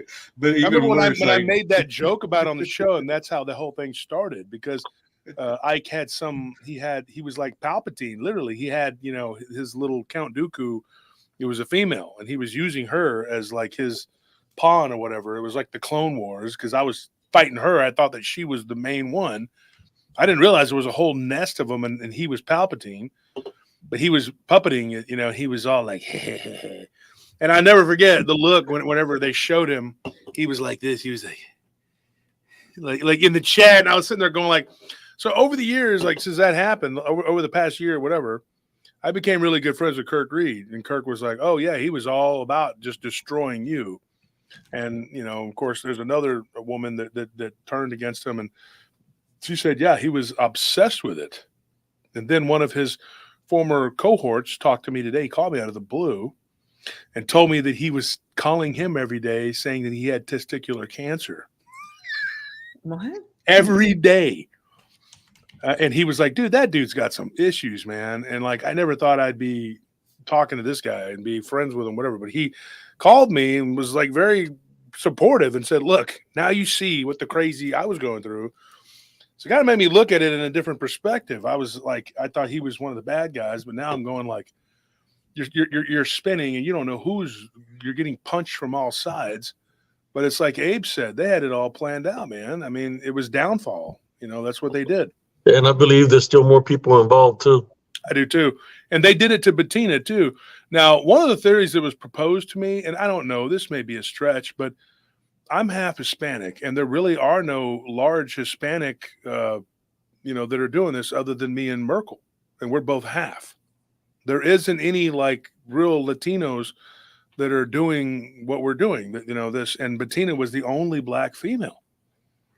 And I'm not trying to say anything, like I'm not trying to read into this, but this is what was proposed to me by another YouTuber, that this could be, racial too, and I don't know if I want to buy into that. I don't know. But if you look at everybody that's coming at us, I mean, I would say yes. You're right on the money, man. Yeah. And I was the odd man out. I didn't fit in, whatever, I guess. And you can see that tension, at the conference. Being in the military, I was around everybody, man.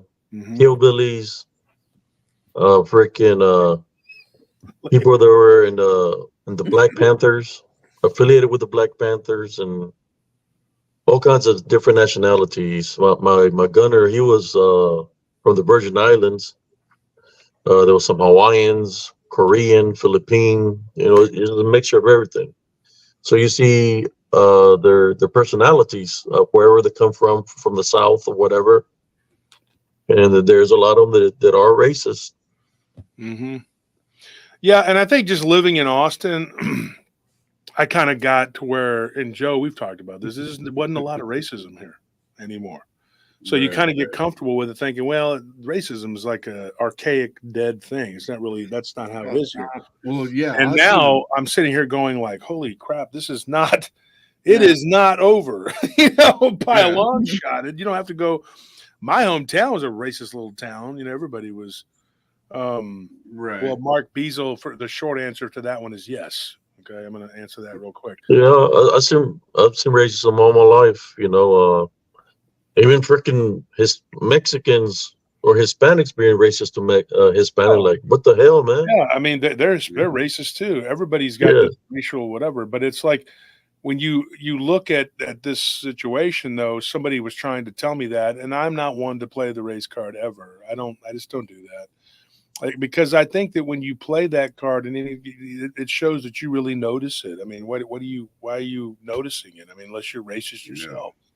Yeah. So it's not really my thing, man. I mean, I try to love everybody. Like, I mean, everybody has. If anybody says they've never been prejudiced against anything in their life, they're lying, because everybody's been prejudiced. You know, I mean, people are prejudiced against females or males, or they're prejudiced against dogs, like apparently Monica is. Yeah, well, I hate dogs. So that's why they have those like the KKK, what they represent. You know, racist against pizza, Monica. Sorry, go ahead. You know, KKK. I dealt with people that were affiliated with the Black Panthers. You know, the KKK is all they became racist, but being victims, they became the same as a KKK. Yeah, they became just as bad by being because I had to fight those BLM. I mean, that's another one. I mean, I had to fight against them. When I was all in those Bandingo fights, there was a lot of like black people though that stood up to the BLM. They'll go like this: You're not one of us. You know. Mm-hmm. Well, and these people doing what they do, it's like they're so giddy to see me, because this guy says, "Oh, well, you're going to go to jail for whatever." Yeah, for what, dude? Okay, because somebody did something to their own offspring. It has nothing to do with me. And for him to even be using that is a disgusting thing. But there are people who are going to follow this person into the mouth of hell. They don't care. He revealed himself. God reveals your enemies to you. So if he's revealing it to you and you already know, so just go with your heart, and just keep on doing what you're doing, brother. That's all I can tell you. Yep. He done chose his path. But I think it wasn't that he chose it. He already knew his path. Yeah. No, it wasn't something that was, it wasn't a recent decision. I think that it had been reached a long time ago, which is why he never would make a denunciation publicly. But look at the people that are around him right now, man. There's all this people that are wicked. Mm-hmm. Echo chamber of wickedness. So I'm thinking they're kind of like a little cult of giddy. Yeah. I think they might have initiated Cuffington. They got them drunk and only God knows what happened out there. Remind me of the movie Misery, man. Squeal like a big boy. Whenever the show came on this past week, they were it was like a pep rally. And I didn't look. I didn't even watch. People were telling me that went over there. They looked. They said it was a pep rally, and it was basically a hate Josh Turner fest in the chat. And I was like, so what else is new? They've been doing that for weeks. They all congregate there, but now they were like openly just saying vile things, whatever. And the guy from Oklahoma, he's been doing it for as long as But the thing about it is, I don't really give a crap. Like, everybody's asking me how I'm doing or whatever. I'm doing fine. Am I worried about going to federal penitentiary, as this crazy man with the sword says? Hell no, because I didn't do anything. And I wish we get this show on the road so we could take it to court and we could all be like, bam, there it is right there, bitch. No, he's just talking nonsense just to get the viewers. Yeah, that's what he's doing. Absolutely, he's trying to act like he didn't do nothing wrong. Who knows how many subs you lose? Who knows exactly 138 or whatever the number was? I mean, who the hell keeps track of it like that? Unless you're obsessed with the shit, and you're obsessed with I don't know. I couldn't tell you how many numbers we got right now. I know it's 36,100 something. I don't know beyond that. I couldn't tell you how many we get or we're getting. Yeah, I'm close to getting 2,000 on mine. That's pretty good. I don't give a shit. I got like 148. But Breezy, there's things you and Monica could both do to really boost your numbers. There's things that can be done. It's not like and I look at, like, if you look at tonight, that's the lowest we've had on a Friday in a long time. And I know what it is. It's this whole thing that's going on. But There's it's not gonna people that last. that not gonna are last. members, Paranormal Table, that I've seen in their lobbies supporting them. And there's some that are on my friends list. I'm fixing to start clearing house, man. Yeah. Because to me, those people are molds. So I'm gonna unfriend them. Yeah. I don't got time for the games, you know. But Yeah. you know, After like, his little statement he made yesterday or last night, whatever, he did it during my show, and it was pretty ridiculous. Like he came out and said some just the most ridiculous crap.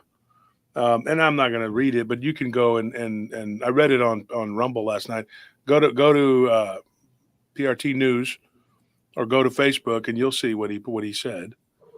And it was him. He's basically using the Ike thing, and he's slanting it to make it look like I'm whatever. And I can say this right now. He talks It's like about this. God. He talks about God. God knows the truth too. No, It's God like doesn't that's mock. the Forget about that. I'm not mocking God. He's the one doing it. Not yeah. me. I mean, I'm guilty of retorting. You know, like I was saying earlier, it's with anything. It's like whether it's views or whether it's money. If regardless of who you are, if you're actually willing to give up, you know, what you know is right and your morals and the way you display yourself to other people, and for those monetary values, whether or not they're physically monetary or popularity or whatever, if you're willing to pick on the handicapped kid to make all your friends laugh, you're fucking up, and if you're willing to sell your morals for money or for fame or for any of that, then you already know, man. You already know, and it's not going to get you anywhere except for demotions as far as your spirituality goes. That's right. And you end up, spiritually bankrupt, and then you end up with a karmic debt.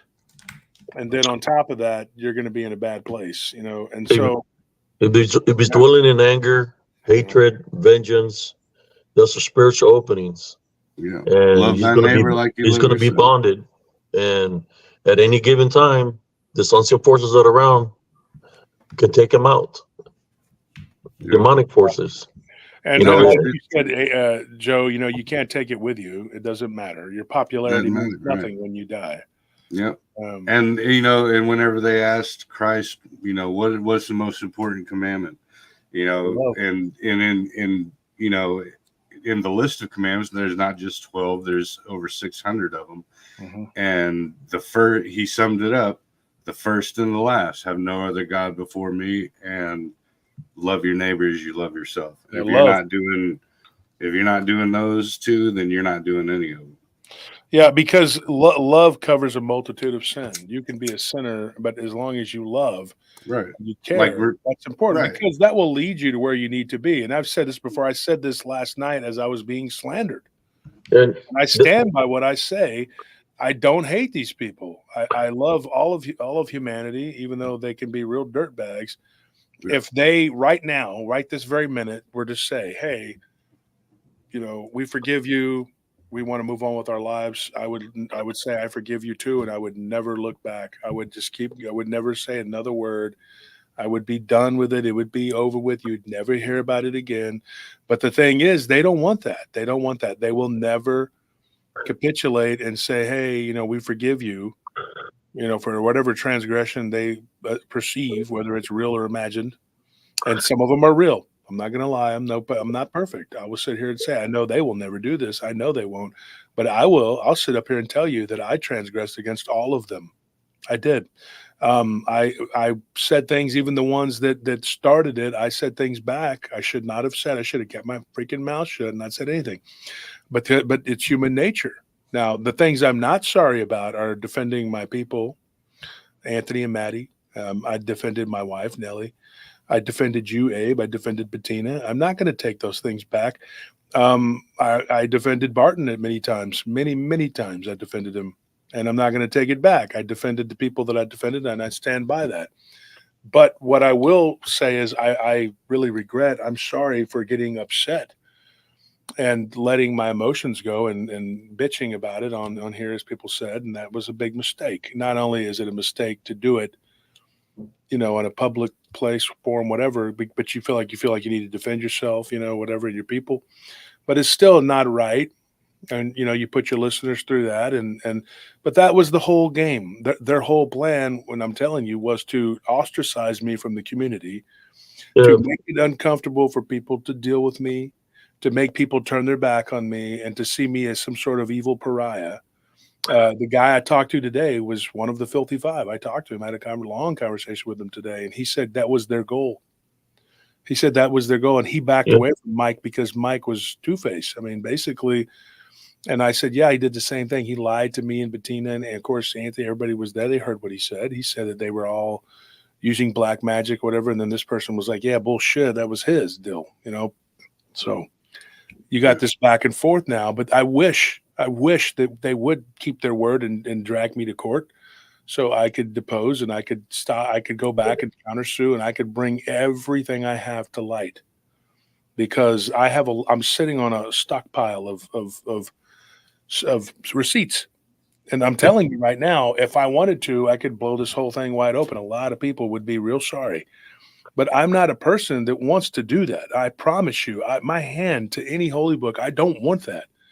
I don't want that. I want my day in court if they persist. I want that. That's what I want, to say the truth so that they have to sit there and defend against the things that they've done and said. Now, if they said, all of them just said right now, we're going to abandon these groups that we've made against you. We're abandoning all this chat against you. We're abandoning all this. We're going to put down our arms and go about our lives. I would forgive every single one of them. I would pray for them. I already do. And I would tell them, I'm done. Then thank God. Let's move on. I want to talk about cryptids and paranormal and move on with my life. You go on with your lives, and we never speak about it again. You go your way, I go mine. Why is it so hard for these people to let go with me, but they could let go with the other people that transgressed? Because their heart is hardened. And the other people aren't doing what I'm doing. What I did with the conference, and y'all were all there, we brought lots and lots of people together. And some people just could not handle it. I was not the center. Y'all know this. I wasn't the center of attraction.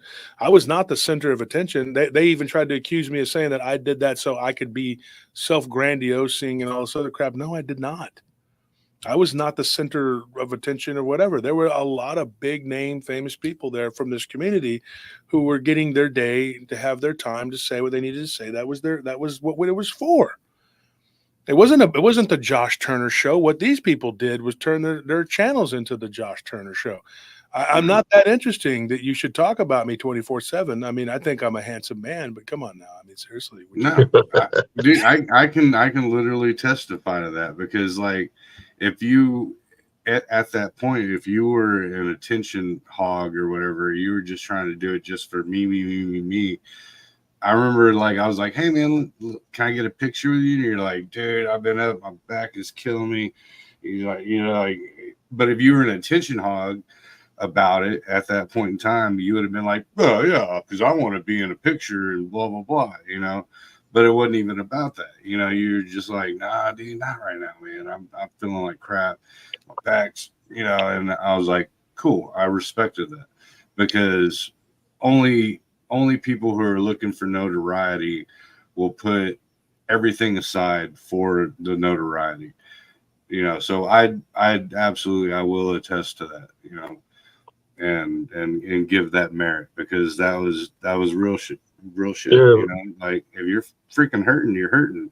You're not going to be like, no, the show must go on because I need those extra 5 people in my everyone on his Facebook. I need them in my chat. Oh wow. Yeah, and yeah. I don't care about all of that. And Monica, go ahead, Abe. It's like a forgiveness is part of love, and it's very important to always maintain a love foundation. But at the same time, since these people were cult-like, they're dealing with witchcraft and necromancy, we have to be a spiritual alert that they're going to try to use what we have against us, which is you, brother Justin. You have a good heart. That's what I've seen of you. You're friends with a lot of people, and you show them. You show them that you care about the friendship and stuff like that. It's to them, they see that as a weakness. Mm-hmm. So that was the main target, to attack you in that manner. Is that we stick here, we're pretending as friends, and then we're going to strike. When we strike, we get all the information that we're going to get, and we strike. And that's exactly what they try to do. Yeah. But I got your back, man. I got your back, brother. I appreciate it. I mean, the thing is, they point out that you, Abe, and Bettina were once my enemies. Clough pointed that out in this video, and he's not wrong about that. He's correct. No, I was never your enemy, man. It was people was trying to get us to fight. Let me say what I'm going to say here. I'm going to tell you what Clough said in the video. He said that I had a fight with Marvin Allen, and he's right about that. I did. He also said that I had a fight with you, and I did, and I had a fight with Bettina, and I did. But he failed to mention that you guys are now some of my best friends in this community. Sometimes people don't understand each other, and there are other people who were at play there. They're instigating. Yeah. There were people that instigated the thing between me and Marvin big time. And one of those people, I noticed one of the ladies who has become a big cheerleader for Fat Boy, Bluff. Sorry, call him Fat Boy. Just that dude. She's always cutting for him, and she went and uploaded his videos, whatever. Here's the thing. That woman there, she wanted to keep the war going. When I said I was done, I was bowing out, that was it. She kept it going. She wanted to keep it going. Yeah. You're talking about Janice and then Dana. And they're all involved in it. They're all involved. Yeah. They were in cahoots. Because I was getting messages from Dana. I was getting messages from who was the other person? Was it Dana Ortega was the number one person that was always contacting me. But then Chris, when he apologized to me at the conference, like, who are you? I didn't even know who he was. And he said, I had a big part of doing because I guess he was instigating, that's what he does. He's an instigator. Yeah. So what does an instigator do? They lie. Yeah. Number thing they do is they lie. It's hard to sit up here now. Deborah Northworthy says a good point there. She says, Josh, I thought you said you weren't going to discuss these evil on this channel anymore. I get it. Yeah, I know. But it's like I said, it's very hard when they are actively attacking you while you're living just your life. But like I said, I'm going to admit to what I did. I'm going to admit that I engaged in with these people and never should have. I should have just, turned away, not just sit there and not say anything, but address it and then just turn away. But the problem is, you see that when every day they make up a new lie or to try to slander you and take your legs out from under you, and they get people to join in because they all find something they don't like about you, whatever. Yeah. But I'm telling you, though, they have an agenda, and that agenda is not even theirs, and they don't realize it.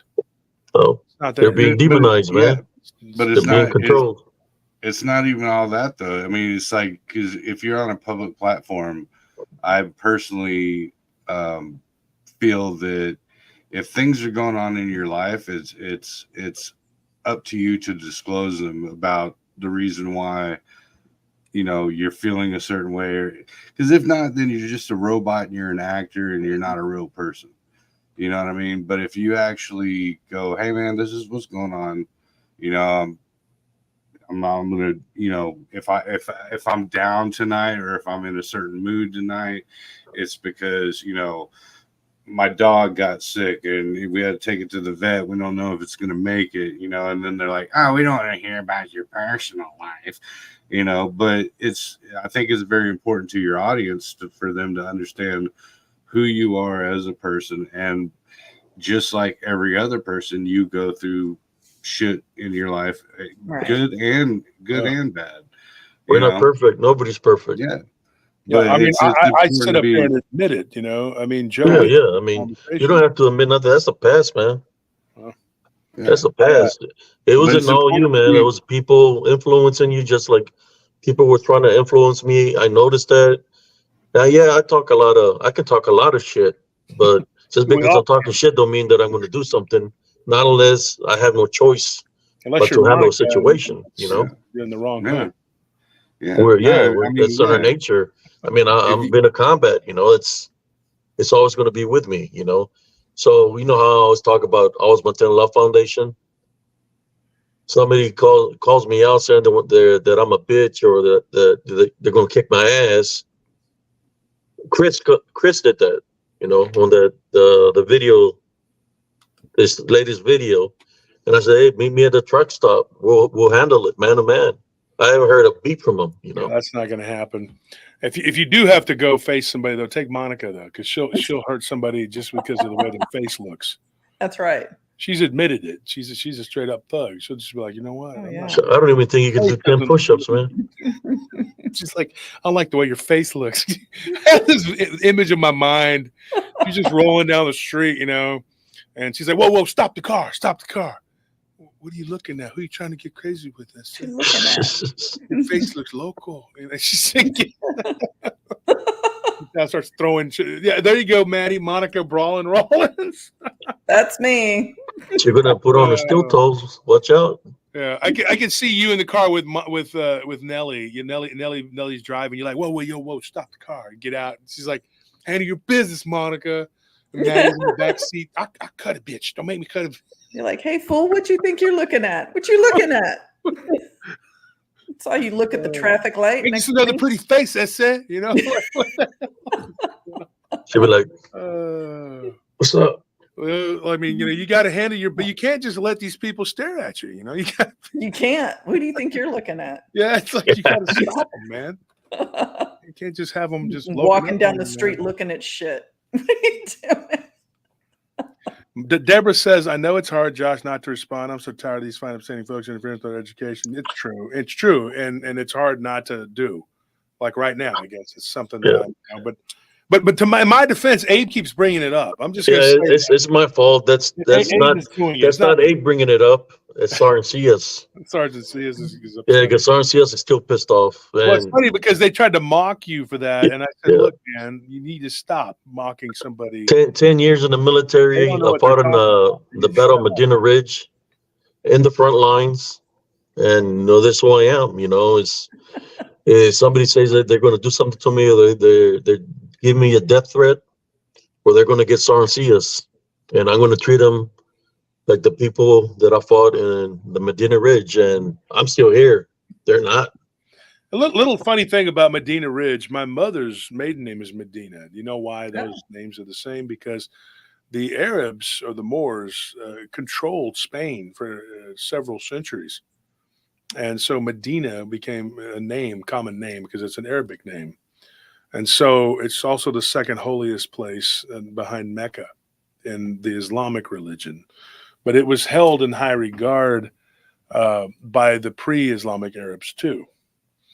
So, and it was a name, an ancient name that goes way back to the Essenes. And so, but anyway, that's a story for another story. I may have some assassin blood in me from way back, you know. Medina Ridge is kind of like it seemed like a pyramid of some sort. Mm-hmm. There's people coming out of the ground, so I don't know what was underneath there. That's crazy. What did you say, Monica? I said, you have assassin blood. We can join forces. Exactly. We can join forces. Clean up the street. Join forces. But hey, I don't want to be rolling with you when somebody looks at you sideways. All right. Unless I got Joe and Sergeant Sears to get you under control. We got it. Don't let her look up. I'm not assisting in that. I'm not trying to give her. Let's give her a nickname. Since I'm apparently the Austin Hammer, right? Which sounds so silly. But apparently, since that's what I am, according to the Sword Man, we will call Monica the what are you from Dallas, right? Yeah. The Dallas Dynamite. That's right. It. The Dallas Hammer. Well, the Dallas Hammer didn't sound any better. Well, I mean, firecracker isn't strong enough. I've got to be the dynamite. I don't think I can be helped with y'all on that because Dallas Deerhorn. Because Brother Apes we say Montana Love Foundation, and SRCS is going to say kick them harder, you know. Right. Yeah. Well, I'm Yeah, hitting no, them with I'm- a baseball bat. You can tell them to maintain their love foundation. Oh my gosh. Like, this is gonna hurt me more than it hurts you. Bam, you know, like For your own good. seriously, my karma's all effed up now because you just keep hitting them. Like, You're gonna kick their ass, and they'll be like, "Okay, let's ask for forgiveness. God forgive us for what happened here tonight." yeah, it's not good. You'll It's forgive not me. good. Don't worry. God is a forgiving God. Remember It's that, terrible. guys. But do you forgive yourself for kicking those cats? I do. She's like, case closed. I do. Yeah. Done. Don't even have to- Monica, you are a horrible, horrible, wicked person. I know. People don't believe me when I These tell them. fundamentalists are going to Because be I'm all just over so. Nobody suspects this. this. Exactly. You The know, smile Yep, and yeah. the sweet, you know. one Not of only the things did- that I noticed from talking to several people in this field, and you know, you they all have the same thing going on too. That there's these people that just hate them. They absolutely hate them, and they gang stalk them. And you know, they have these people that, like, you know, Marzulli. He said that. He's like, dude, these pious good Christians that come out and attack you, and I'm like, yeah, believe me, I know. Because you don't say what they want you to say. And like that's going on with Billy Carson too. Like they're going all out and messing with them and saying things. But at the end of the day, we all have to learn that they're just piss ants, and it's not going to matter. At the end of the day, we're all going to keep pushing and going and doing what we're doing, and they're not going to stop us. I mean, you know, if it comes down, they like to talk about going and doing things, saying court, whatever. You don't want to be in court with me. Believe me, buddy. Because you're going to be destroyed. And I'm not saying this is not one person I'm talking to all of them, because you're not going to have anything. One of them went so far as to lie to the State Board of Psychiatry, which was unbelievable. Oh my goodness. Continuing the lie that my nephews committed a home invasion, which I thought was incredible that person was that committed. And then they get up there and they say the Lord's Prayer on this man's call to arms against me. And I'm like, wow, that's amazing. That is really amazing that she can do that. But I think that at the end of the day, you know, like I said, and I say this is I've extended the olive branch many times to these people, and they slap it away. If they stop and they just right now today told me, hey, just text me. That's all you got to do. Or message me. I won't use it against you. Just message me and say, hey, and I'll say, you stop. I will never speak your name again. I said, I will never speak your name again. I promise you, I give you my word.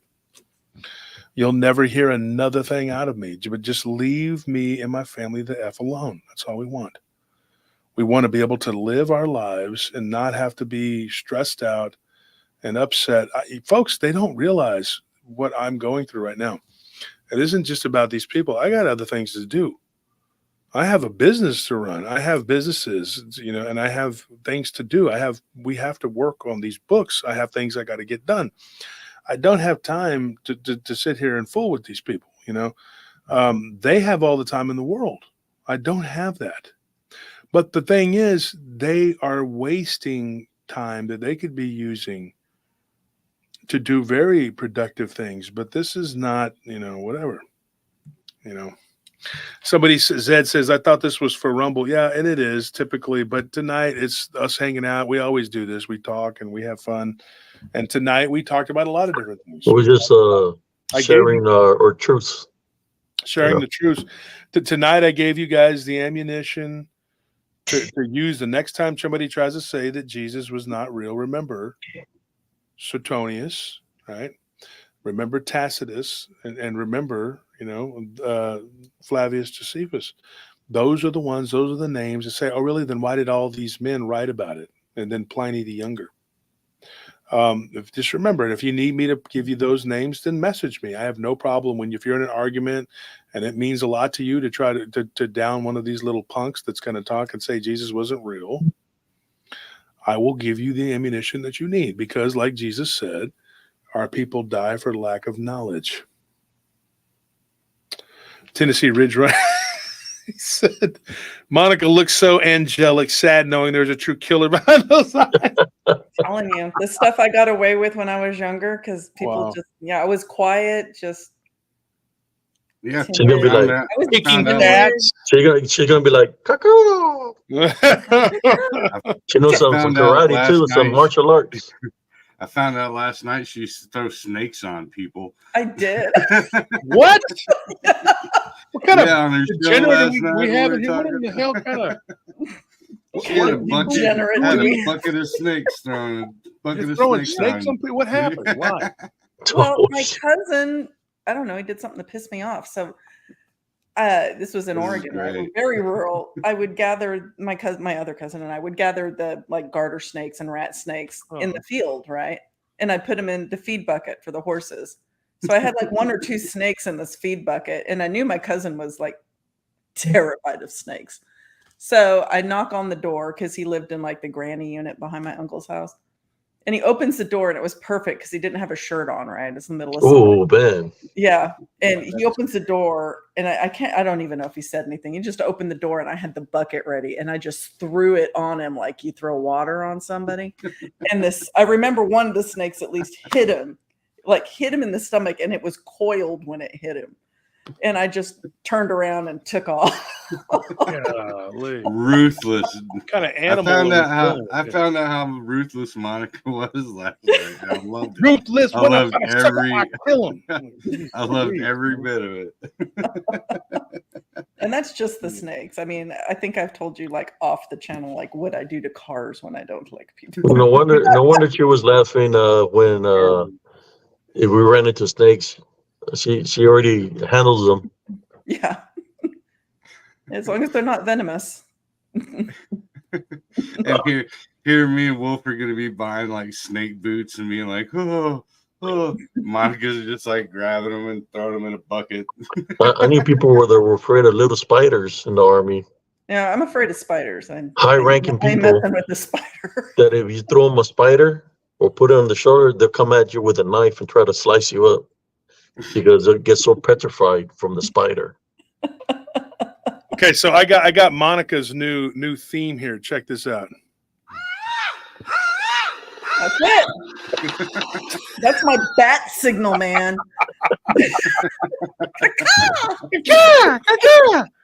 There it is, right there. That's a Hey, why oh why must you swoop through the hood like everybody in the hood? It's up to no good. You know, you got to watch out, man. Monica's tricky. She's got the claw. The claw. Tricky. I got the claw, I got the minion. Monica I would have to do this Monica stuff gets myself. tricky. So 86 says, oh wait, Monica didn't have a shirt on? Yeah, no. Monica had a shirt on. It's like, what is Monica? She's like, this is me. What's up? And what? What's up? Want some snakes? I'm bad at Raise it that. up. What's up? 3 boobs, snakes. It's over. You're done. Done, son. Done. Got the triple. Forget it, man. If you want more of that, go to Monica's channel. Okay, it's called After Dark. Monica After Dark. She just comes out, talks a gang of shit. That's it. It's over. It's done. Just don't make her mad, hilarious, dude. Don't make her mad. We're just telling you. We got That started. made me laugh so hard, I Lieutenant almost Monica. snorted. You think they're like, you thought Sergeant Cius was bad until you met Lieutenant Monica. And then they go through like interviewing people from the cryptid and paranormal community, you know, about Monica, and they're like retelling stories. You know, we could do a skit on that. It'd be hilarious, and just get somebody and get like text is like, I just remember this one time. Well, we were eating dinner and they brought out a pizza. Let's just say that that man never saw the light of day. And then you could have BMR on there. Yeah, the one thing I remember about Monica. It's really horrible. I hate to say it, but the time she gouged a man's eyes out with a spoon. With snakes. It was horrible. She made him eat a snake after he bit him. That's pretty bad. Let's just say I don't drive to Walmart with her ever again. That's all I'm going to say. I don't know. Yeah. One of them was from Joe Breezy's toe. That's right. And then they interview Abe. Abe's like, look, man, all I'm going to say is there's loca and then there's pinche loca. That's all I'm gonna say. All right. There's Sergeant Cius at the Battle of Medina Ridge, and then there's Monica. And then there's Monica. Monica I don't and know, her- man. I wake up at night. I think this both of them pretty bad, you know, right? And then Check Joe's under like, your there's a bed for snake me. bite, and then there's the time that Monica hit me with a snake. Let's just say that, you know, she's made me to where I don't pee standing up anymore. You got to check under your bed for me before you go to sleep. Make sure I'm not hiding under there. The kid, I tell the kids, the Monica's gonna get you. You told better her. behave. Stop it, man. You want the Monica to get you? Shut up. Shut up. Ancla on your cabeza. The Monica's gonna get you. You mentiroso. Monica's gonna get you. You don't behave. Not the kukui room anymore. It's the It's not Monica a room. Broadway room. The lights going off and on. Hey, Pinche Monica, mira, aquí right there in the room. They're like, hey. Oh no, it is. Monica. It's not La Llorona anymore. They're gonna wake up with snakes all over their bed and stuff. I would show like a Uh-huh. They go I around have to- interviewing people from the conference and stuff, you know, and Garetana be like, you know, I thought I was brave. I had seen everything until I saw Monica and the snakes. Something I wake up to every day. I'm was like, oh talking my to gosh, horrible. What did you do, Monica? Good grief. They interview me and I'm like, no comment. I can't. No, I can't do it. My mind is gone. I've got enough people after me. I don't need Monica on my trail. too. Exactly. I got to bite my hand. I don't want to talk about Monica. I It's gotta horrible. talk her down and be like, no, Chiricahua sister. This isn't for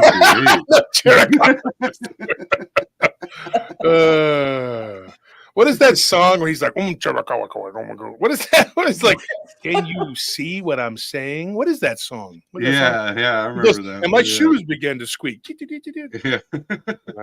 Can you I see? can't remember the what name I'm of that. saying? Yeah, can you see what Yeah. I'm saying? You have never heard that song, Monica? I have It sounds not- like he says, Yeah. It's like in the late 80s. Yeah, what was the name of that song? well, I remember like the Apache Jump On It song. I was like, what the? What is that? What is that? The Apache know. jump on it. No, it's a. Yeah, it's called Tonto. yeah, jump on it, and all the chicks in Apache. the skating rink would do okay, that. okay. Yeah, I remember. Okay. yeah. Yeah. With what's his name? What's that actor's name? I can't remember his name.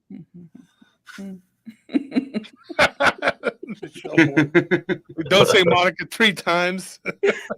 Don't say it in the mirror, man. You got Butters over there, like you know how on South Park, Biggie Smiles, Biggie Smiles. Biggie He's like, Smiles, Biggie "Well, Smiles." Monica Rollins, Monica Rollins. Get in, baby. Hey, quit being pussy. Monica Rollins. Yeah, that would be the new. That I would be scared of that if Monica just showed up out of the mirror, like The Ring. She's like, Right? you know, just You just come crawling out. come crawling out like The Ring. Oh, dude! You know what's funny is I can, like, if I'm sitting down, I can throw like one leg over my shoulder. What? What? What? All Are you right, I'm serious? officially creeped out. That super action yoga Monica now with the kung fu grip with the snake. It's pliable, Monica. Joe Moore says, I can see Monica now coming to the door for pizza, deliver the snake on her arm. That's not the price we agreed to. You throw it on him, the snake bites his face. He's like, maybe next You're gonna have time, the claws with the deliver snakes, extra pepperoni. the claw and saying, "Cuck," dropping the snakes on them. Okay, folks. So we had fun tonight, right? It was just a Friday. We were just, and I apologize. We got into talking about this mess, but it is. Sometimes you have to let it out Oh my to God. feel better. Too much You're going 150 on, and I subscribers, would like to. What'd you say, Monica? Oh, I'm sorry. I didn't mean to interrupt you. You interrupt a lot, but go ahead. Yeah, it's okay. That's what I do. What are you going to do about it? Nothing. I'm sorry. Nothing. I'll get Nelly. Nelly will come. I'll give her my big ring here. Come on now. I'm trying to face with that big ring. Come out with the little claw We hand. got 150 subscribers now. Somebody just. Take my big ring. It's a strong ring. My big ring. It's my strong ring. Like, come on, take it. Look, come on, take my claw. It'd be like this, I guess. That was a crazy movie. Are you What was the name of that afraid movie? to Flockhart? Scary Why would we movie. run from a skeleton? Yeah. Yeah. I love that the black girl on there. She's like, "Oh, that crazy bitch." Oh yeah. She saw Regina me. King. She's the one that played Dashiki, wasn't it? And, Yeah, Dashiki. she's like, "That's Swahili for dogs." Like, what the Don't be a menace while drinking juice in the head. And as soon as they do, she's like, "I'm pregnant." Like, he's like, "Oh, really?" Oh God. Anyway, we had a lot of fun. We had a couple 150 people. I mean, wasn't breaking numbers, records, whatever, but we'll get back on track, and this stuff will eventually be settled one way or the other. I just know that if we all just keep our eyes on the prize and do what we got to do, we'll be fine.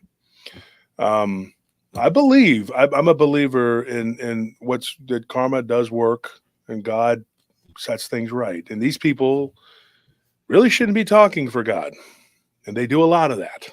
And you don't see me doing that because I'm not going to sit up here and say, God's going to punish you. God's going to do this. God's going to do that. And that never really seems to work out for the people spouting it off. Never, never, never. And so you shouldn't do that. And you'd also, the Bible, they love to talk about the Bible so much. It says that you shouldn't be rejoicing in the downfall of your enemies. So you shouldn't be sitting there jumping around, dancing, jumping for joy, whatever. That's not the way things are. That's not how they work. Okay.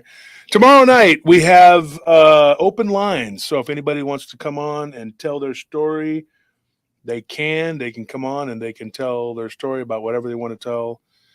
So show up tomorrow night. That's going to be great. And then Sunday, we're going to be retelling people's encounters, and we're doing what we're doing. And I don't know if it's going to be Monday and Wednesday or Monday or Wednesday or one of those 2 days. But we will be having an interview like we've been doing every week. And then we're going to have Thursday, we're going to be on Rumble.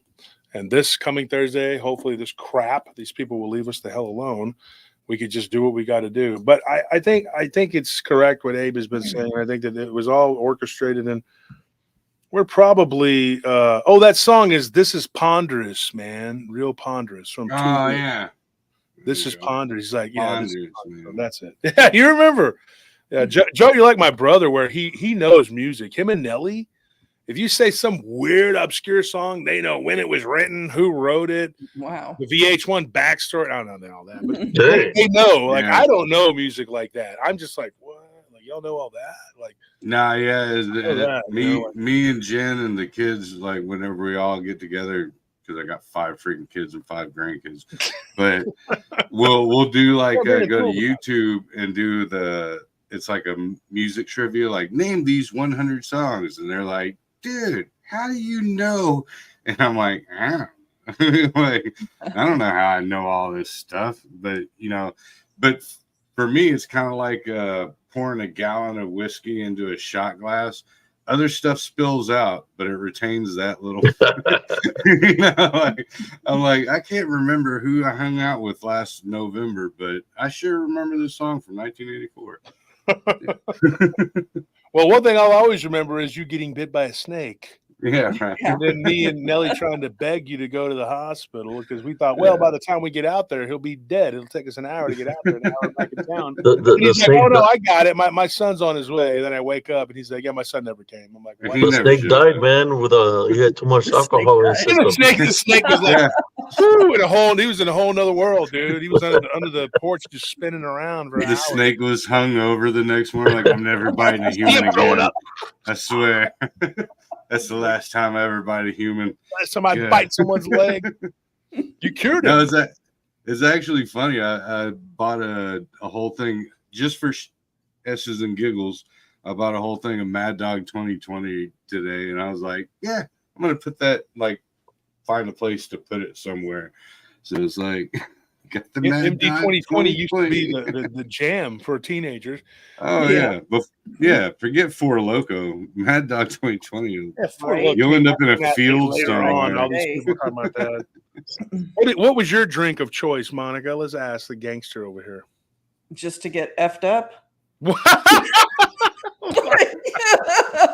She's like, are you talking about like at a cocktail party where I pretend? Yeah, there are two different drinking Monicas. Which one is? Are you talking about the Monica that's like, hey, let's see how loud we can burp? So I cannot drink. I can't even smell whiskey anymore. I can't. Okay. Yeah, I can't even smell whiskey. But the game we used to play, like a bunch of my friends and I, we'd always get together and we play chandeliers, right? Which is like quarters.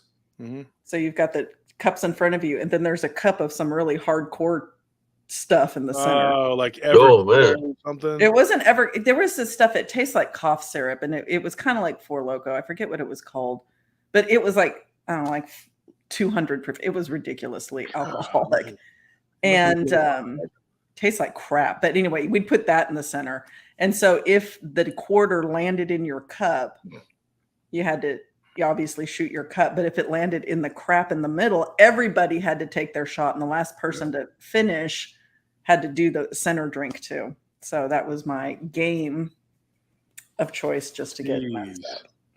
I used to play quarters, and I thought we were really doing something.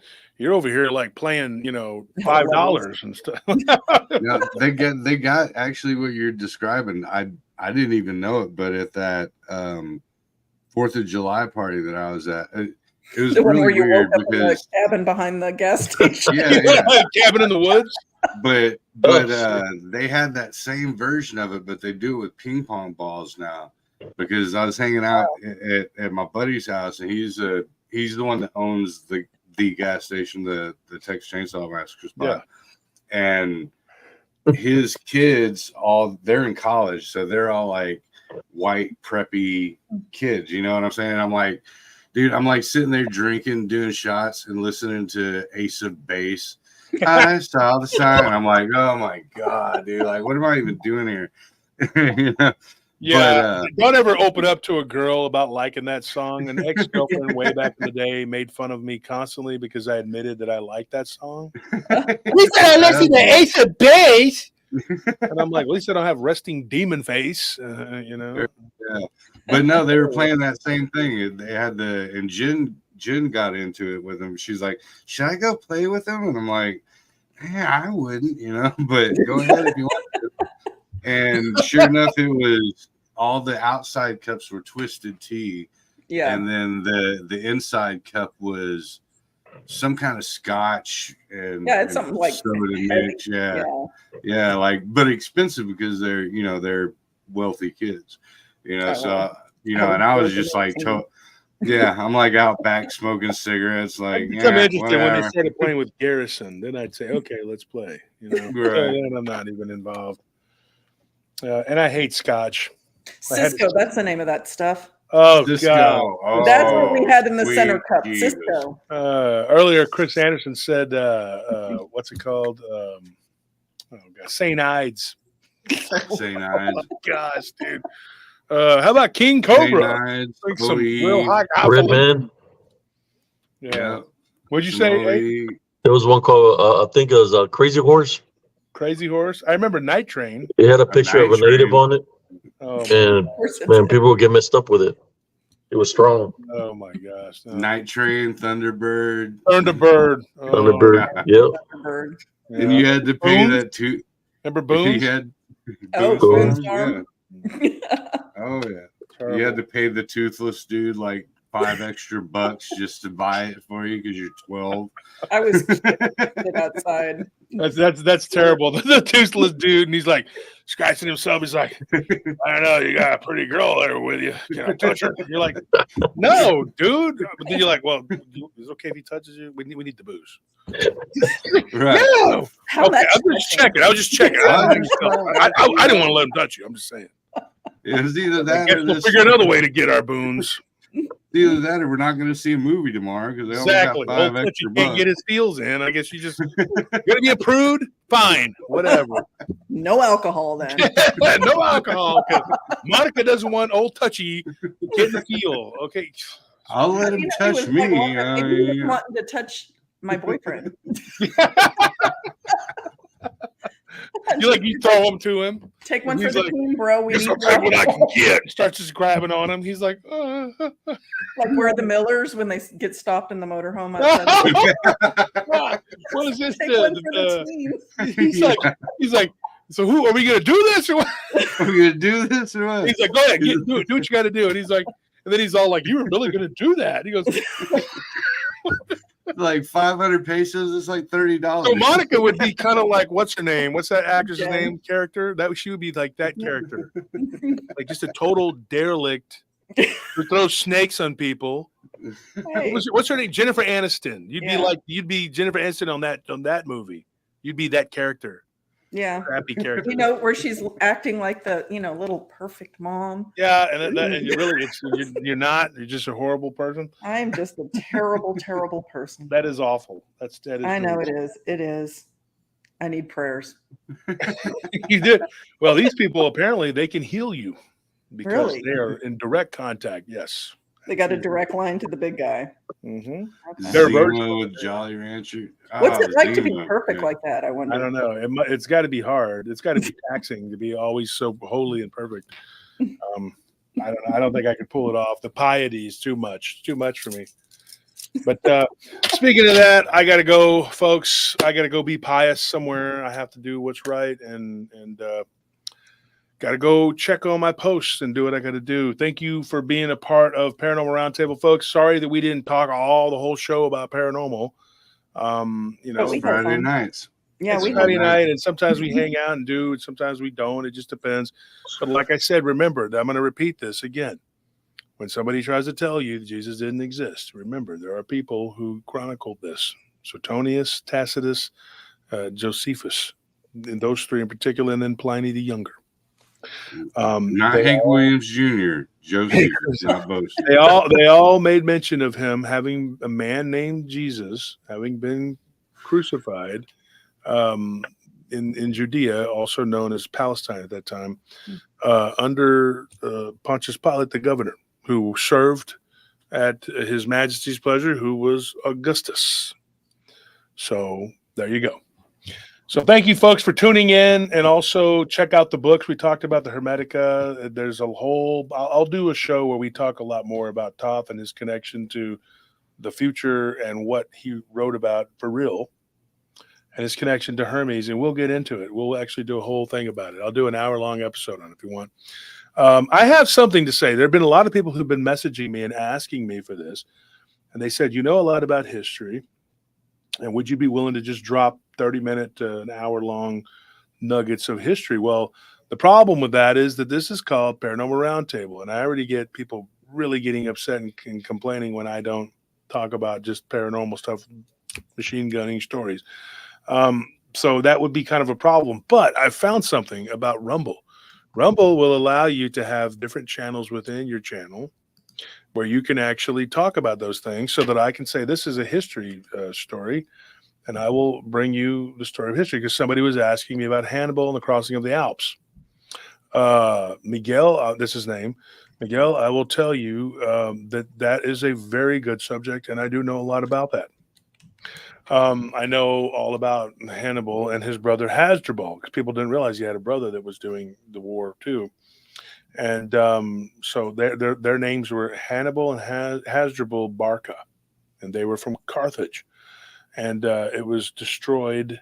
Their capital, anyway, was destroyed by Rome, but the country didn't cease to be. It was just absorbed into the Roman Empire. The Romans did that a lot. And thank you for that donation, Nicholas. We appreciate it. And here's the thing I'm going to say, too, about this. They're making a big stink about how, his donations have gone down and he's upset about it. Does it look like I give a flying F? I haven't been even saying shit about that. So I'm not the one that needs to go and beg for that. I'm not the one that's bitching because I've lost a few subs. Okay? Doesn't matter to me. I'm not in. He says he's not in it for the money. Apparently you are. You're bitching. I'm not in it for the money. I'm not up here asking for it. Donations are appreciated, but and I'm sorry that I know more than you. These people are mad, and what I guess they're long. What they're doing, Abe? The long game. They figure if they mess with me long enough, that they'll stress me out bad enough and that I'll kill over dead, and then I won't be able to spout off knowledge to people. They thought they had you last time when you said you were quitting. They're all pre-celebrating, and you just boom, got him, got him, That's why I coach. You know. didn't step down, and I was going to walk away, but when they started attacking you and Bettina, and when Ike did that, I was like, I'm not going to sit here and just walk away. Yeah. He did. It was wrong what he did, and it was evil, and I stand by that. And even some of his former allies have now turned on him and said this is ridiculous. But oddly enough, my former allies are running to him. It's just what is wrong with these people? I mean, you saw what he did. They know what he did too. They know. They absolutely know. And it is sick that they are running over there. When this all ends, they are going to have to answer for why they can't say they didn't know. They can pretend, like one of them is pretending right now that he's shocked at what he heard, whatever. Shut the F up, dude. You already know all this stuff, and stop spinning it. All right? What they're doing is trying to mock you, brother, trying to get you pissed off. I see that's what their agenda is. To try to get you pissed off by saying something bad about you, just like Dana Ortega said something about. And that's why I made the video. I wasn't mad, because I don't accept negativity. It's going to go back to her regardless. So that's their agenda. Let's see how. Let's go, Josh, and see how many times we get them pissed off. See if he breaks or this. That's why they went after your wife, because they're cowards. It's like there's their agenda, and they're not going to change. But Sarcias has a free class of respect over here in Temple, Texas. You're more than welcome to come, and I'll give you a demonstration. Yeah. I was given another weird message from the man with the sword, and he tried to spin it like it was coming from you, Abe, which I knew was bullshit. But it said something like that I tried to hire some thugs to burn their house down in Temple. I don't even know any thugs that live in Temple. He said his drug buddies in Temple or something like that. Mm-hmm. And I'm like, the only person I know in Temple is Abe. And he goes, well, there you go. And I'm like, yeah, okay. Sure. Okay. Abe is going to go on somewhere and complain that my drug buddies are trying to burn his house down. I'm not going to lie. I got friends that are in higher places that work in Washington, and they work with a special ops, so I can call in for a favor if I wanted to. Not a favor that they're going to do something to you, but they might be following you around. There's a guy that served with me in the military. Well, don't give them. Don't say anything because no. I'm saying that I have people in higher places that I know that I can call for a favor, and not that they're gonna hurt anybody, but I got friends in higher places. Yeah. I don't know why they continue to pursue this. It's like, people that way that are wicked, they can be handled many ways. And most of the times they fall by their own demise because, they practice no witchcraft or necromancy. They go against somebody that truly has faith and believe in Jesus Christ. It's going to go right back to y'all. So when things happen to y'all, don't go off and blame Brother Josh or anybody in this panel. Sorry. It's going back to you because nobody's accepting the negativity of the witchcraft or necromancy. Right.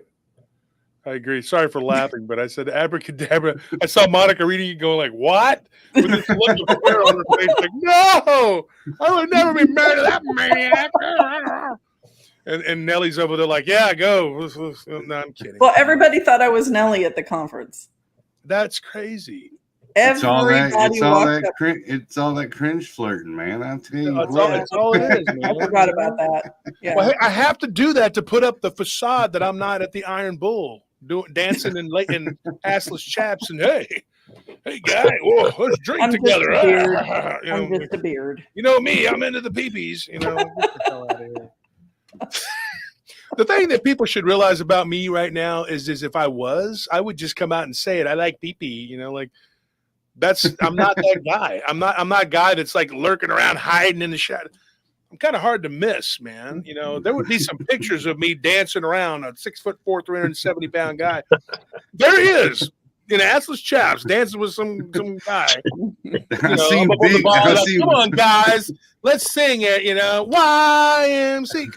Come on, YMCA. I saw Bigfoot and assless champs in the shadows just over being there lurking. so, obvious. You'd just be like, and then you go to my friends from the old days that are down the other end of 6th Street, and they'd be like, yeah, I don't know what happened to him. He just turned out to be weird, and he's hanging out at the Iron Bull.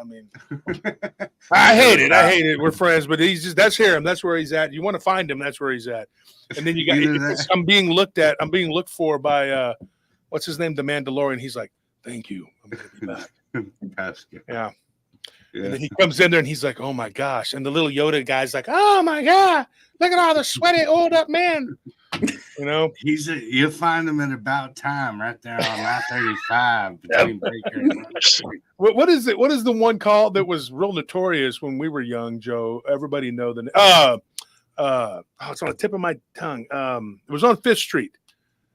Okay. Dang it, what is it called? It's right there across from where Ruta Maya used to be. Oil Can Harry's. Oil Can Harry's. Oil Can.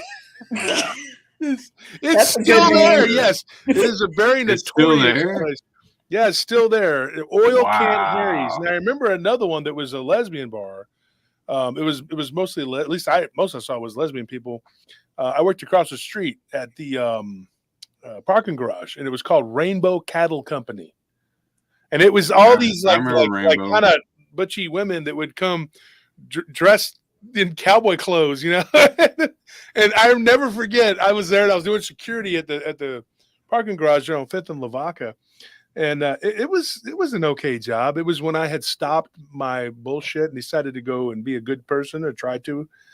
And so it was really hard. I was making like $8.50 an hour or some bullshit.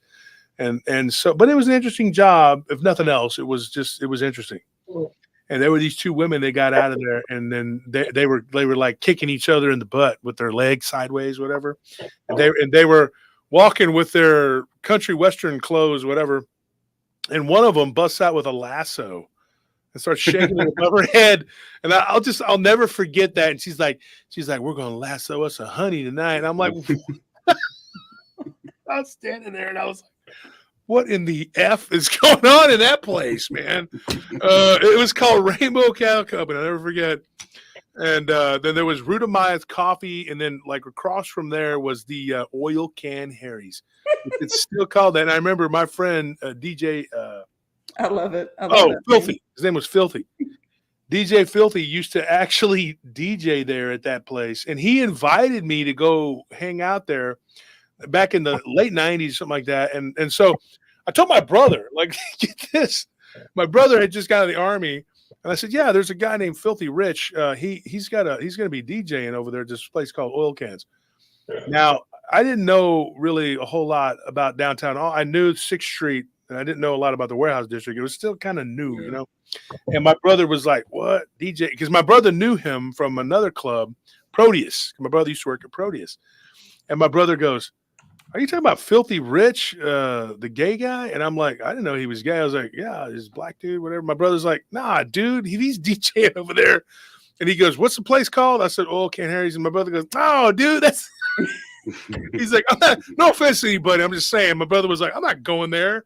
And I was like, oh, okay. Well, I threw the flyer away because I know what the hell. I was like, oh, well, I didn't know what that was. But, we were going to go. Because I didn't know what the hell it was, And it's like I said, no offense or anything like that, but it was like, it's not my cup of tea, man. The thing people don't understand, these people, they think I give a shit. I worked downtown for years, and our club had, like, on Wednesdays, it had a gay night. Wednesday was gay night. They would, for a while anyway, then it became goth night and then some other shit, whatever. Right. But it wasn't me. I wasn't in charge of that at that time. And so there were people, this is Austin, you got all kinds of weird people walking around with green spiky hair and looking like they got their tongue. Yeah, back before it was the norm. Yeah, it was. Yeah, now it was freaky. There was this guy who had his tongue cut, and it was like he'd stick it out. It was forked, split tongue. Yeah, he was always. I was gonna get one. Yeah, the big ear plug, all the weird shit, you know.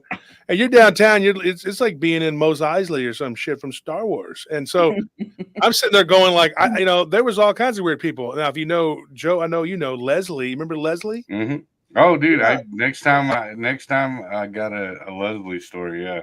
Yeah. Okay, Yeah. we'll save it for next time. But it was so these people they make up this story that I'm hanging out at the Iron Bull. I didn't even know what that was. And I told my wife, I was like, "There's no gay bar on 6th Street." She's like, "Yeah, there is. They said that it was on 6th Street." She looked it up. I'm sorry, it's the Iron Bear.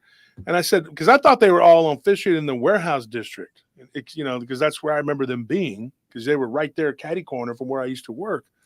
But you know, that's like the Midnight Cowboy was kicking it hard. The Midnight Cowboy was actually a massage parlor. Oh, it was. It was a gentleman massage parlor. They're like, Yes. "Oh, come in." And then they said they finally shut it down. It took them 22 years to figure out that they were doing happy ending time there. Yeah, I will testify. As a young man, I will. No, we're not going to talk about the House of the Rising Sun, okay? I'm just saying, like, these people, they think that I give a shit about everybody's got a pass, man. You know, that's why whenever they accuse me of talking about old dude's wife, whatever, I didn't do that shit because I don't give a freaking hell what she did. Everybody was a hellraiser when they were younger. I mean, if you were Gen X, you know, Monica was throwing snakes on people. I mean, nobody's like perfect, you know. I'm not, you know, that's the thing. I'm not attacking these people's past. I don't give a shit about their past. You know, I mean, unless you come after me and my wife, I'm not going to say anything about you. I don't give a shit what you do. Right. But the funny thing is that they think that I care, that they're standing in judgment of me like Pharisees. You know, don't care. I don't give a shit. Man. Sticks and stones may break our bones, but words will never hurt us, dude. Bunch of bullshit. Give you a heart attack. But no, next time I'll do the Leslie story because that my brother's got a good one too. I wish he would come on and tell it too. It's hilarious. But I got a couple of them too. I don't know if people know who Leslie is, but we'll tell you about it next time. That's a story for next Friday. And next Friday too, I'll tell a couple of 6th Street ghost stories. I got some really good ones. I have some people that talk sweet little people stuff too. We'll save it. Awesome. Somebody said, "Joe, what's your channel's name?" Lolo says, "The Breezy Speakeasy." The Breezy Speakeasy. Yeah, because it's like a speakeasy. We were drinking, hanging sounds like out. A Slotsky sandwich, the big meat cheesy or whatever. Right. Tony always gets that. It's the I can't eat. It's too much sodium. He gets the big meat cheesy. He gets the big meat cheesy. He's like, yeah, I'm kind of into that kind of thing, you know. He's probably sitting there going like, "F you, dude." We're kidding, Moshe. We're just kidding. No, we're not. But anyway, all right. So for me, from Sergeant Cius / Abe, Joe, Breezy, the Speakeasy, Monica, the I kill you with the snake. I make you kill yourself. You wouldn't suspect me, Monica. Yours is Monica's gonna be like, is that you know, our paranormal world, right? Yeah, there you go. My paranormal world. Joe was on with me last night. My first show on YouTube. Cool. Yeah. Monica's like, "Do you want me to kill yourself? Because that's how you get me to kill yourself. Keep talking." Throw the snakes on there. Caca. You've had Joe was your first guest. Why was it not me? It's always about me. Is it always about you? Yeah, it's gonna be about me. It's always about me. And you know. She was like, "Well, whoever's got the most tattoos gets to come on first." Yeah, you do. You got a lot of tattoos. How many tattoos you got, Abe? I know you got some. Me? Yeah. 3. Let's see. I got 1, 2, 3, 4, 5, 6, 7. I got 7, 8. And I didn't get the tattoos while I was in the army. I got them after the military. Yeah. My son, he's got a big tat, like on his chest, and his arm. What is the place that everybody always says? The Ho Chi Minh. They're always like, "Oh, Ho Chi Minh." You know? You're like, make sure you're on the right. I know you're lying because there's all these people that say that they did this and they did that. And you're like, "Oh, really? No, you were at the battle of such and such, whatever." You know, but that you can tell. You know, it's like they're just full of it. But yeah, so Monica, when am I going to be a guest? Am I going to get to be a guest? Yes. Would you like to come on? I need a guest this week. It's you or Not Garrett. really, no, but I'm just saying. I just wanted to know if you would answer me affirmatively. Yes. Yeah, but I can't this week. There's an affirmative answer. Yes. There's affirmative action too, and so what about this, Abe? Are you going to go on Monica's show? When are you going to go? Yeah, I'll go if she invites me. Yeah. Exactly. She didn't invite us. She invited Breezy. But I think they He's kind my of like cousin, man. We're both Chiricahua. I gotta have. Jericho. I see how it is. It's a racial thing. It I'm really commanding is. the Chiricahuas pair off. Yeah, I got a dream catcher over there. I have a feather tattooed on my. Look, let me see if you can see it. That was the '90s barbed wire. See the barbed wire? It's like my nephews, and they were like, "Uncle Wolf, why do you got that line on your?" Let me go get the feather that's on my front porch. This is barbed wire. You don't know what that is? Look at that. Pick up a feather from the bird. Look, little feather. What is it? You got the what? I'm going to go pick up a feather from the front yard. That's how I'm calling it, little feather. Oh, God. Be So careful, I've got man. dream catchers over there. People will start chasing you around, man. Apparently, white cars chasing people around. Look out, man. Look out for the white car. I got a flute that looks like a laser gun. I know y'all seen that. There it is. Joe Breezy, Speakeasy. Yeah. So I guess if Monica allows me and Abe to come on the show, because we're not Chiricahuas, so I guess we're not. Are you Spanish? I mean. Well, yeah, my mother. Hello. Yes. Okay. Well, okay. I'm Spanish for my. You can come on now. And we're gonna do some day drinking. Well, that's okay. I don't claim that 80s side of me. I'm movies. good. I'm good. It's gonna be great. Yeah, I'm gonna go on Joe's show. We're gonna drink. We're gonna day drink. Yeah. I'm gonna go on his show. That sounds like a lot of fun, actually. But every time I've ever day drank, it makes me sick. Yeah. I don't. Yeah, it will. It will. I'm a lightweight anymore, so day drinking is like 2 shots before I come on. Wow. I can't drink at all. I just don't anymore. I can't do it, man. I just can't. We'll do some day drinking and 80s 80s horror horror. movie trivia and Yeah. memories and stuff. Yep. Yeah. Gen X memories, I think. Yeah. I thought about it though, guys. What if we all just got drunk and came on here and just started spewing out a bunch of bullshit? And then we could be like them. That's what I do every Friday. That's probably how they come up with their stories. They drink and they're like, yeah, this is you know what? Josh Turner's hanging out at a gay bar, you know, and he's worshiping the devil. He's hanging out with Lil Nas, you know. Madeline said, making Nikes out of shit, bed. man, until they just could write a whole book of bullshit, you know. Madeline said to take a shot every time Monica says cacao. So if you give me the rules and you tell me what they are ahead of time, I will purposefully get people messed up. Well, what we got to do is have some kind of get together one night. I don't drink, like I said, but you guys can knock yourself out. But we got to get Monica to come down. You and Chris, you know, I'll come down. Abe, you and your wife. Joe, you and Jen.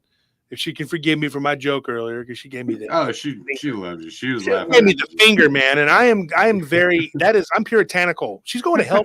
Let her live her life now, but she's going to hell. So no, but we could all get together and then we'll have some drinks. I don't drink much, all right, but we'll go somewhere and we'll have some drinks and we'll see who can drink. I can tell you who can't. So it's you. Oh, Monica's like, now this is where the snake comes in. The snake, because you got to. That's it. You can't drink.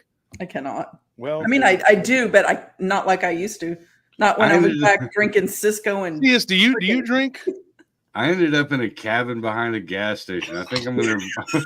Remember how we man. You gotta stop. Just stop, man. What about you? CS, do you drink, Abe? Yeah, sometimes. Sometimes. Yeah. But I drink I like to drink liquor, but I haven't drunk it in a while. Yeah, well, it's I'm trying to change my lifestyle a little bit, but that's good. A couple of drinks won't hurt. I like these two reprobates. Yeah, horrible. Tequila. I think I've already proven I'm a bad person. So you kick cats, you throw snakes on people. Yeah. You look up on those that have a weird looking face. You don't like the way they look. Yeah. Don't look at me. You see me in the street, keep walking. Don't look at me. What the hell? Like Stewie from Family Guy. Don't you look at me? Like, don't look at me. Or the "Where's my money?" That's me with the baseball bat. yeah. Where's my money, Brian? Where's my money? No, little puppet. Don't look at me, little puppet. The other way. Drink that funky wine, is it? All right, guys. All right, I gotta run. I gotta go do things. I got things to do. I am a good man. I do good things. All right, I'll see you guys. See you, Abe. One Joe. love. God bless. God bless. And Monica, hey, don't hurt anybody. All right, kid? Don't I'll hurt do anybody. my best. You but I try. make no promises. No promises. All right. Yeah. Don't kick any more cats. All right. I'll see I'll you. try. All right. Bye. You say so. Fun show, guys. I'm sorry we ended up talking a little bit about whatever, but in my defense, Abe wanted to talk about it, and I didn't plan it. It just when you're constantly getting hounded by people, that's what happens. Stuff happens, But I'm gonna play it out and get out of here, guys. We love you. Thank you to everybody who donated. We appreciate it, and good night.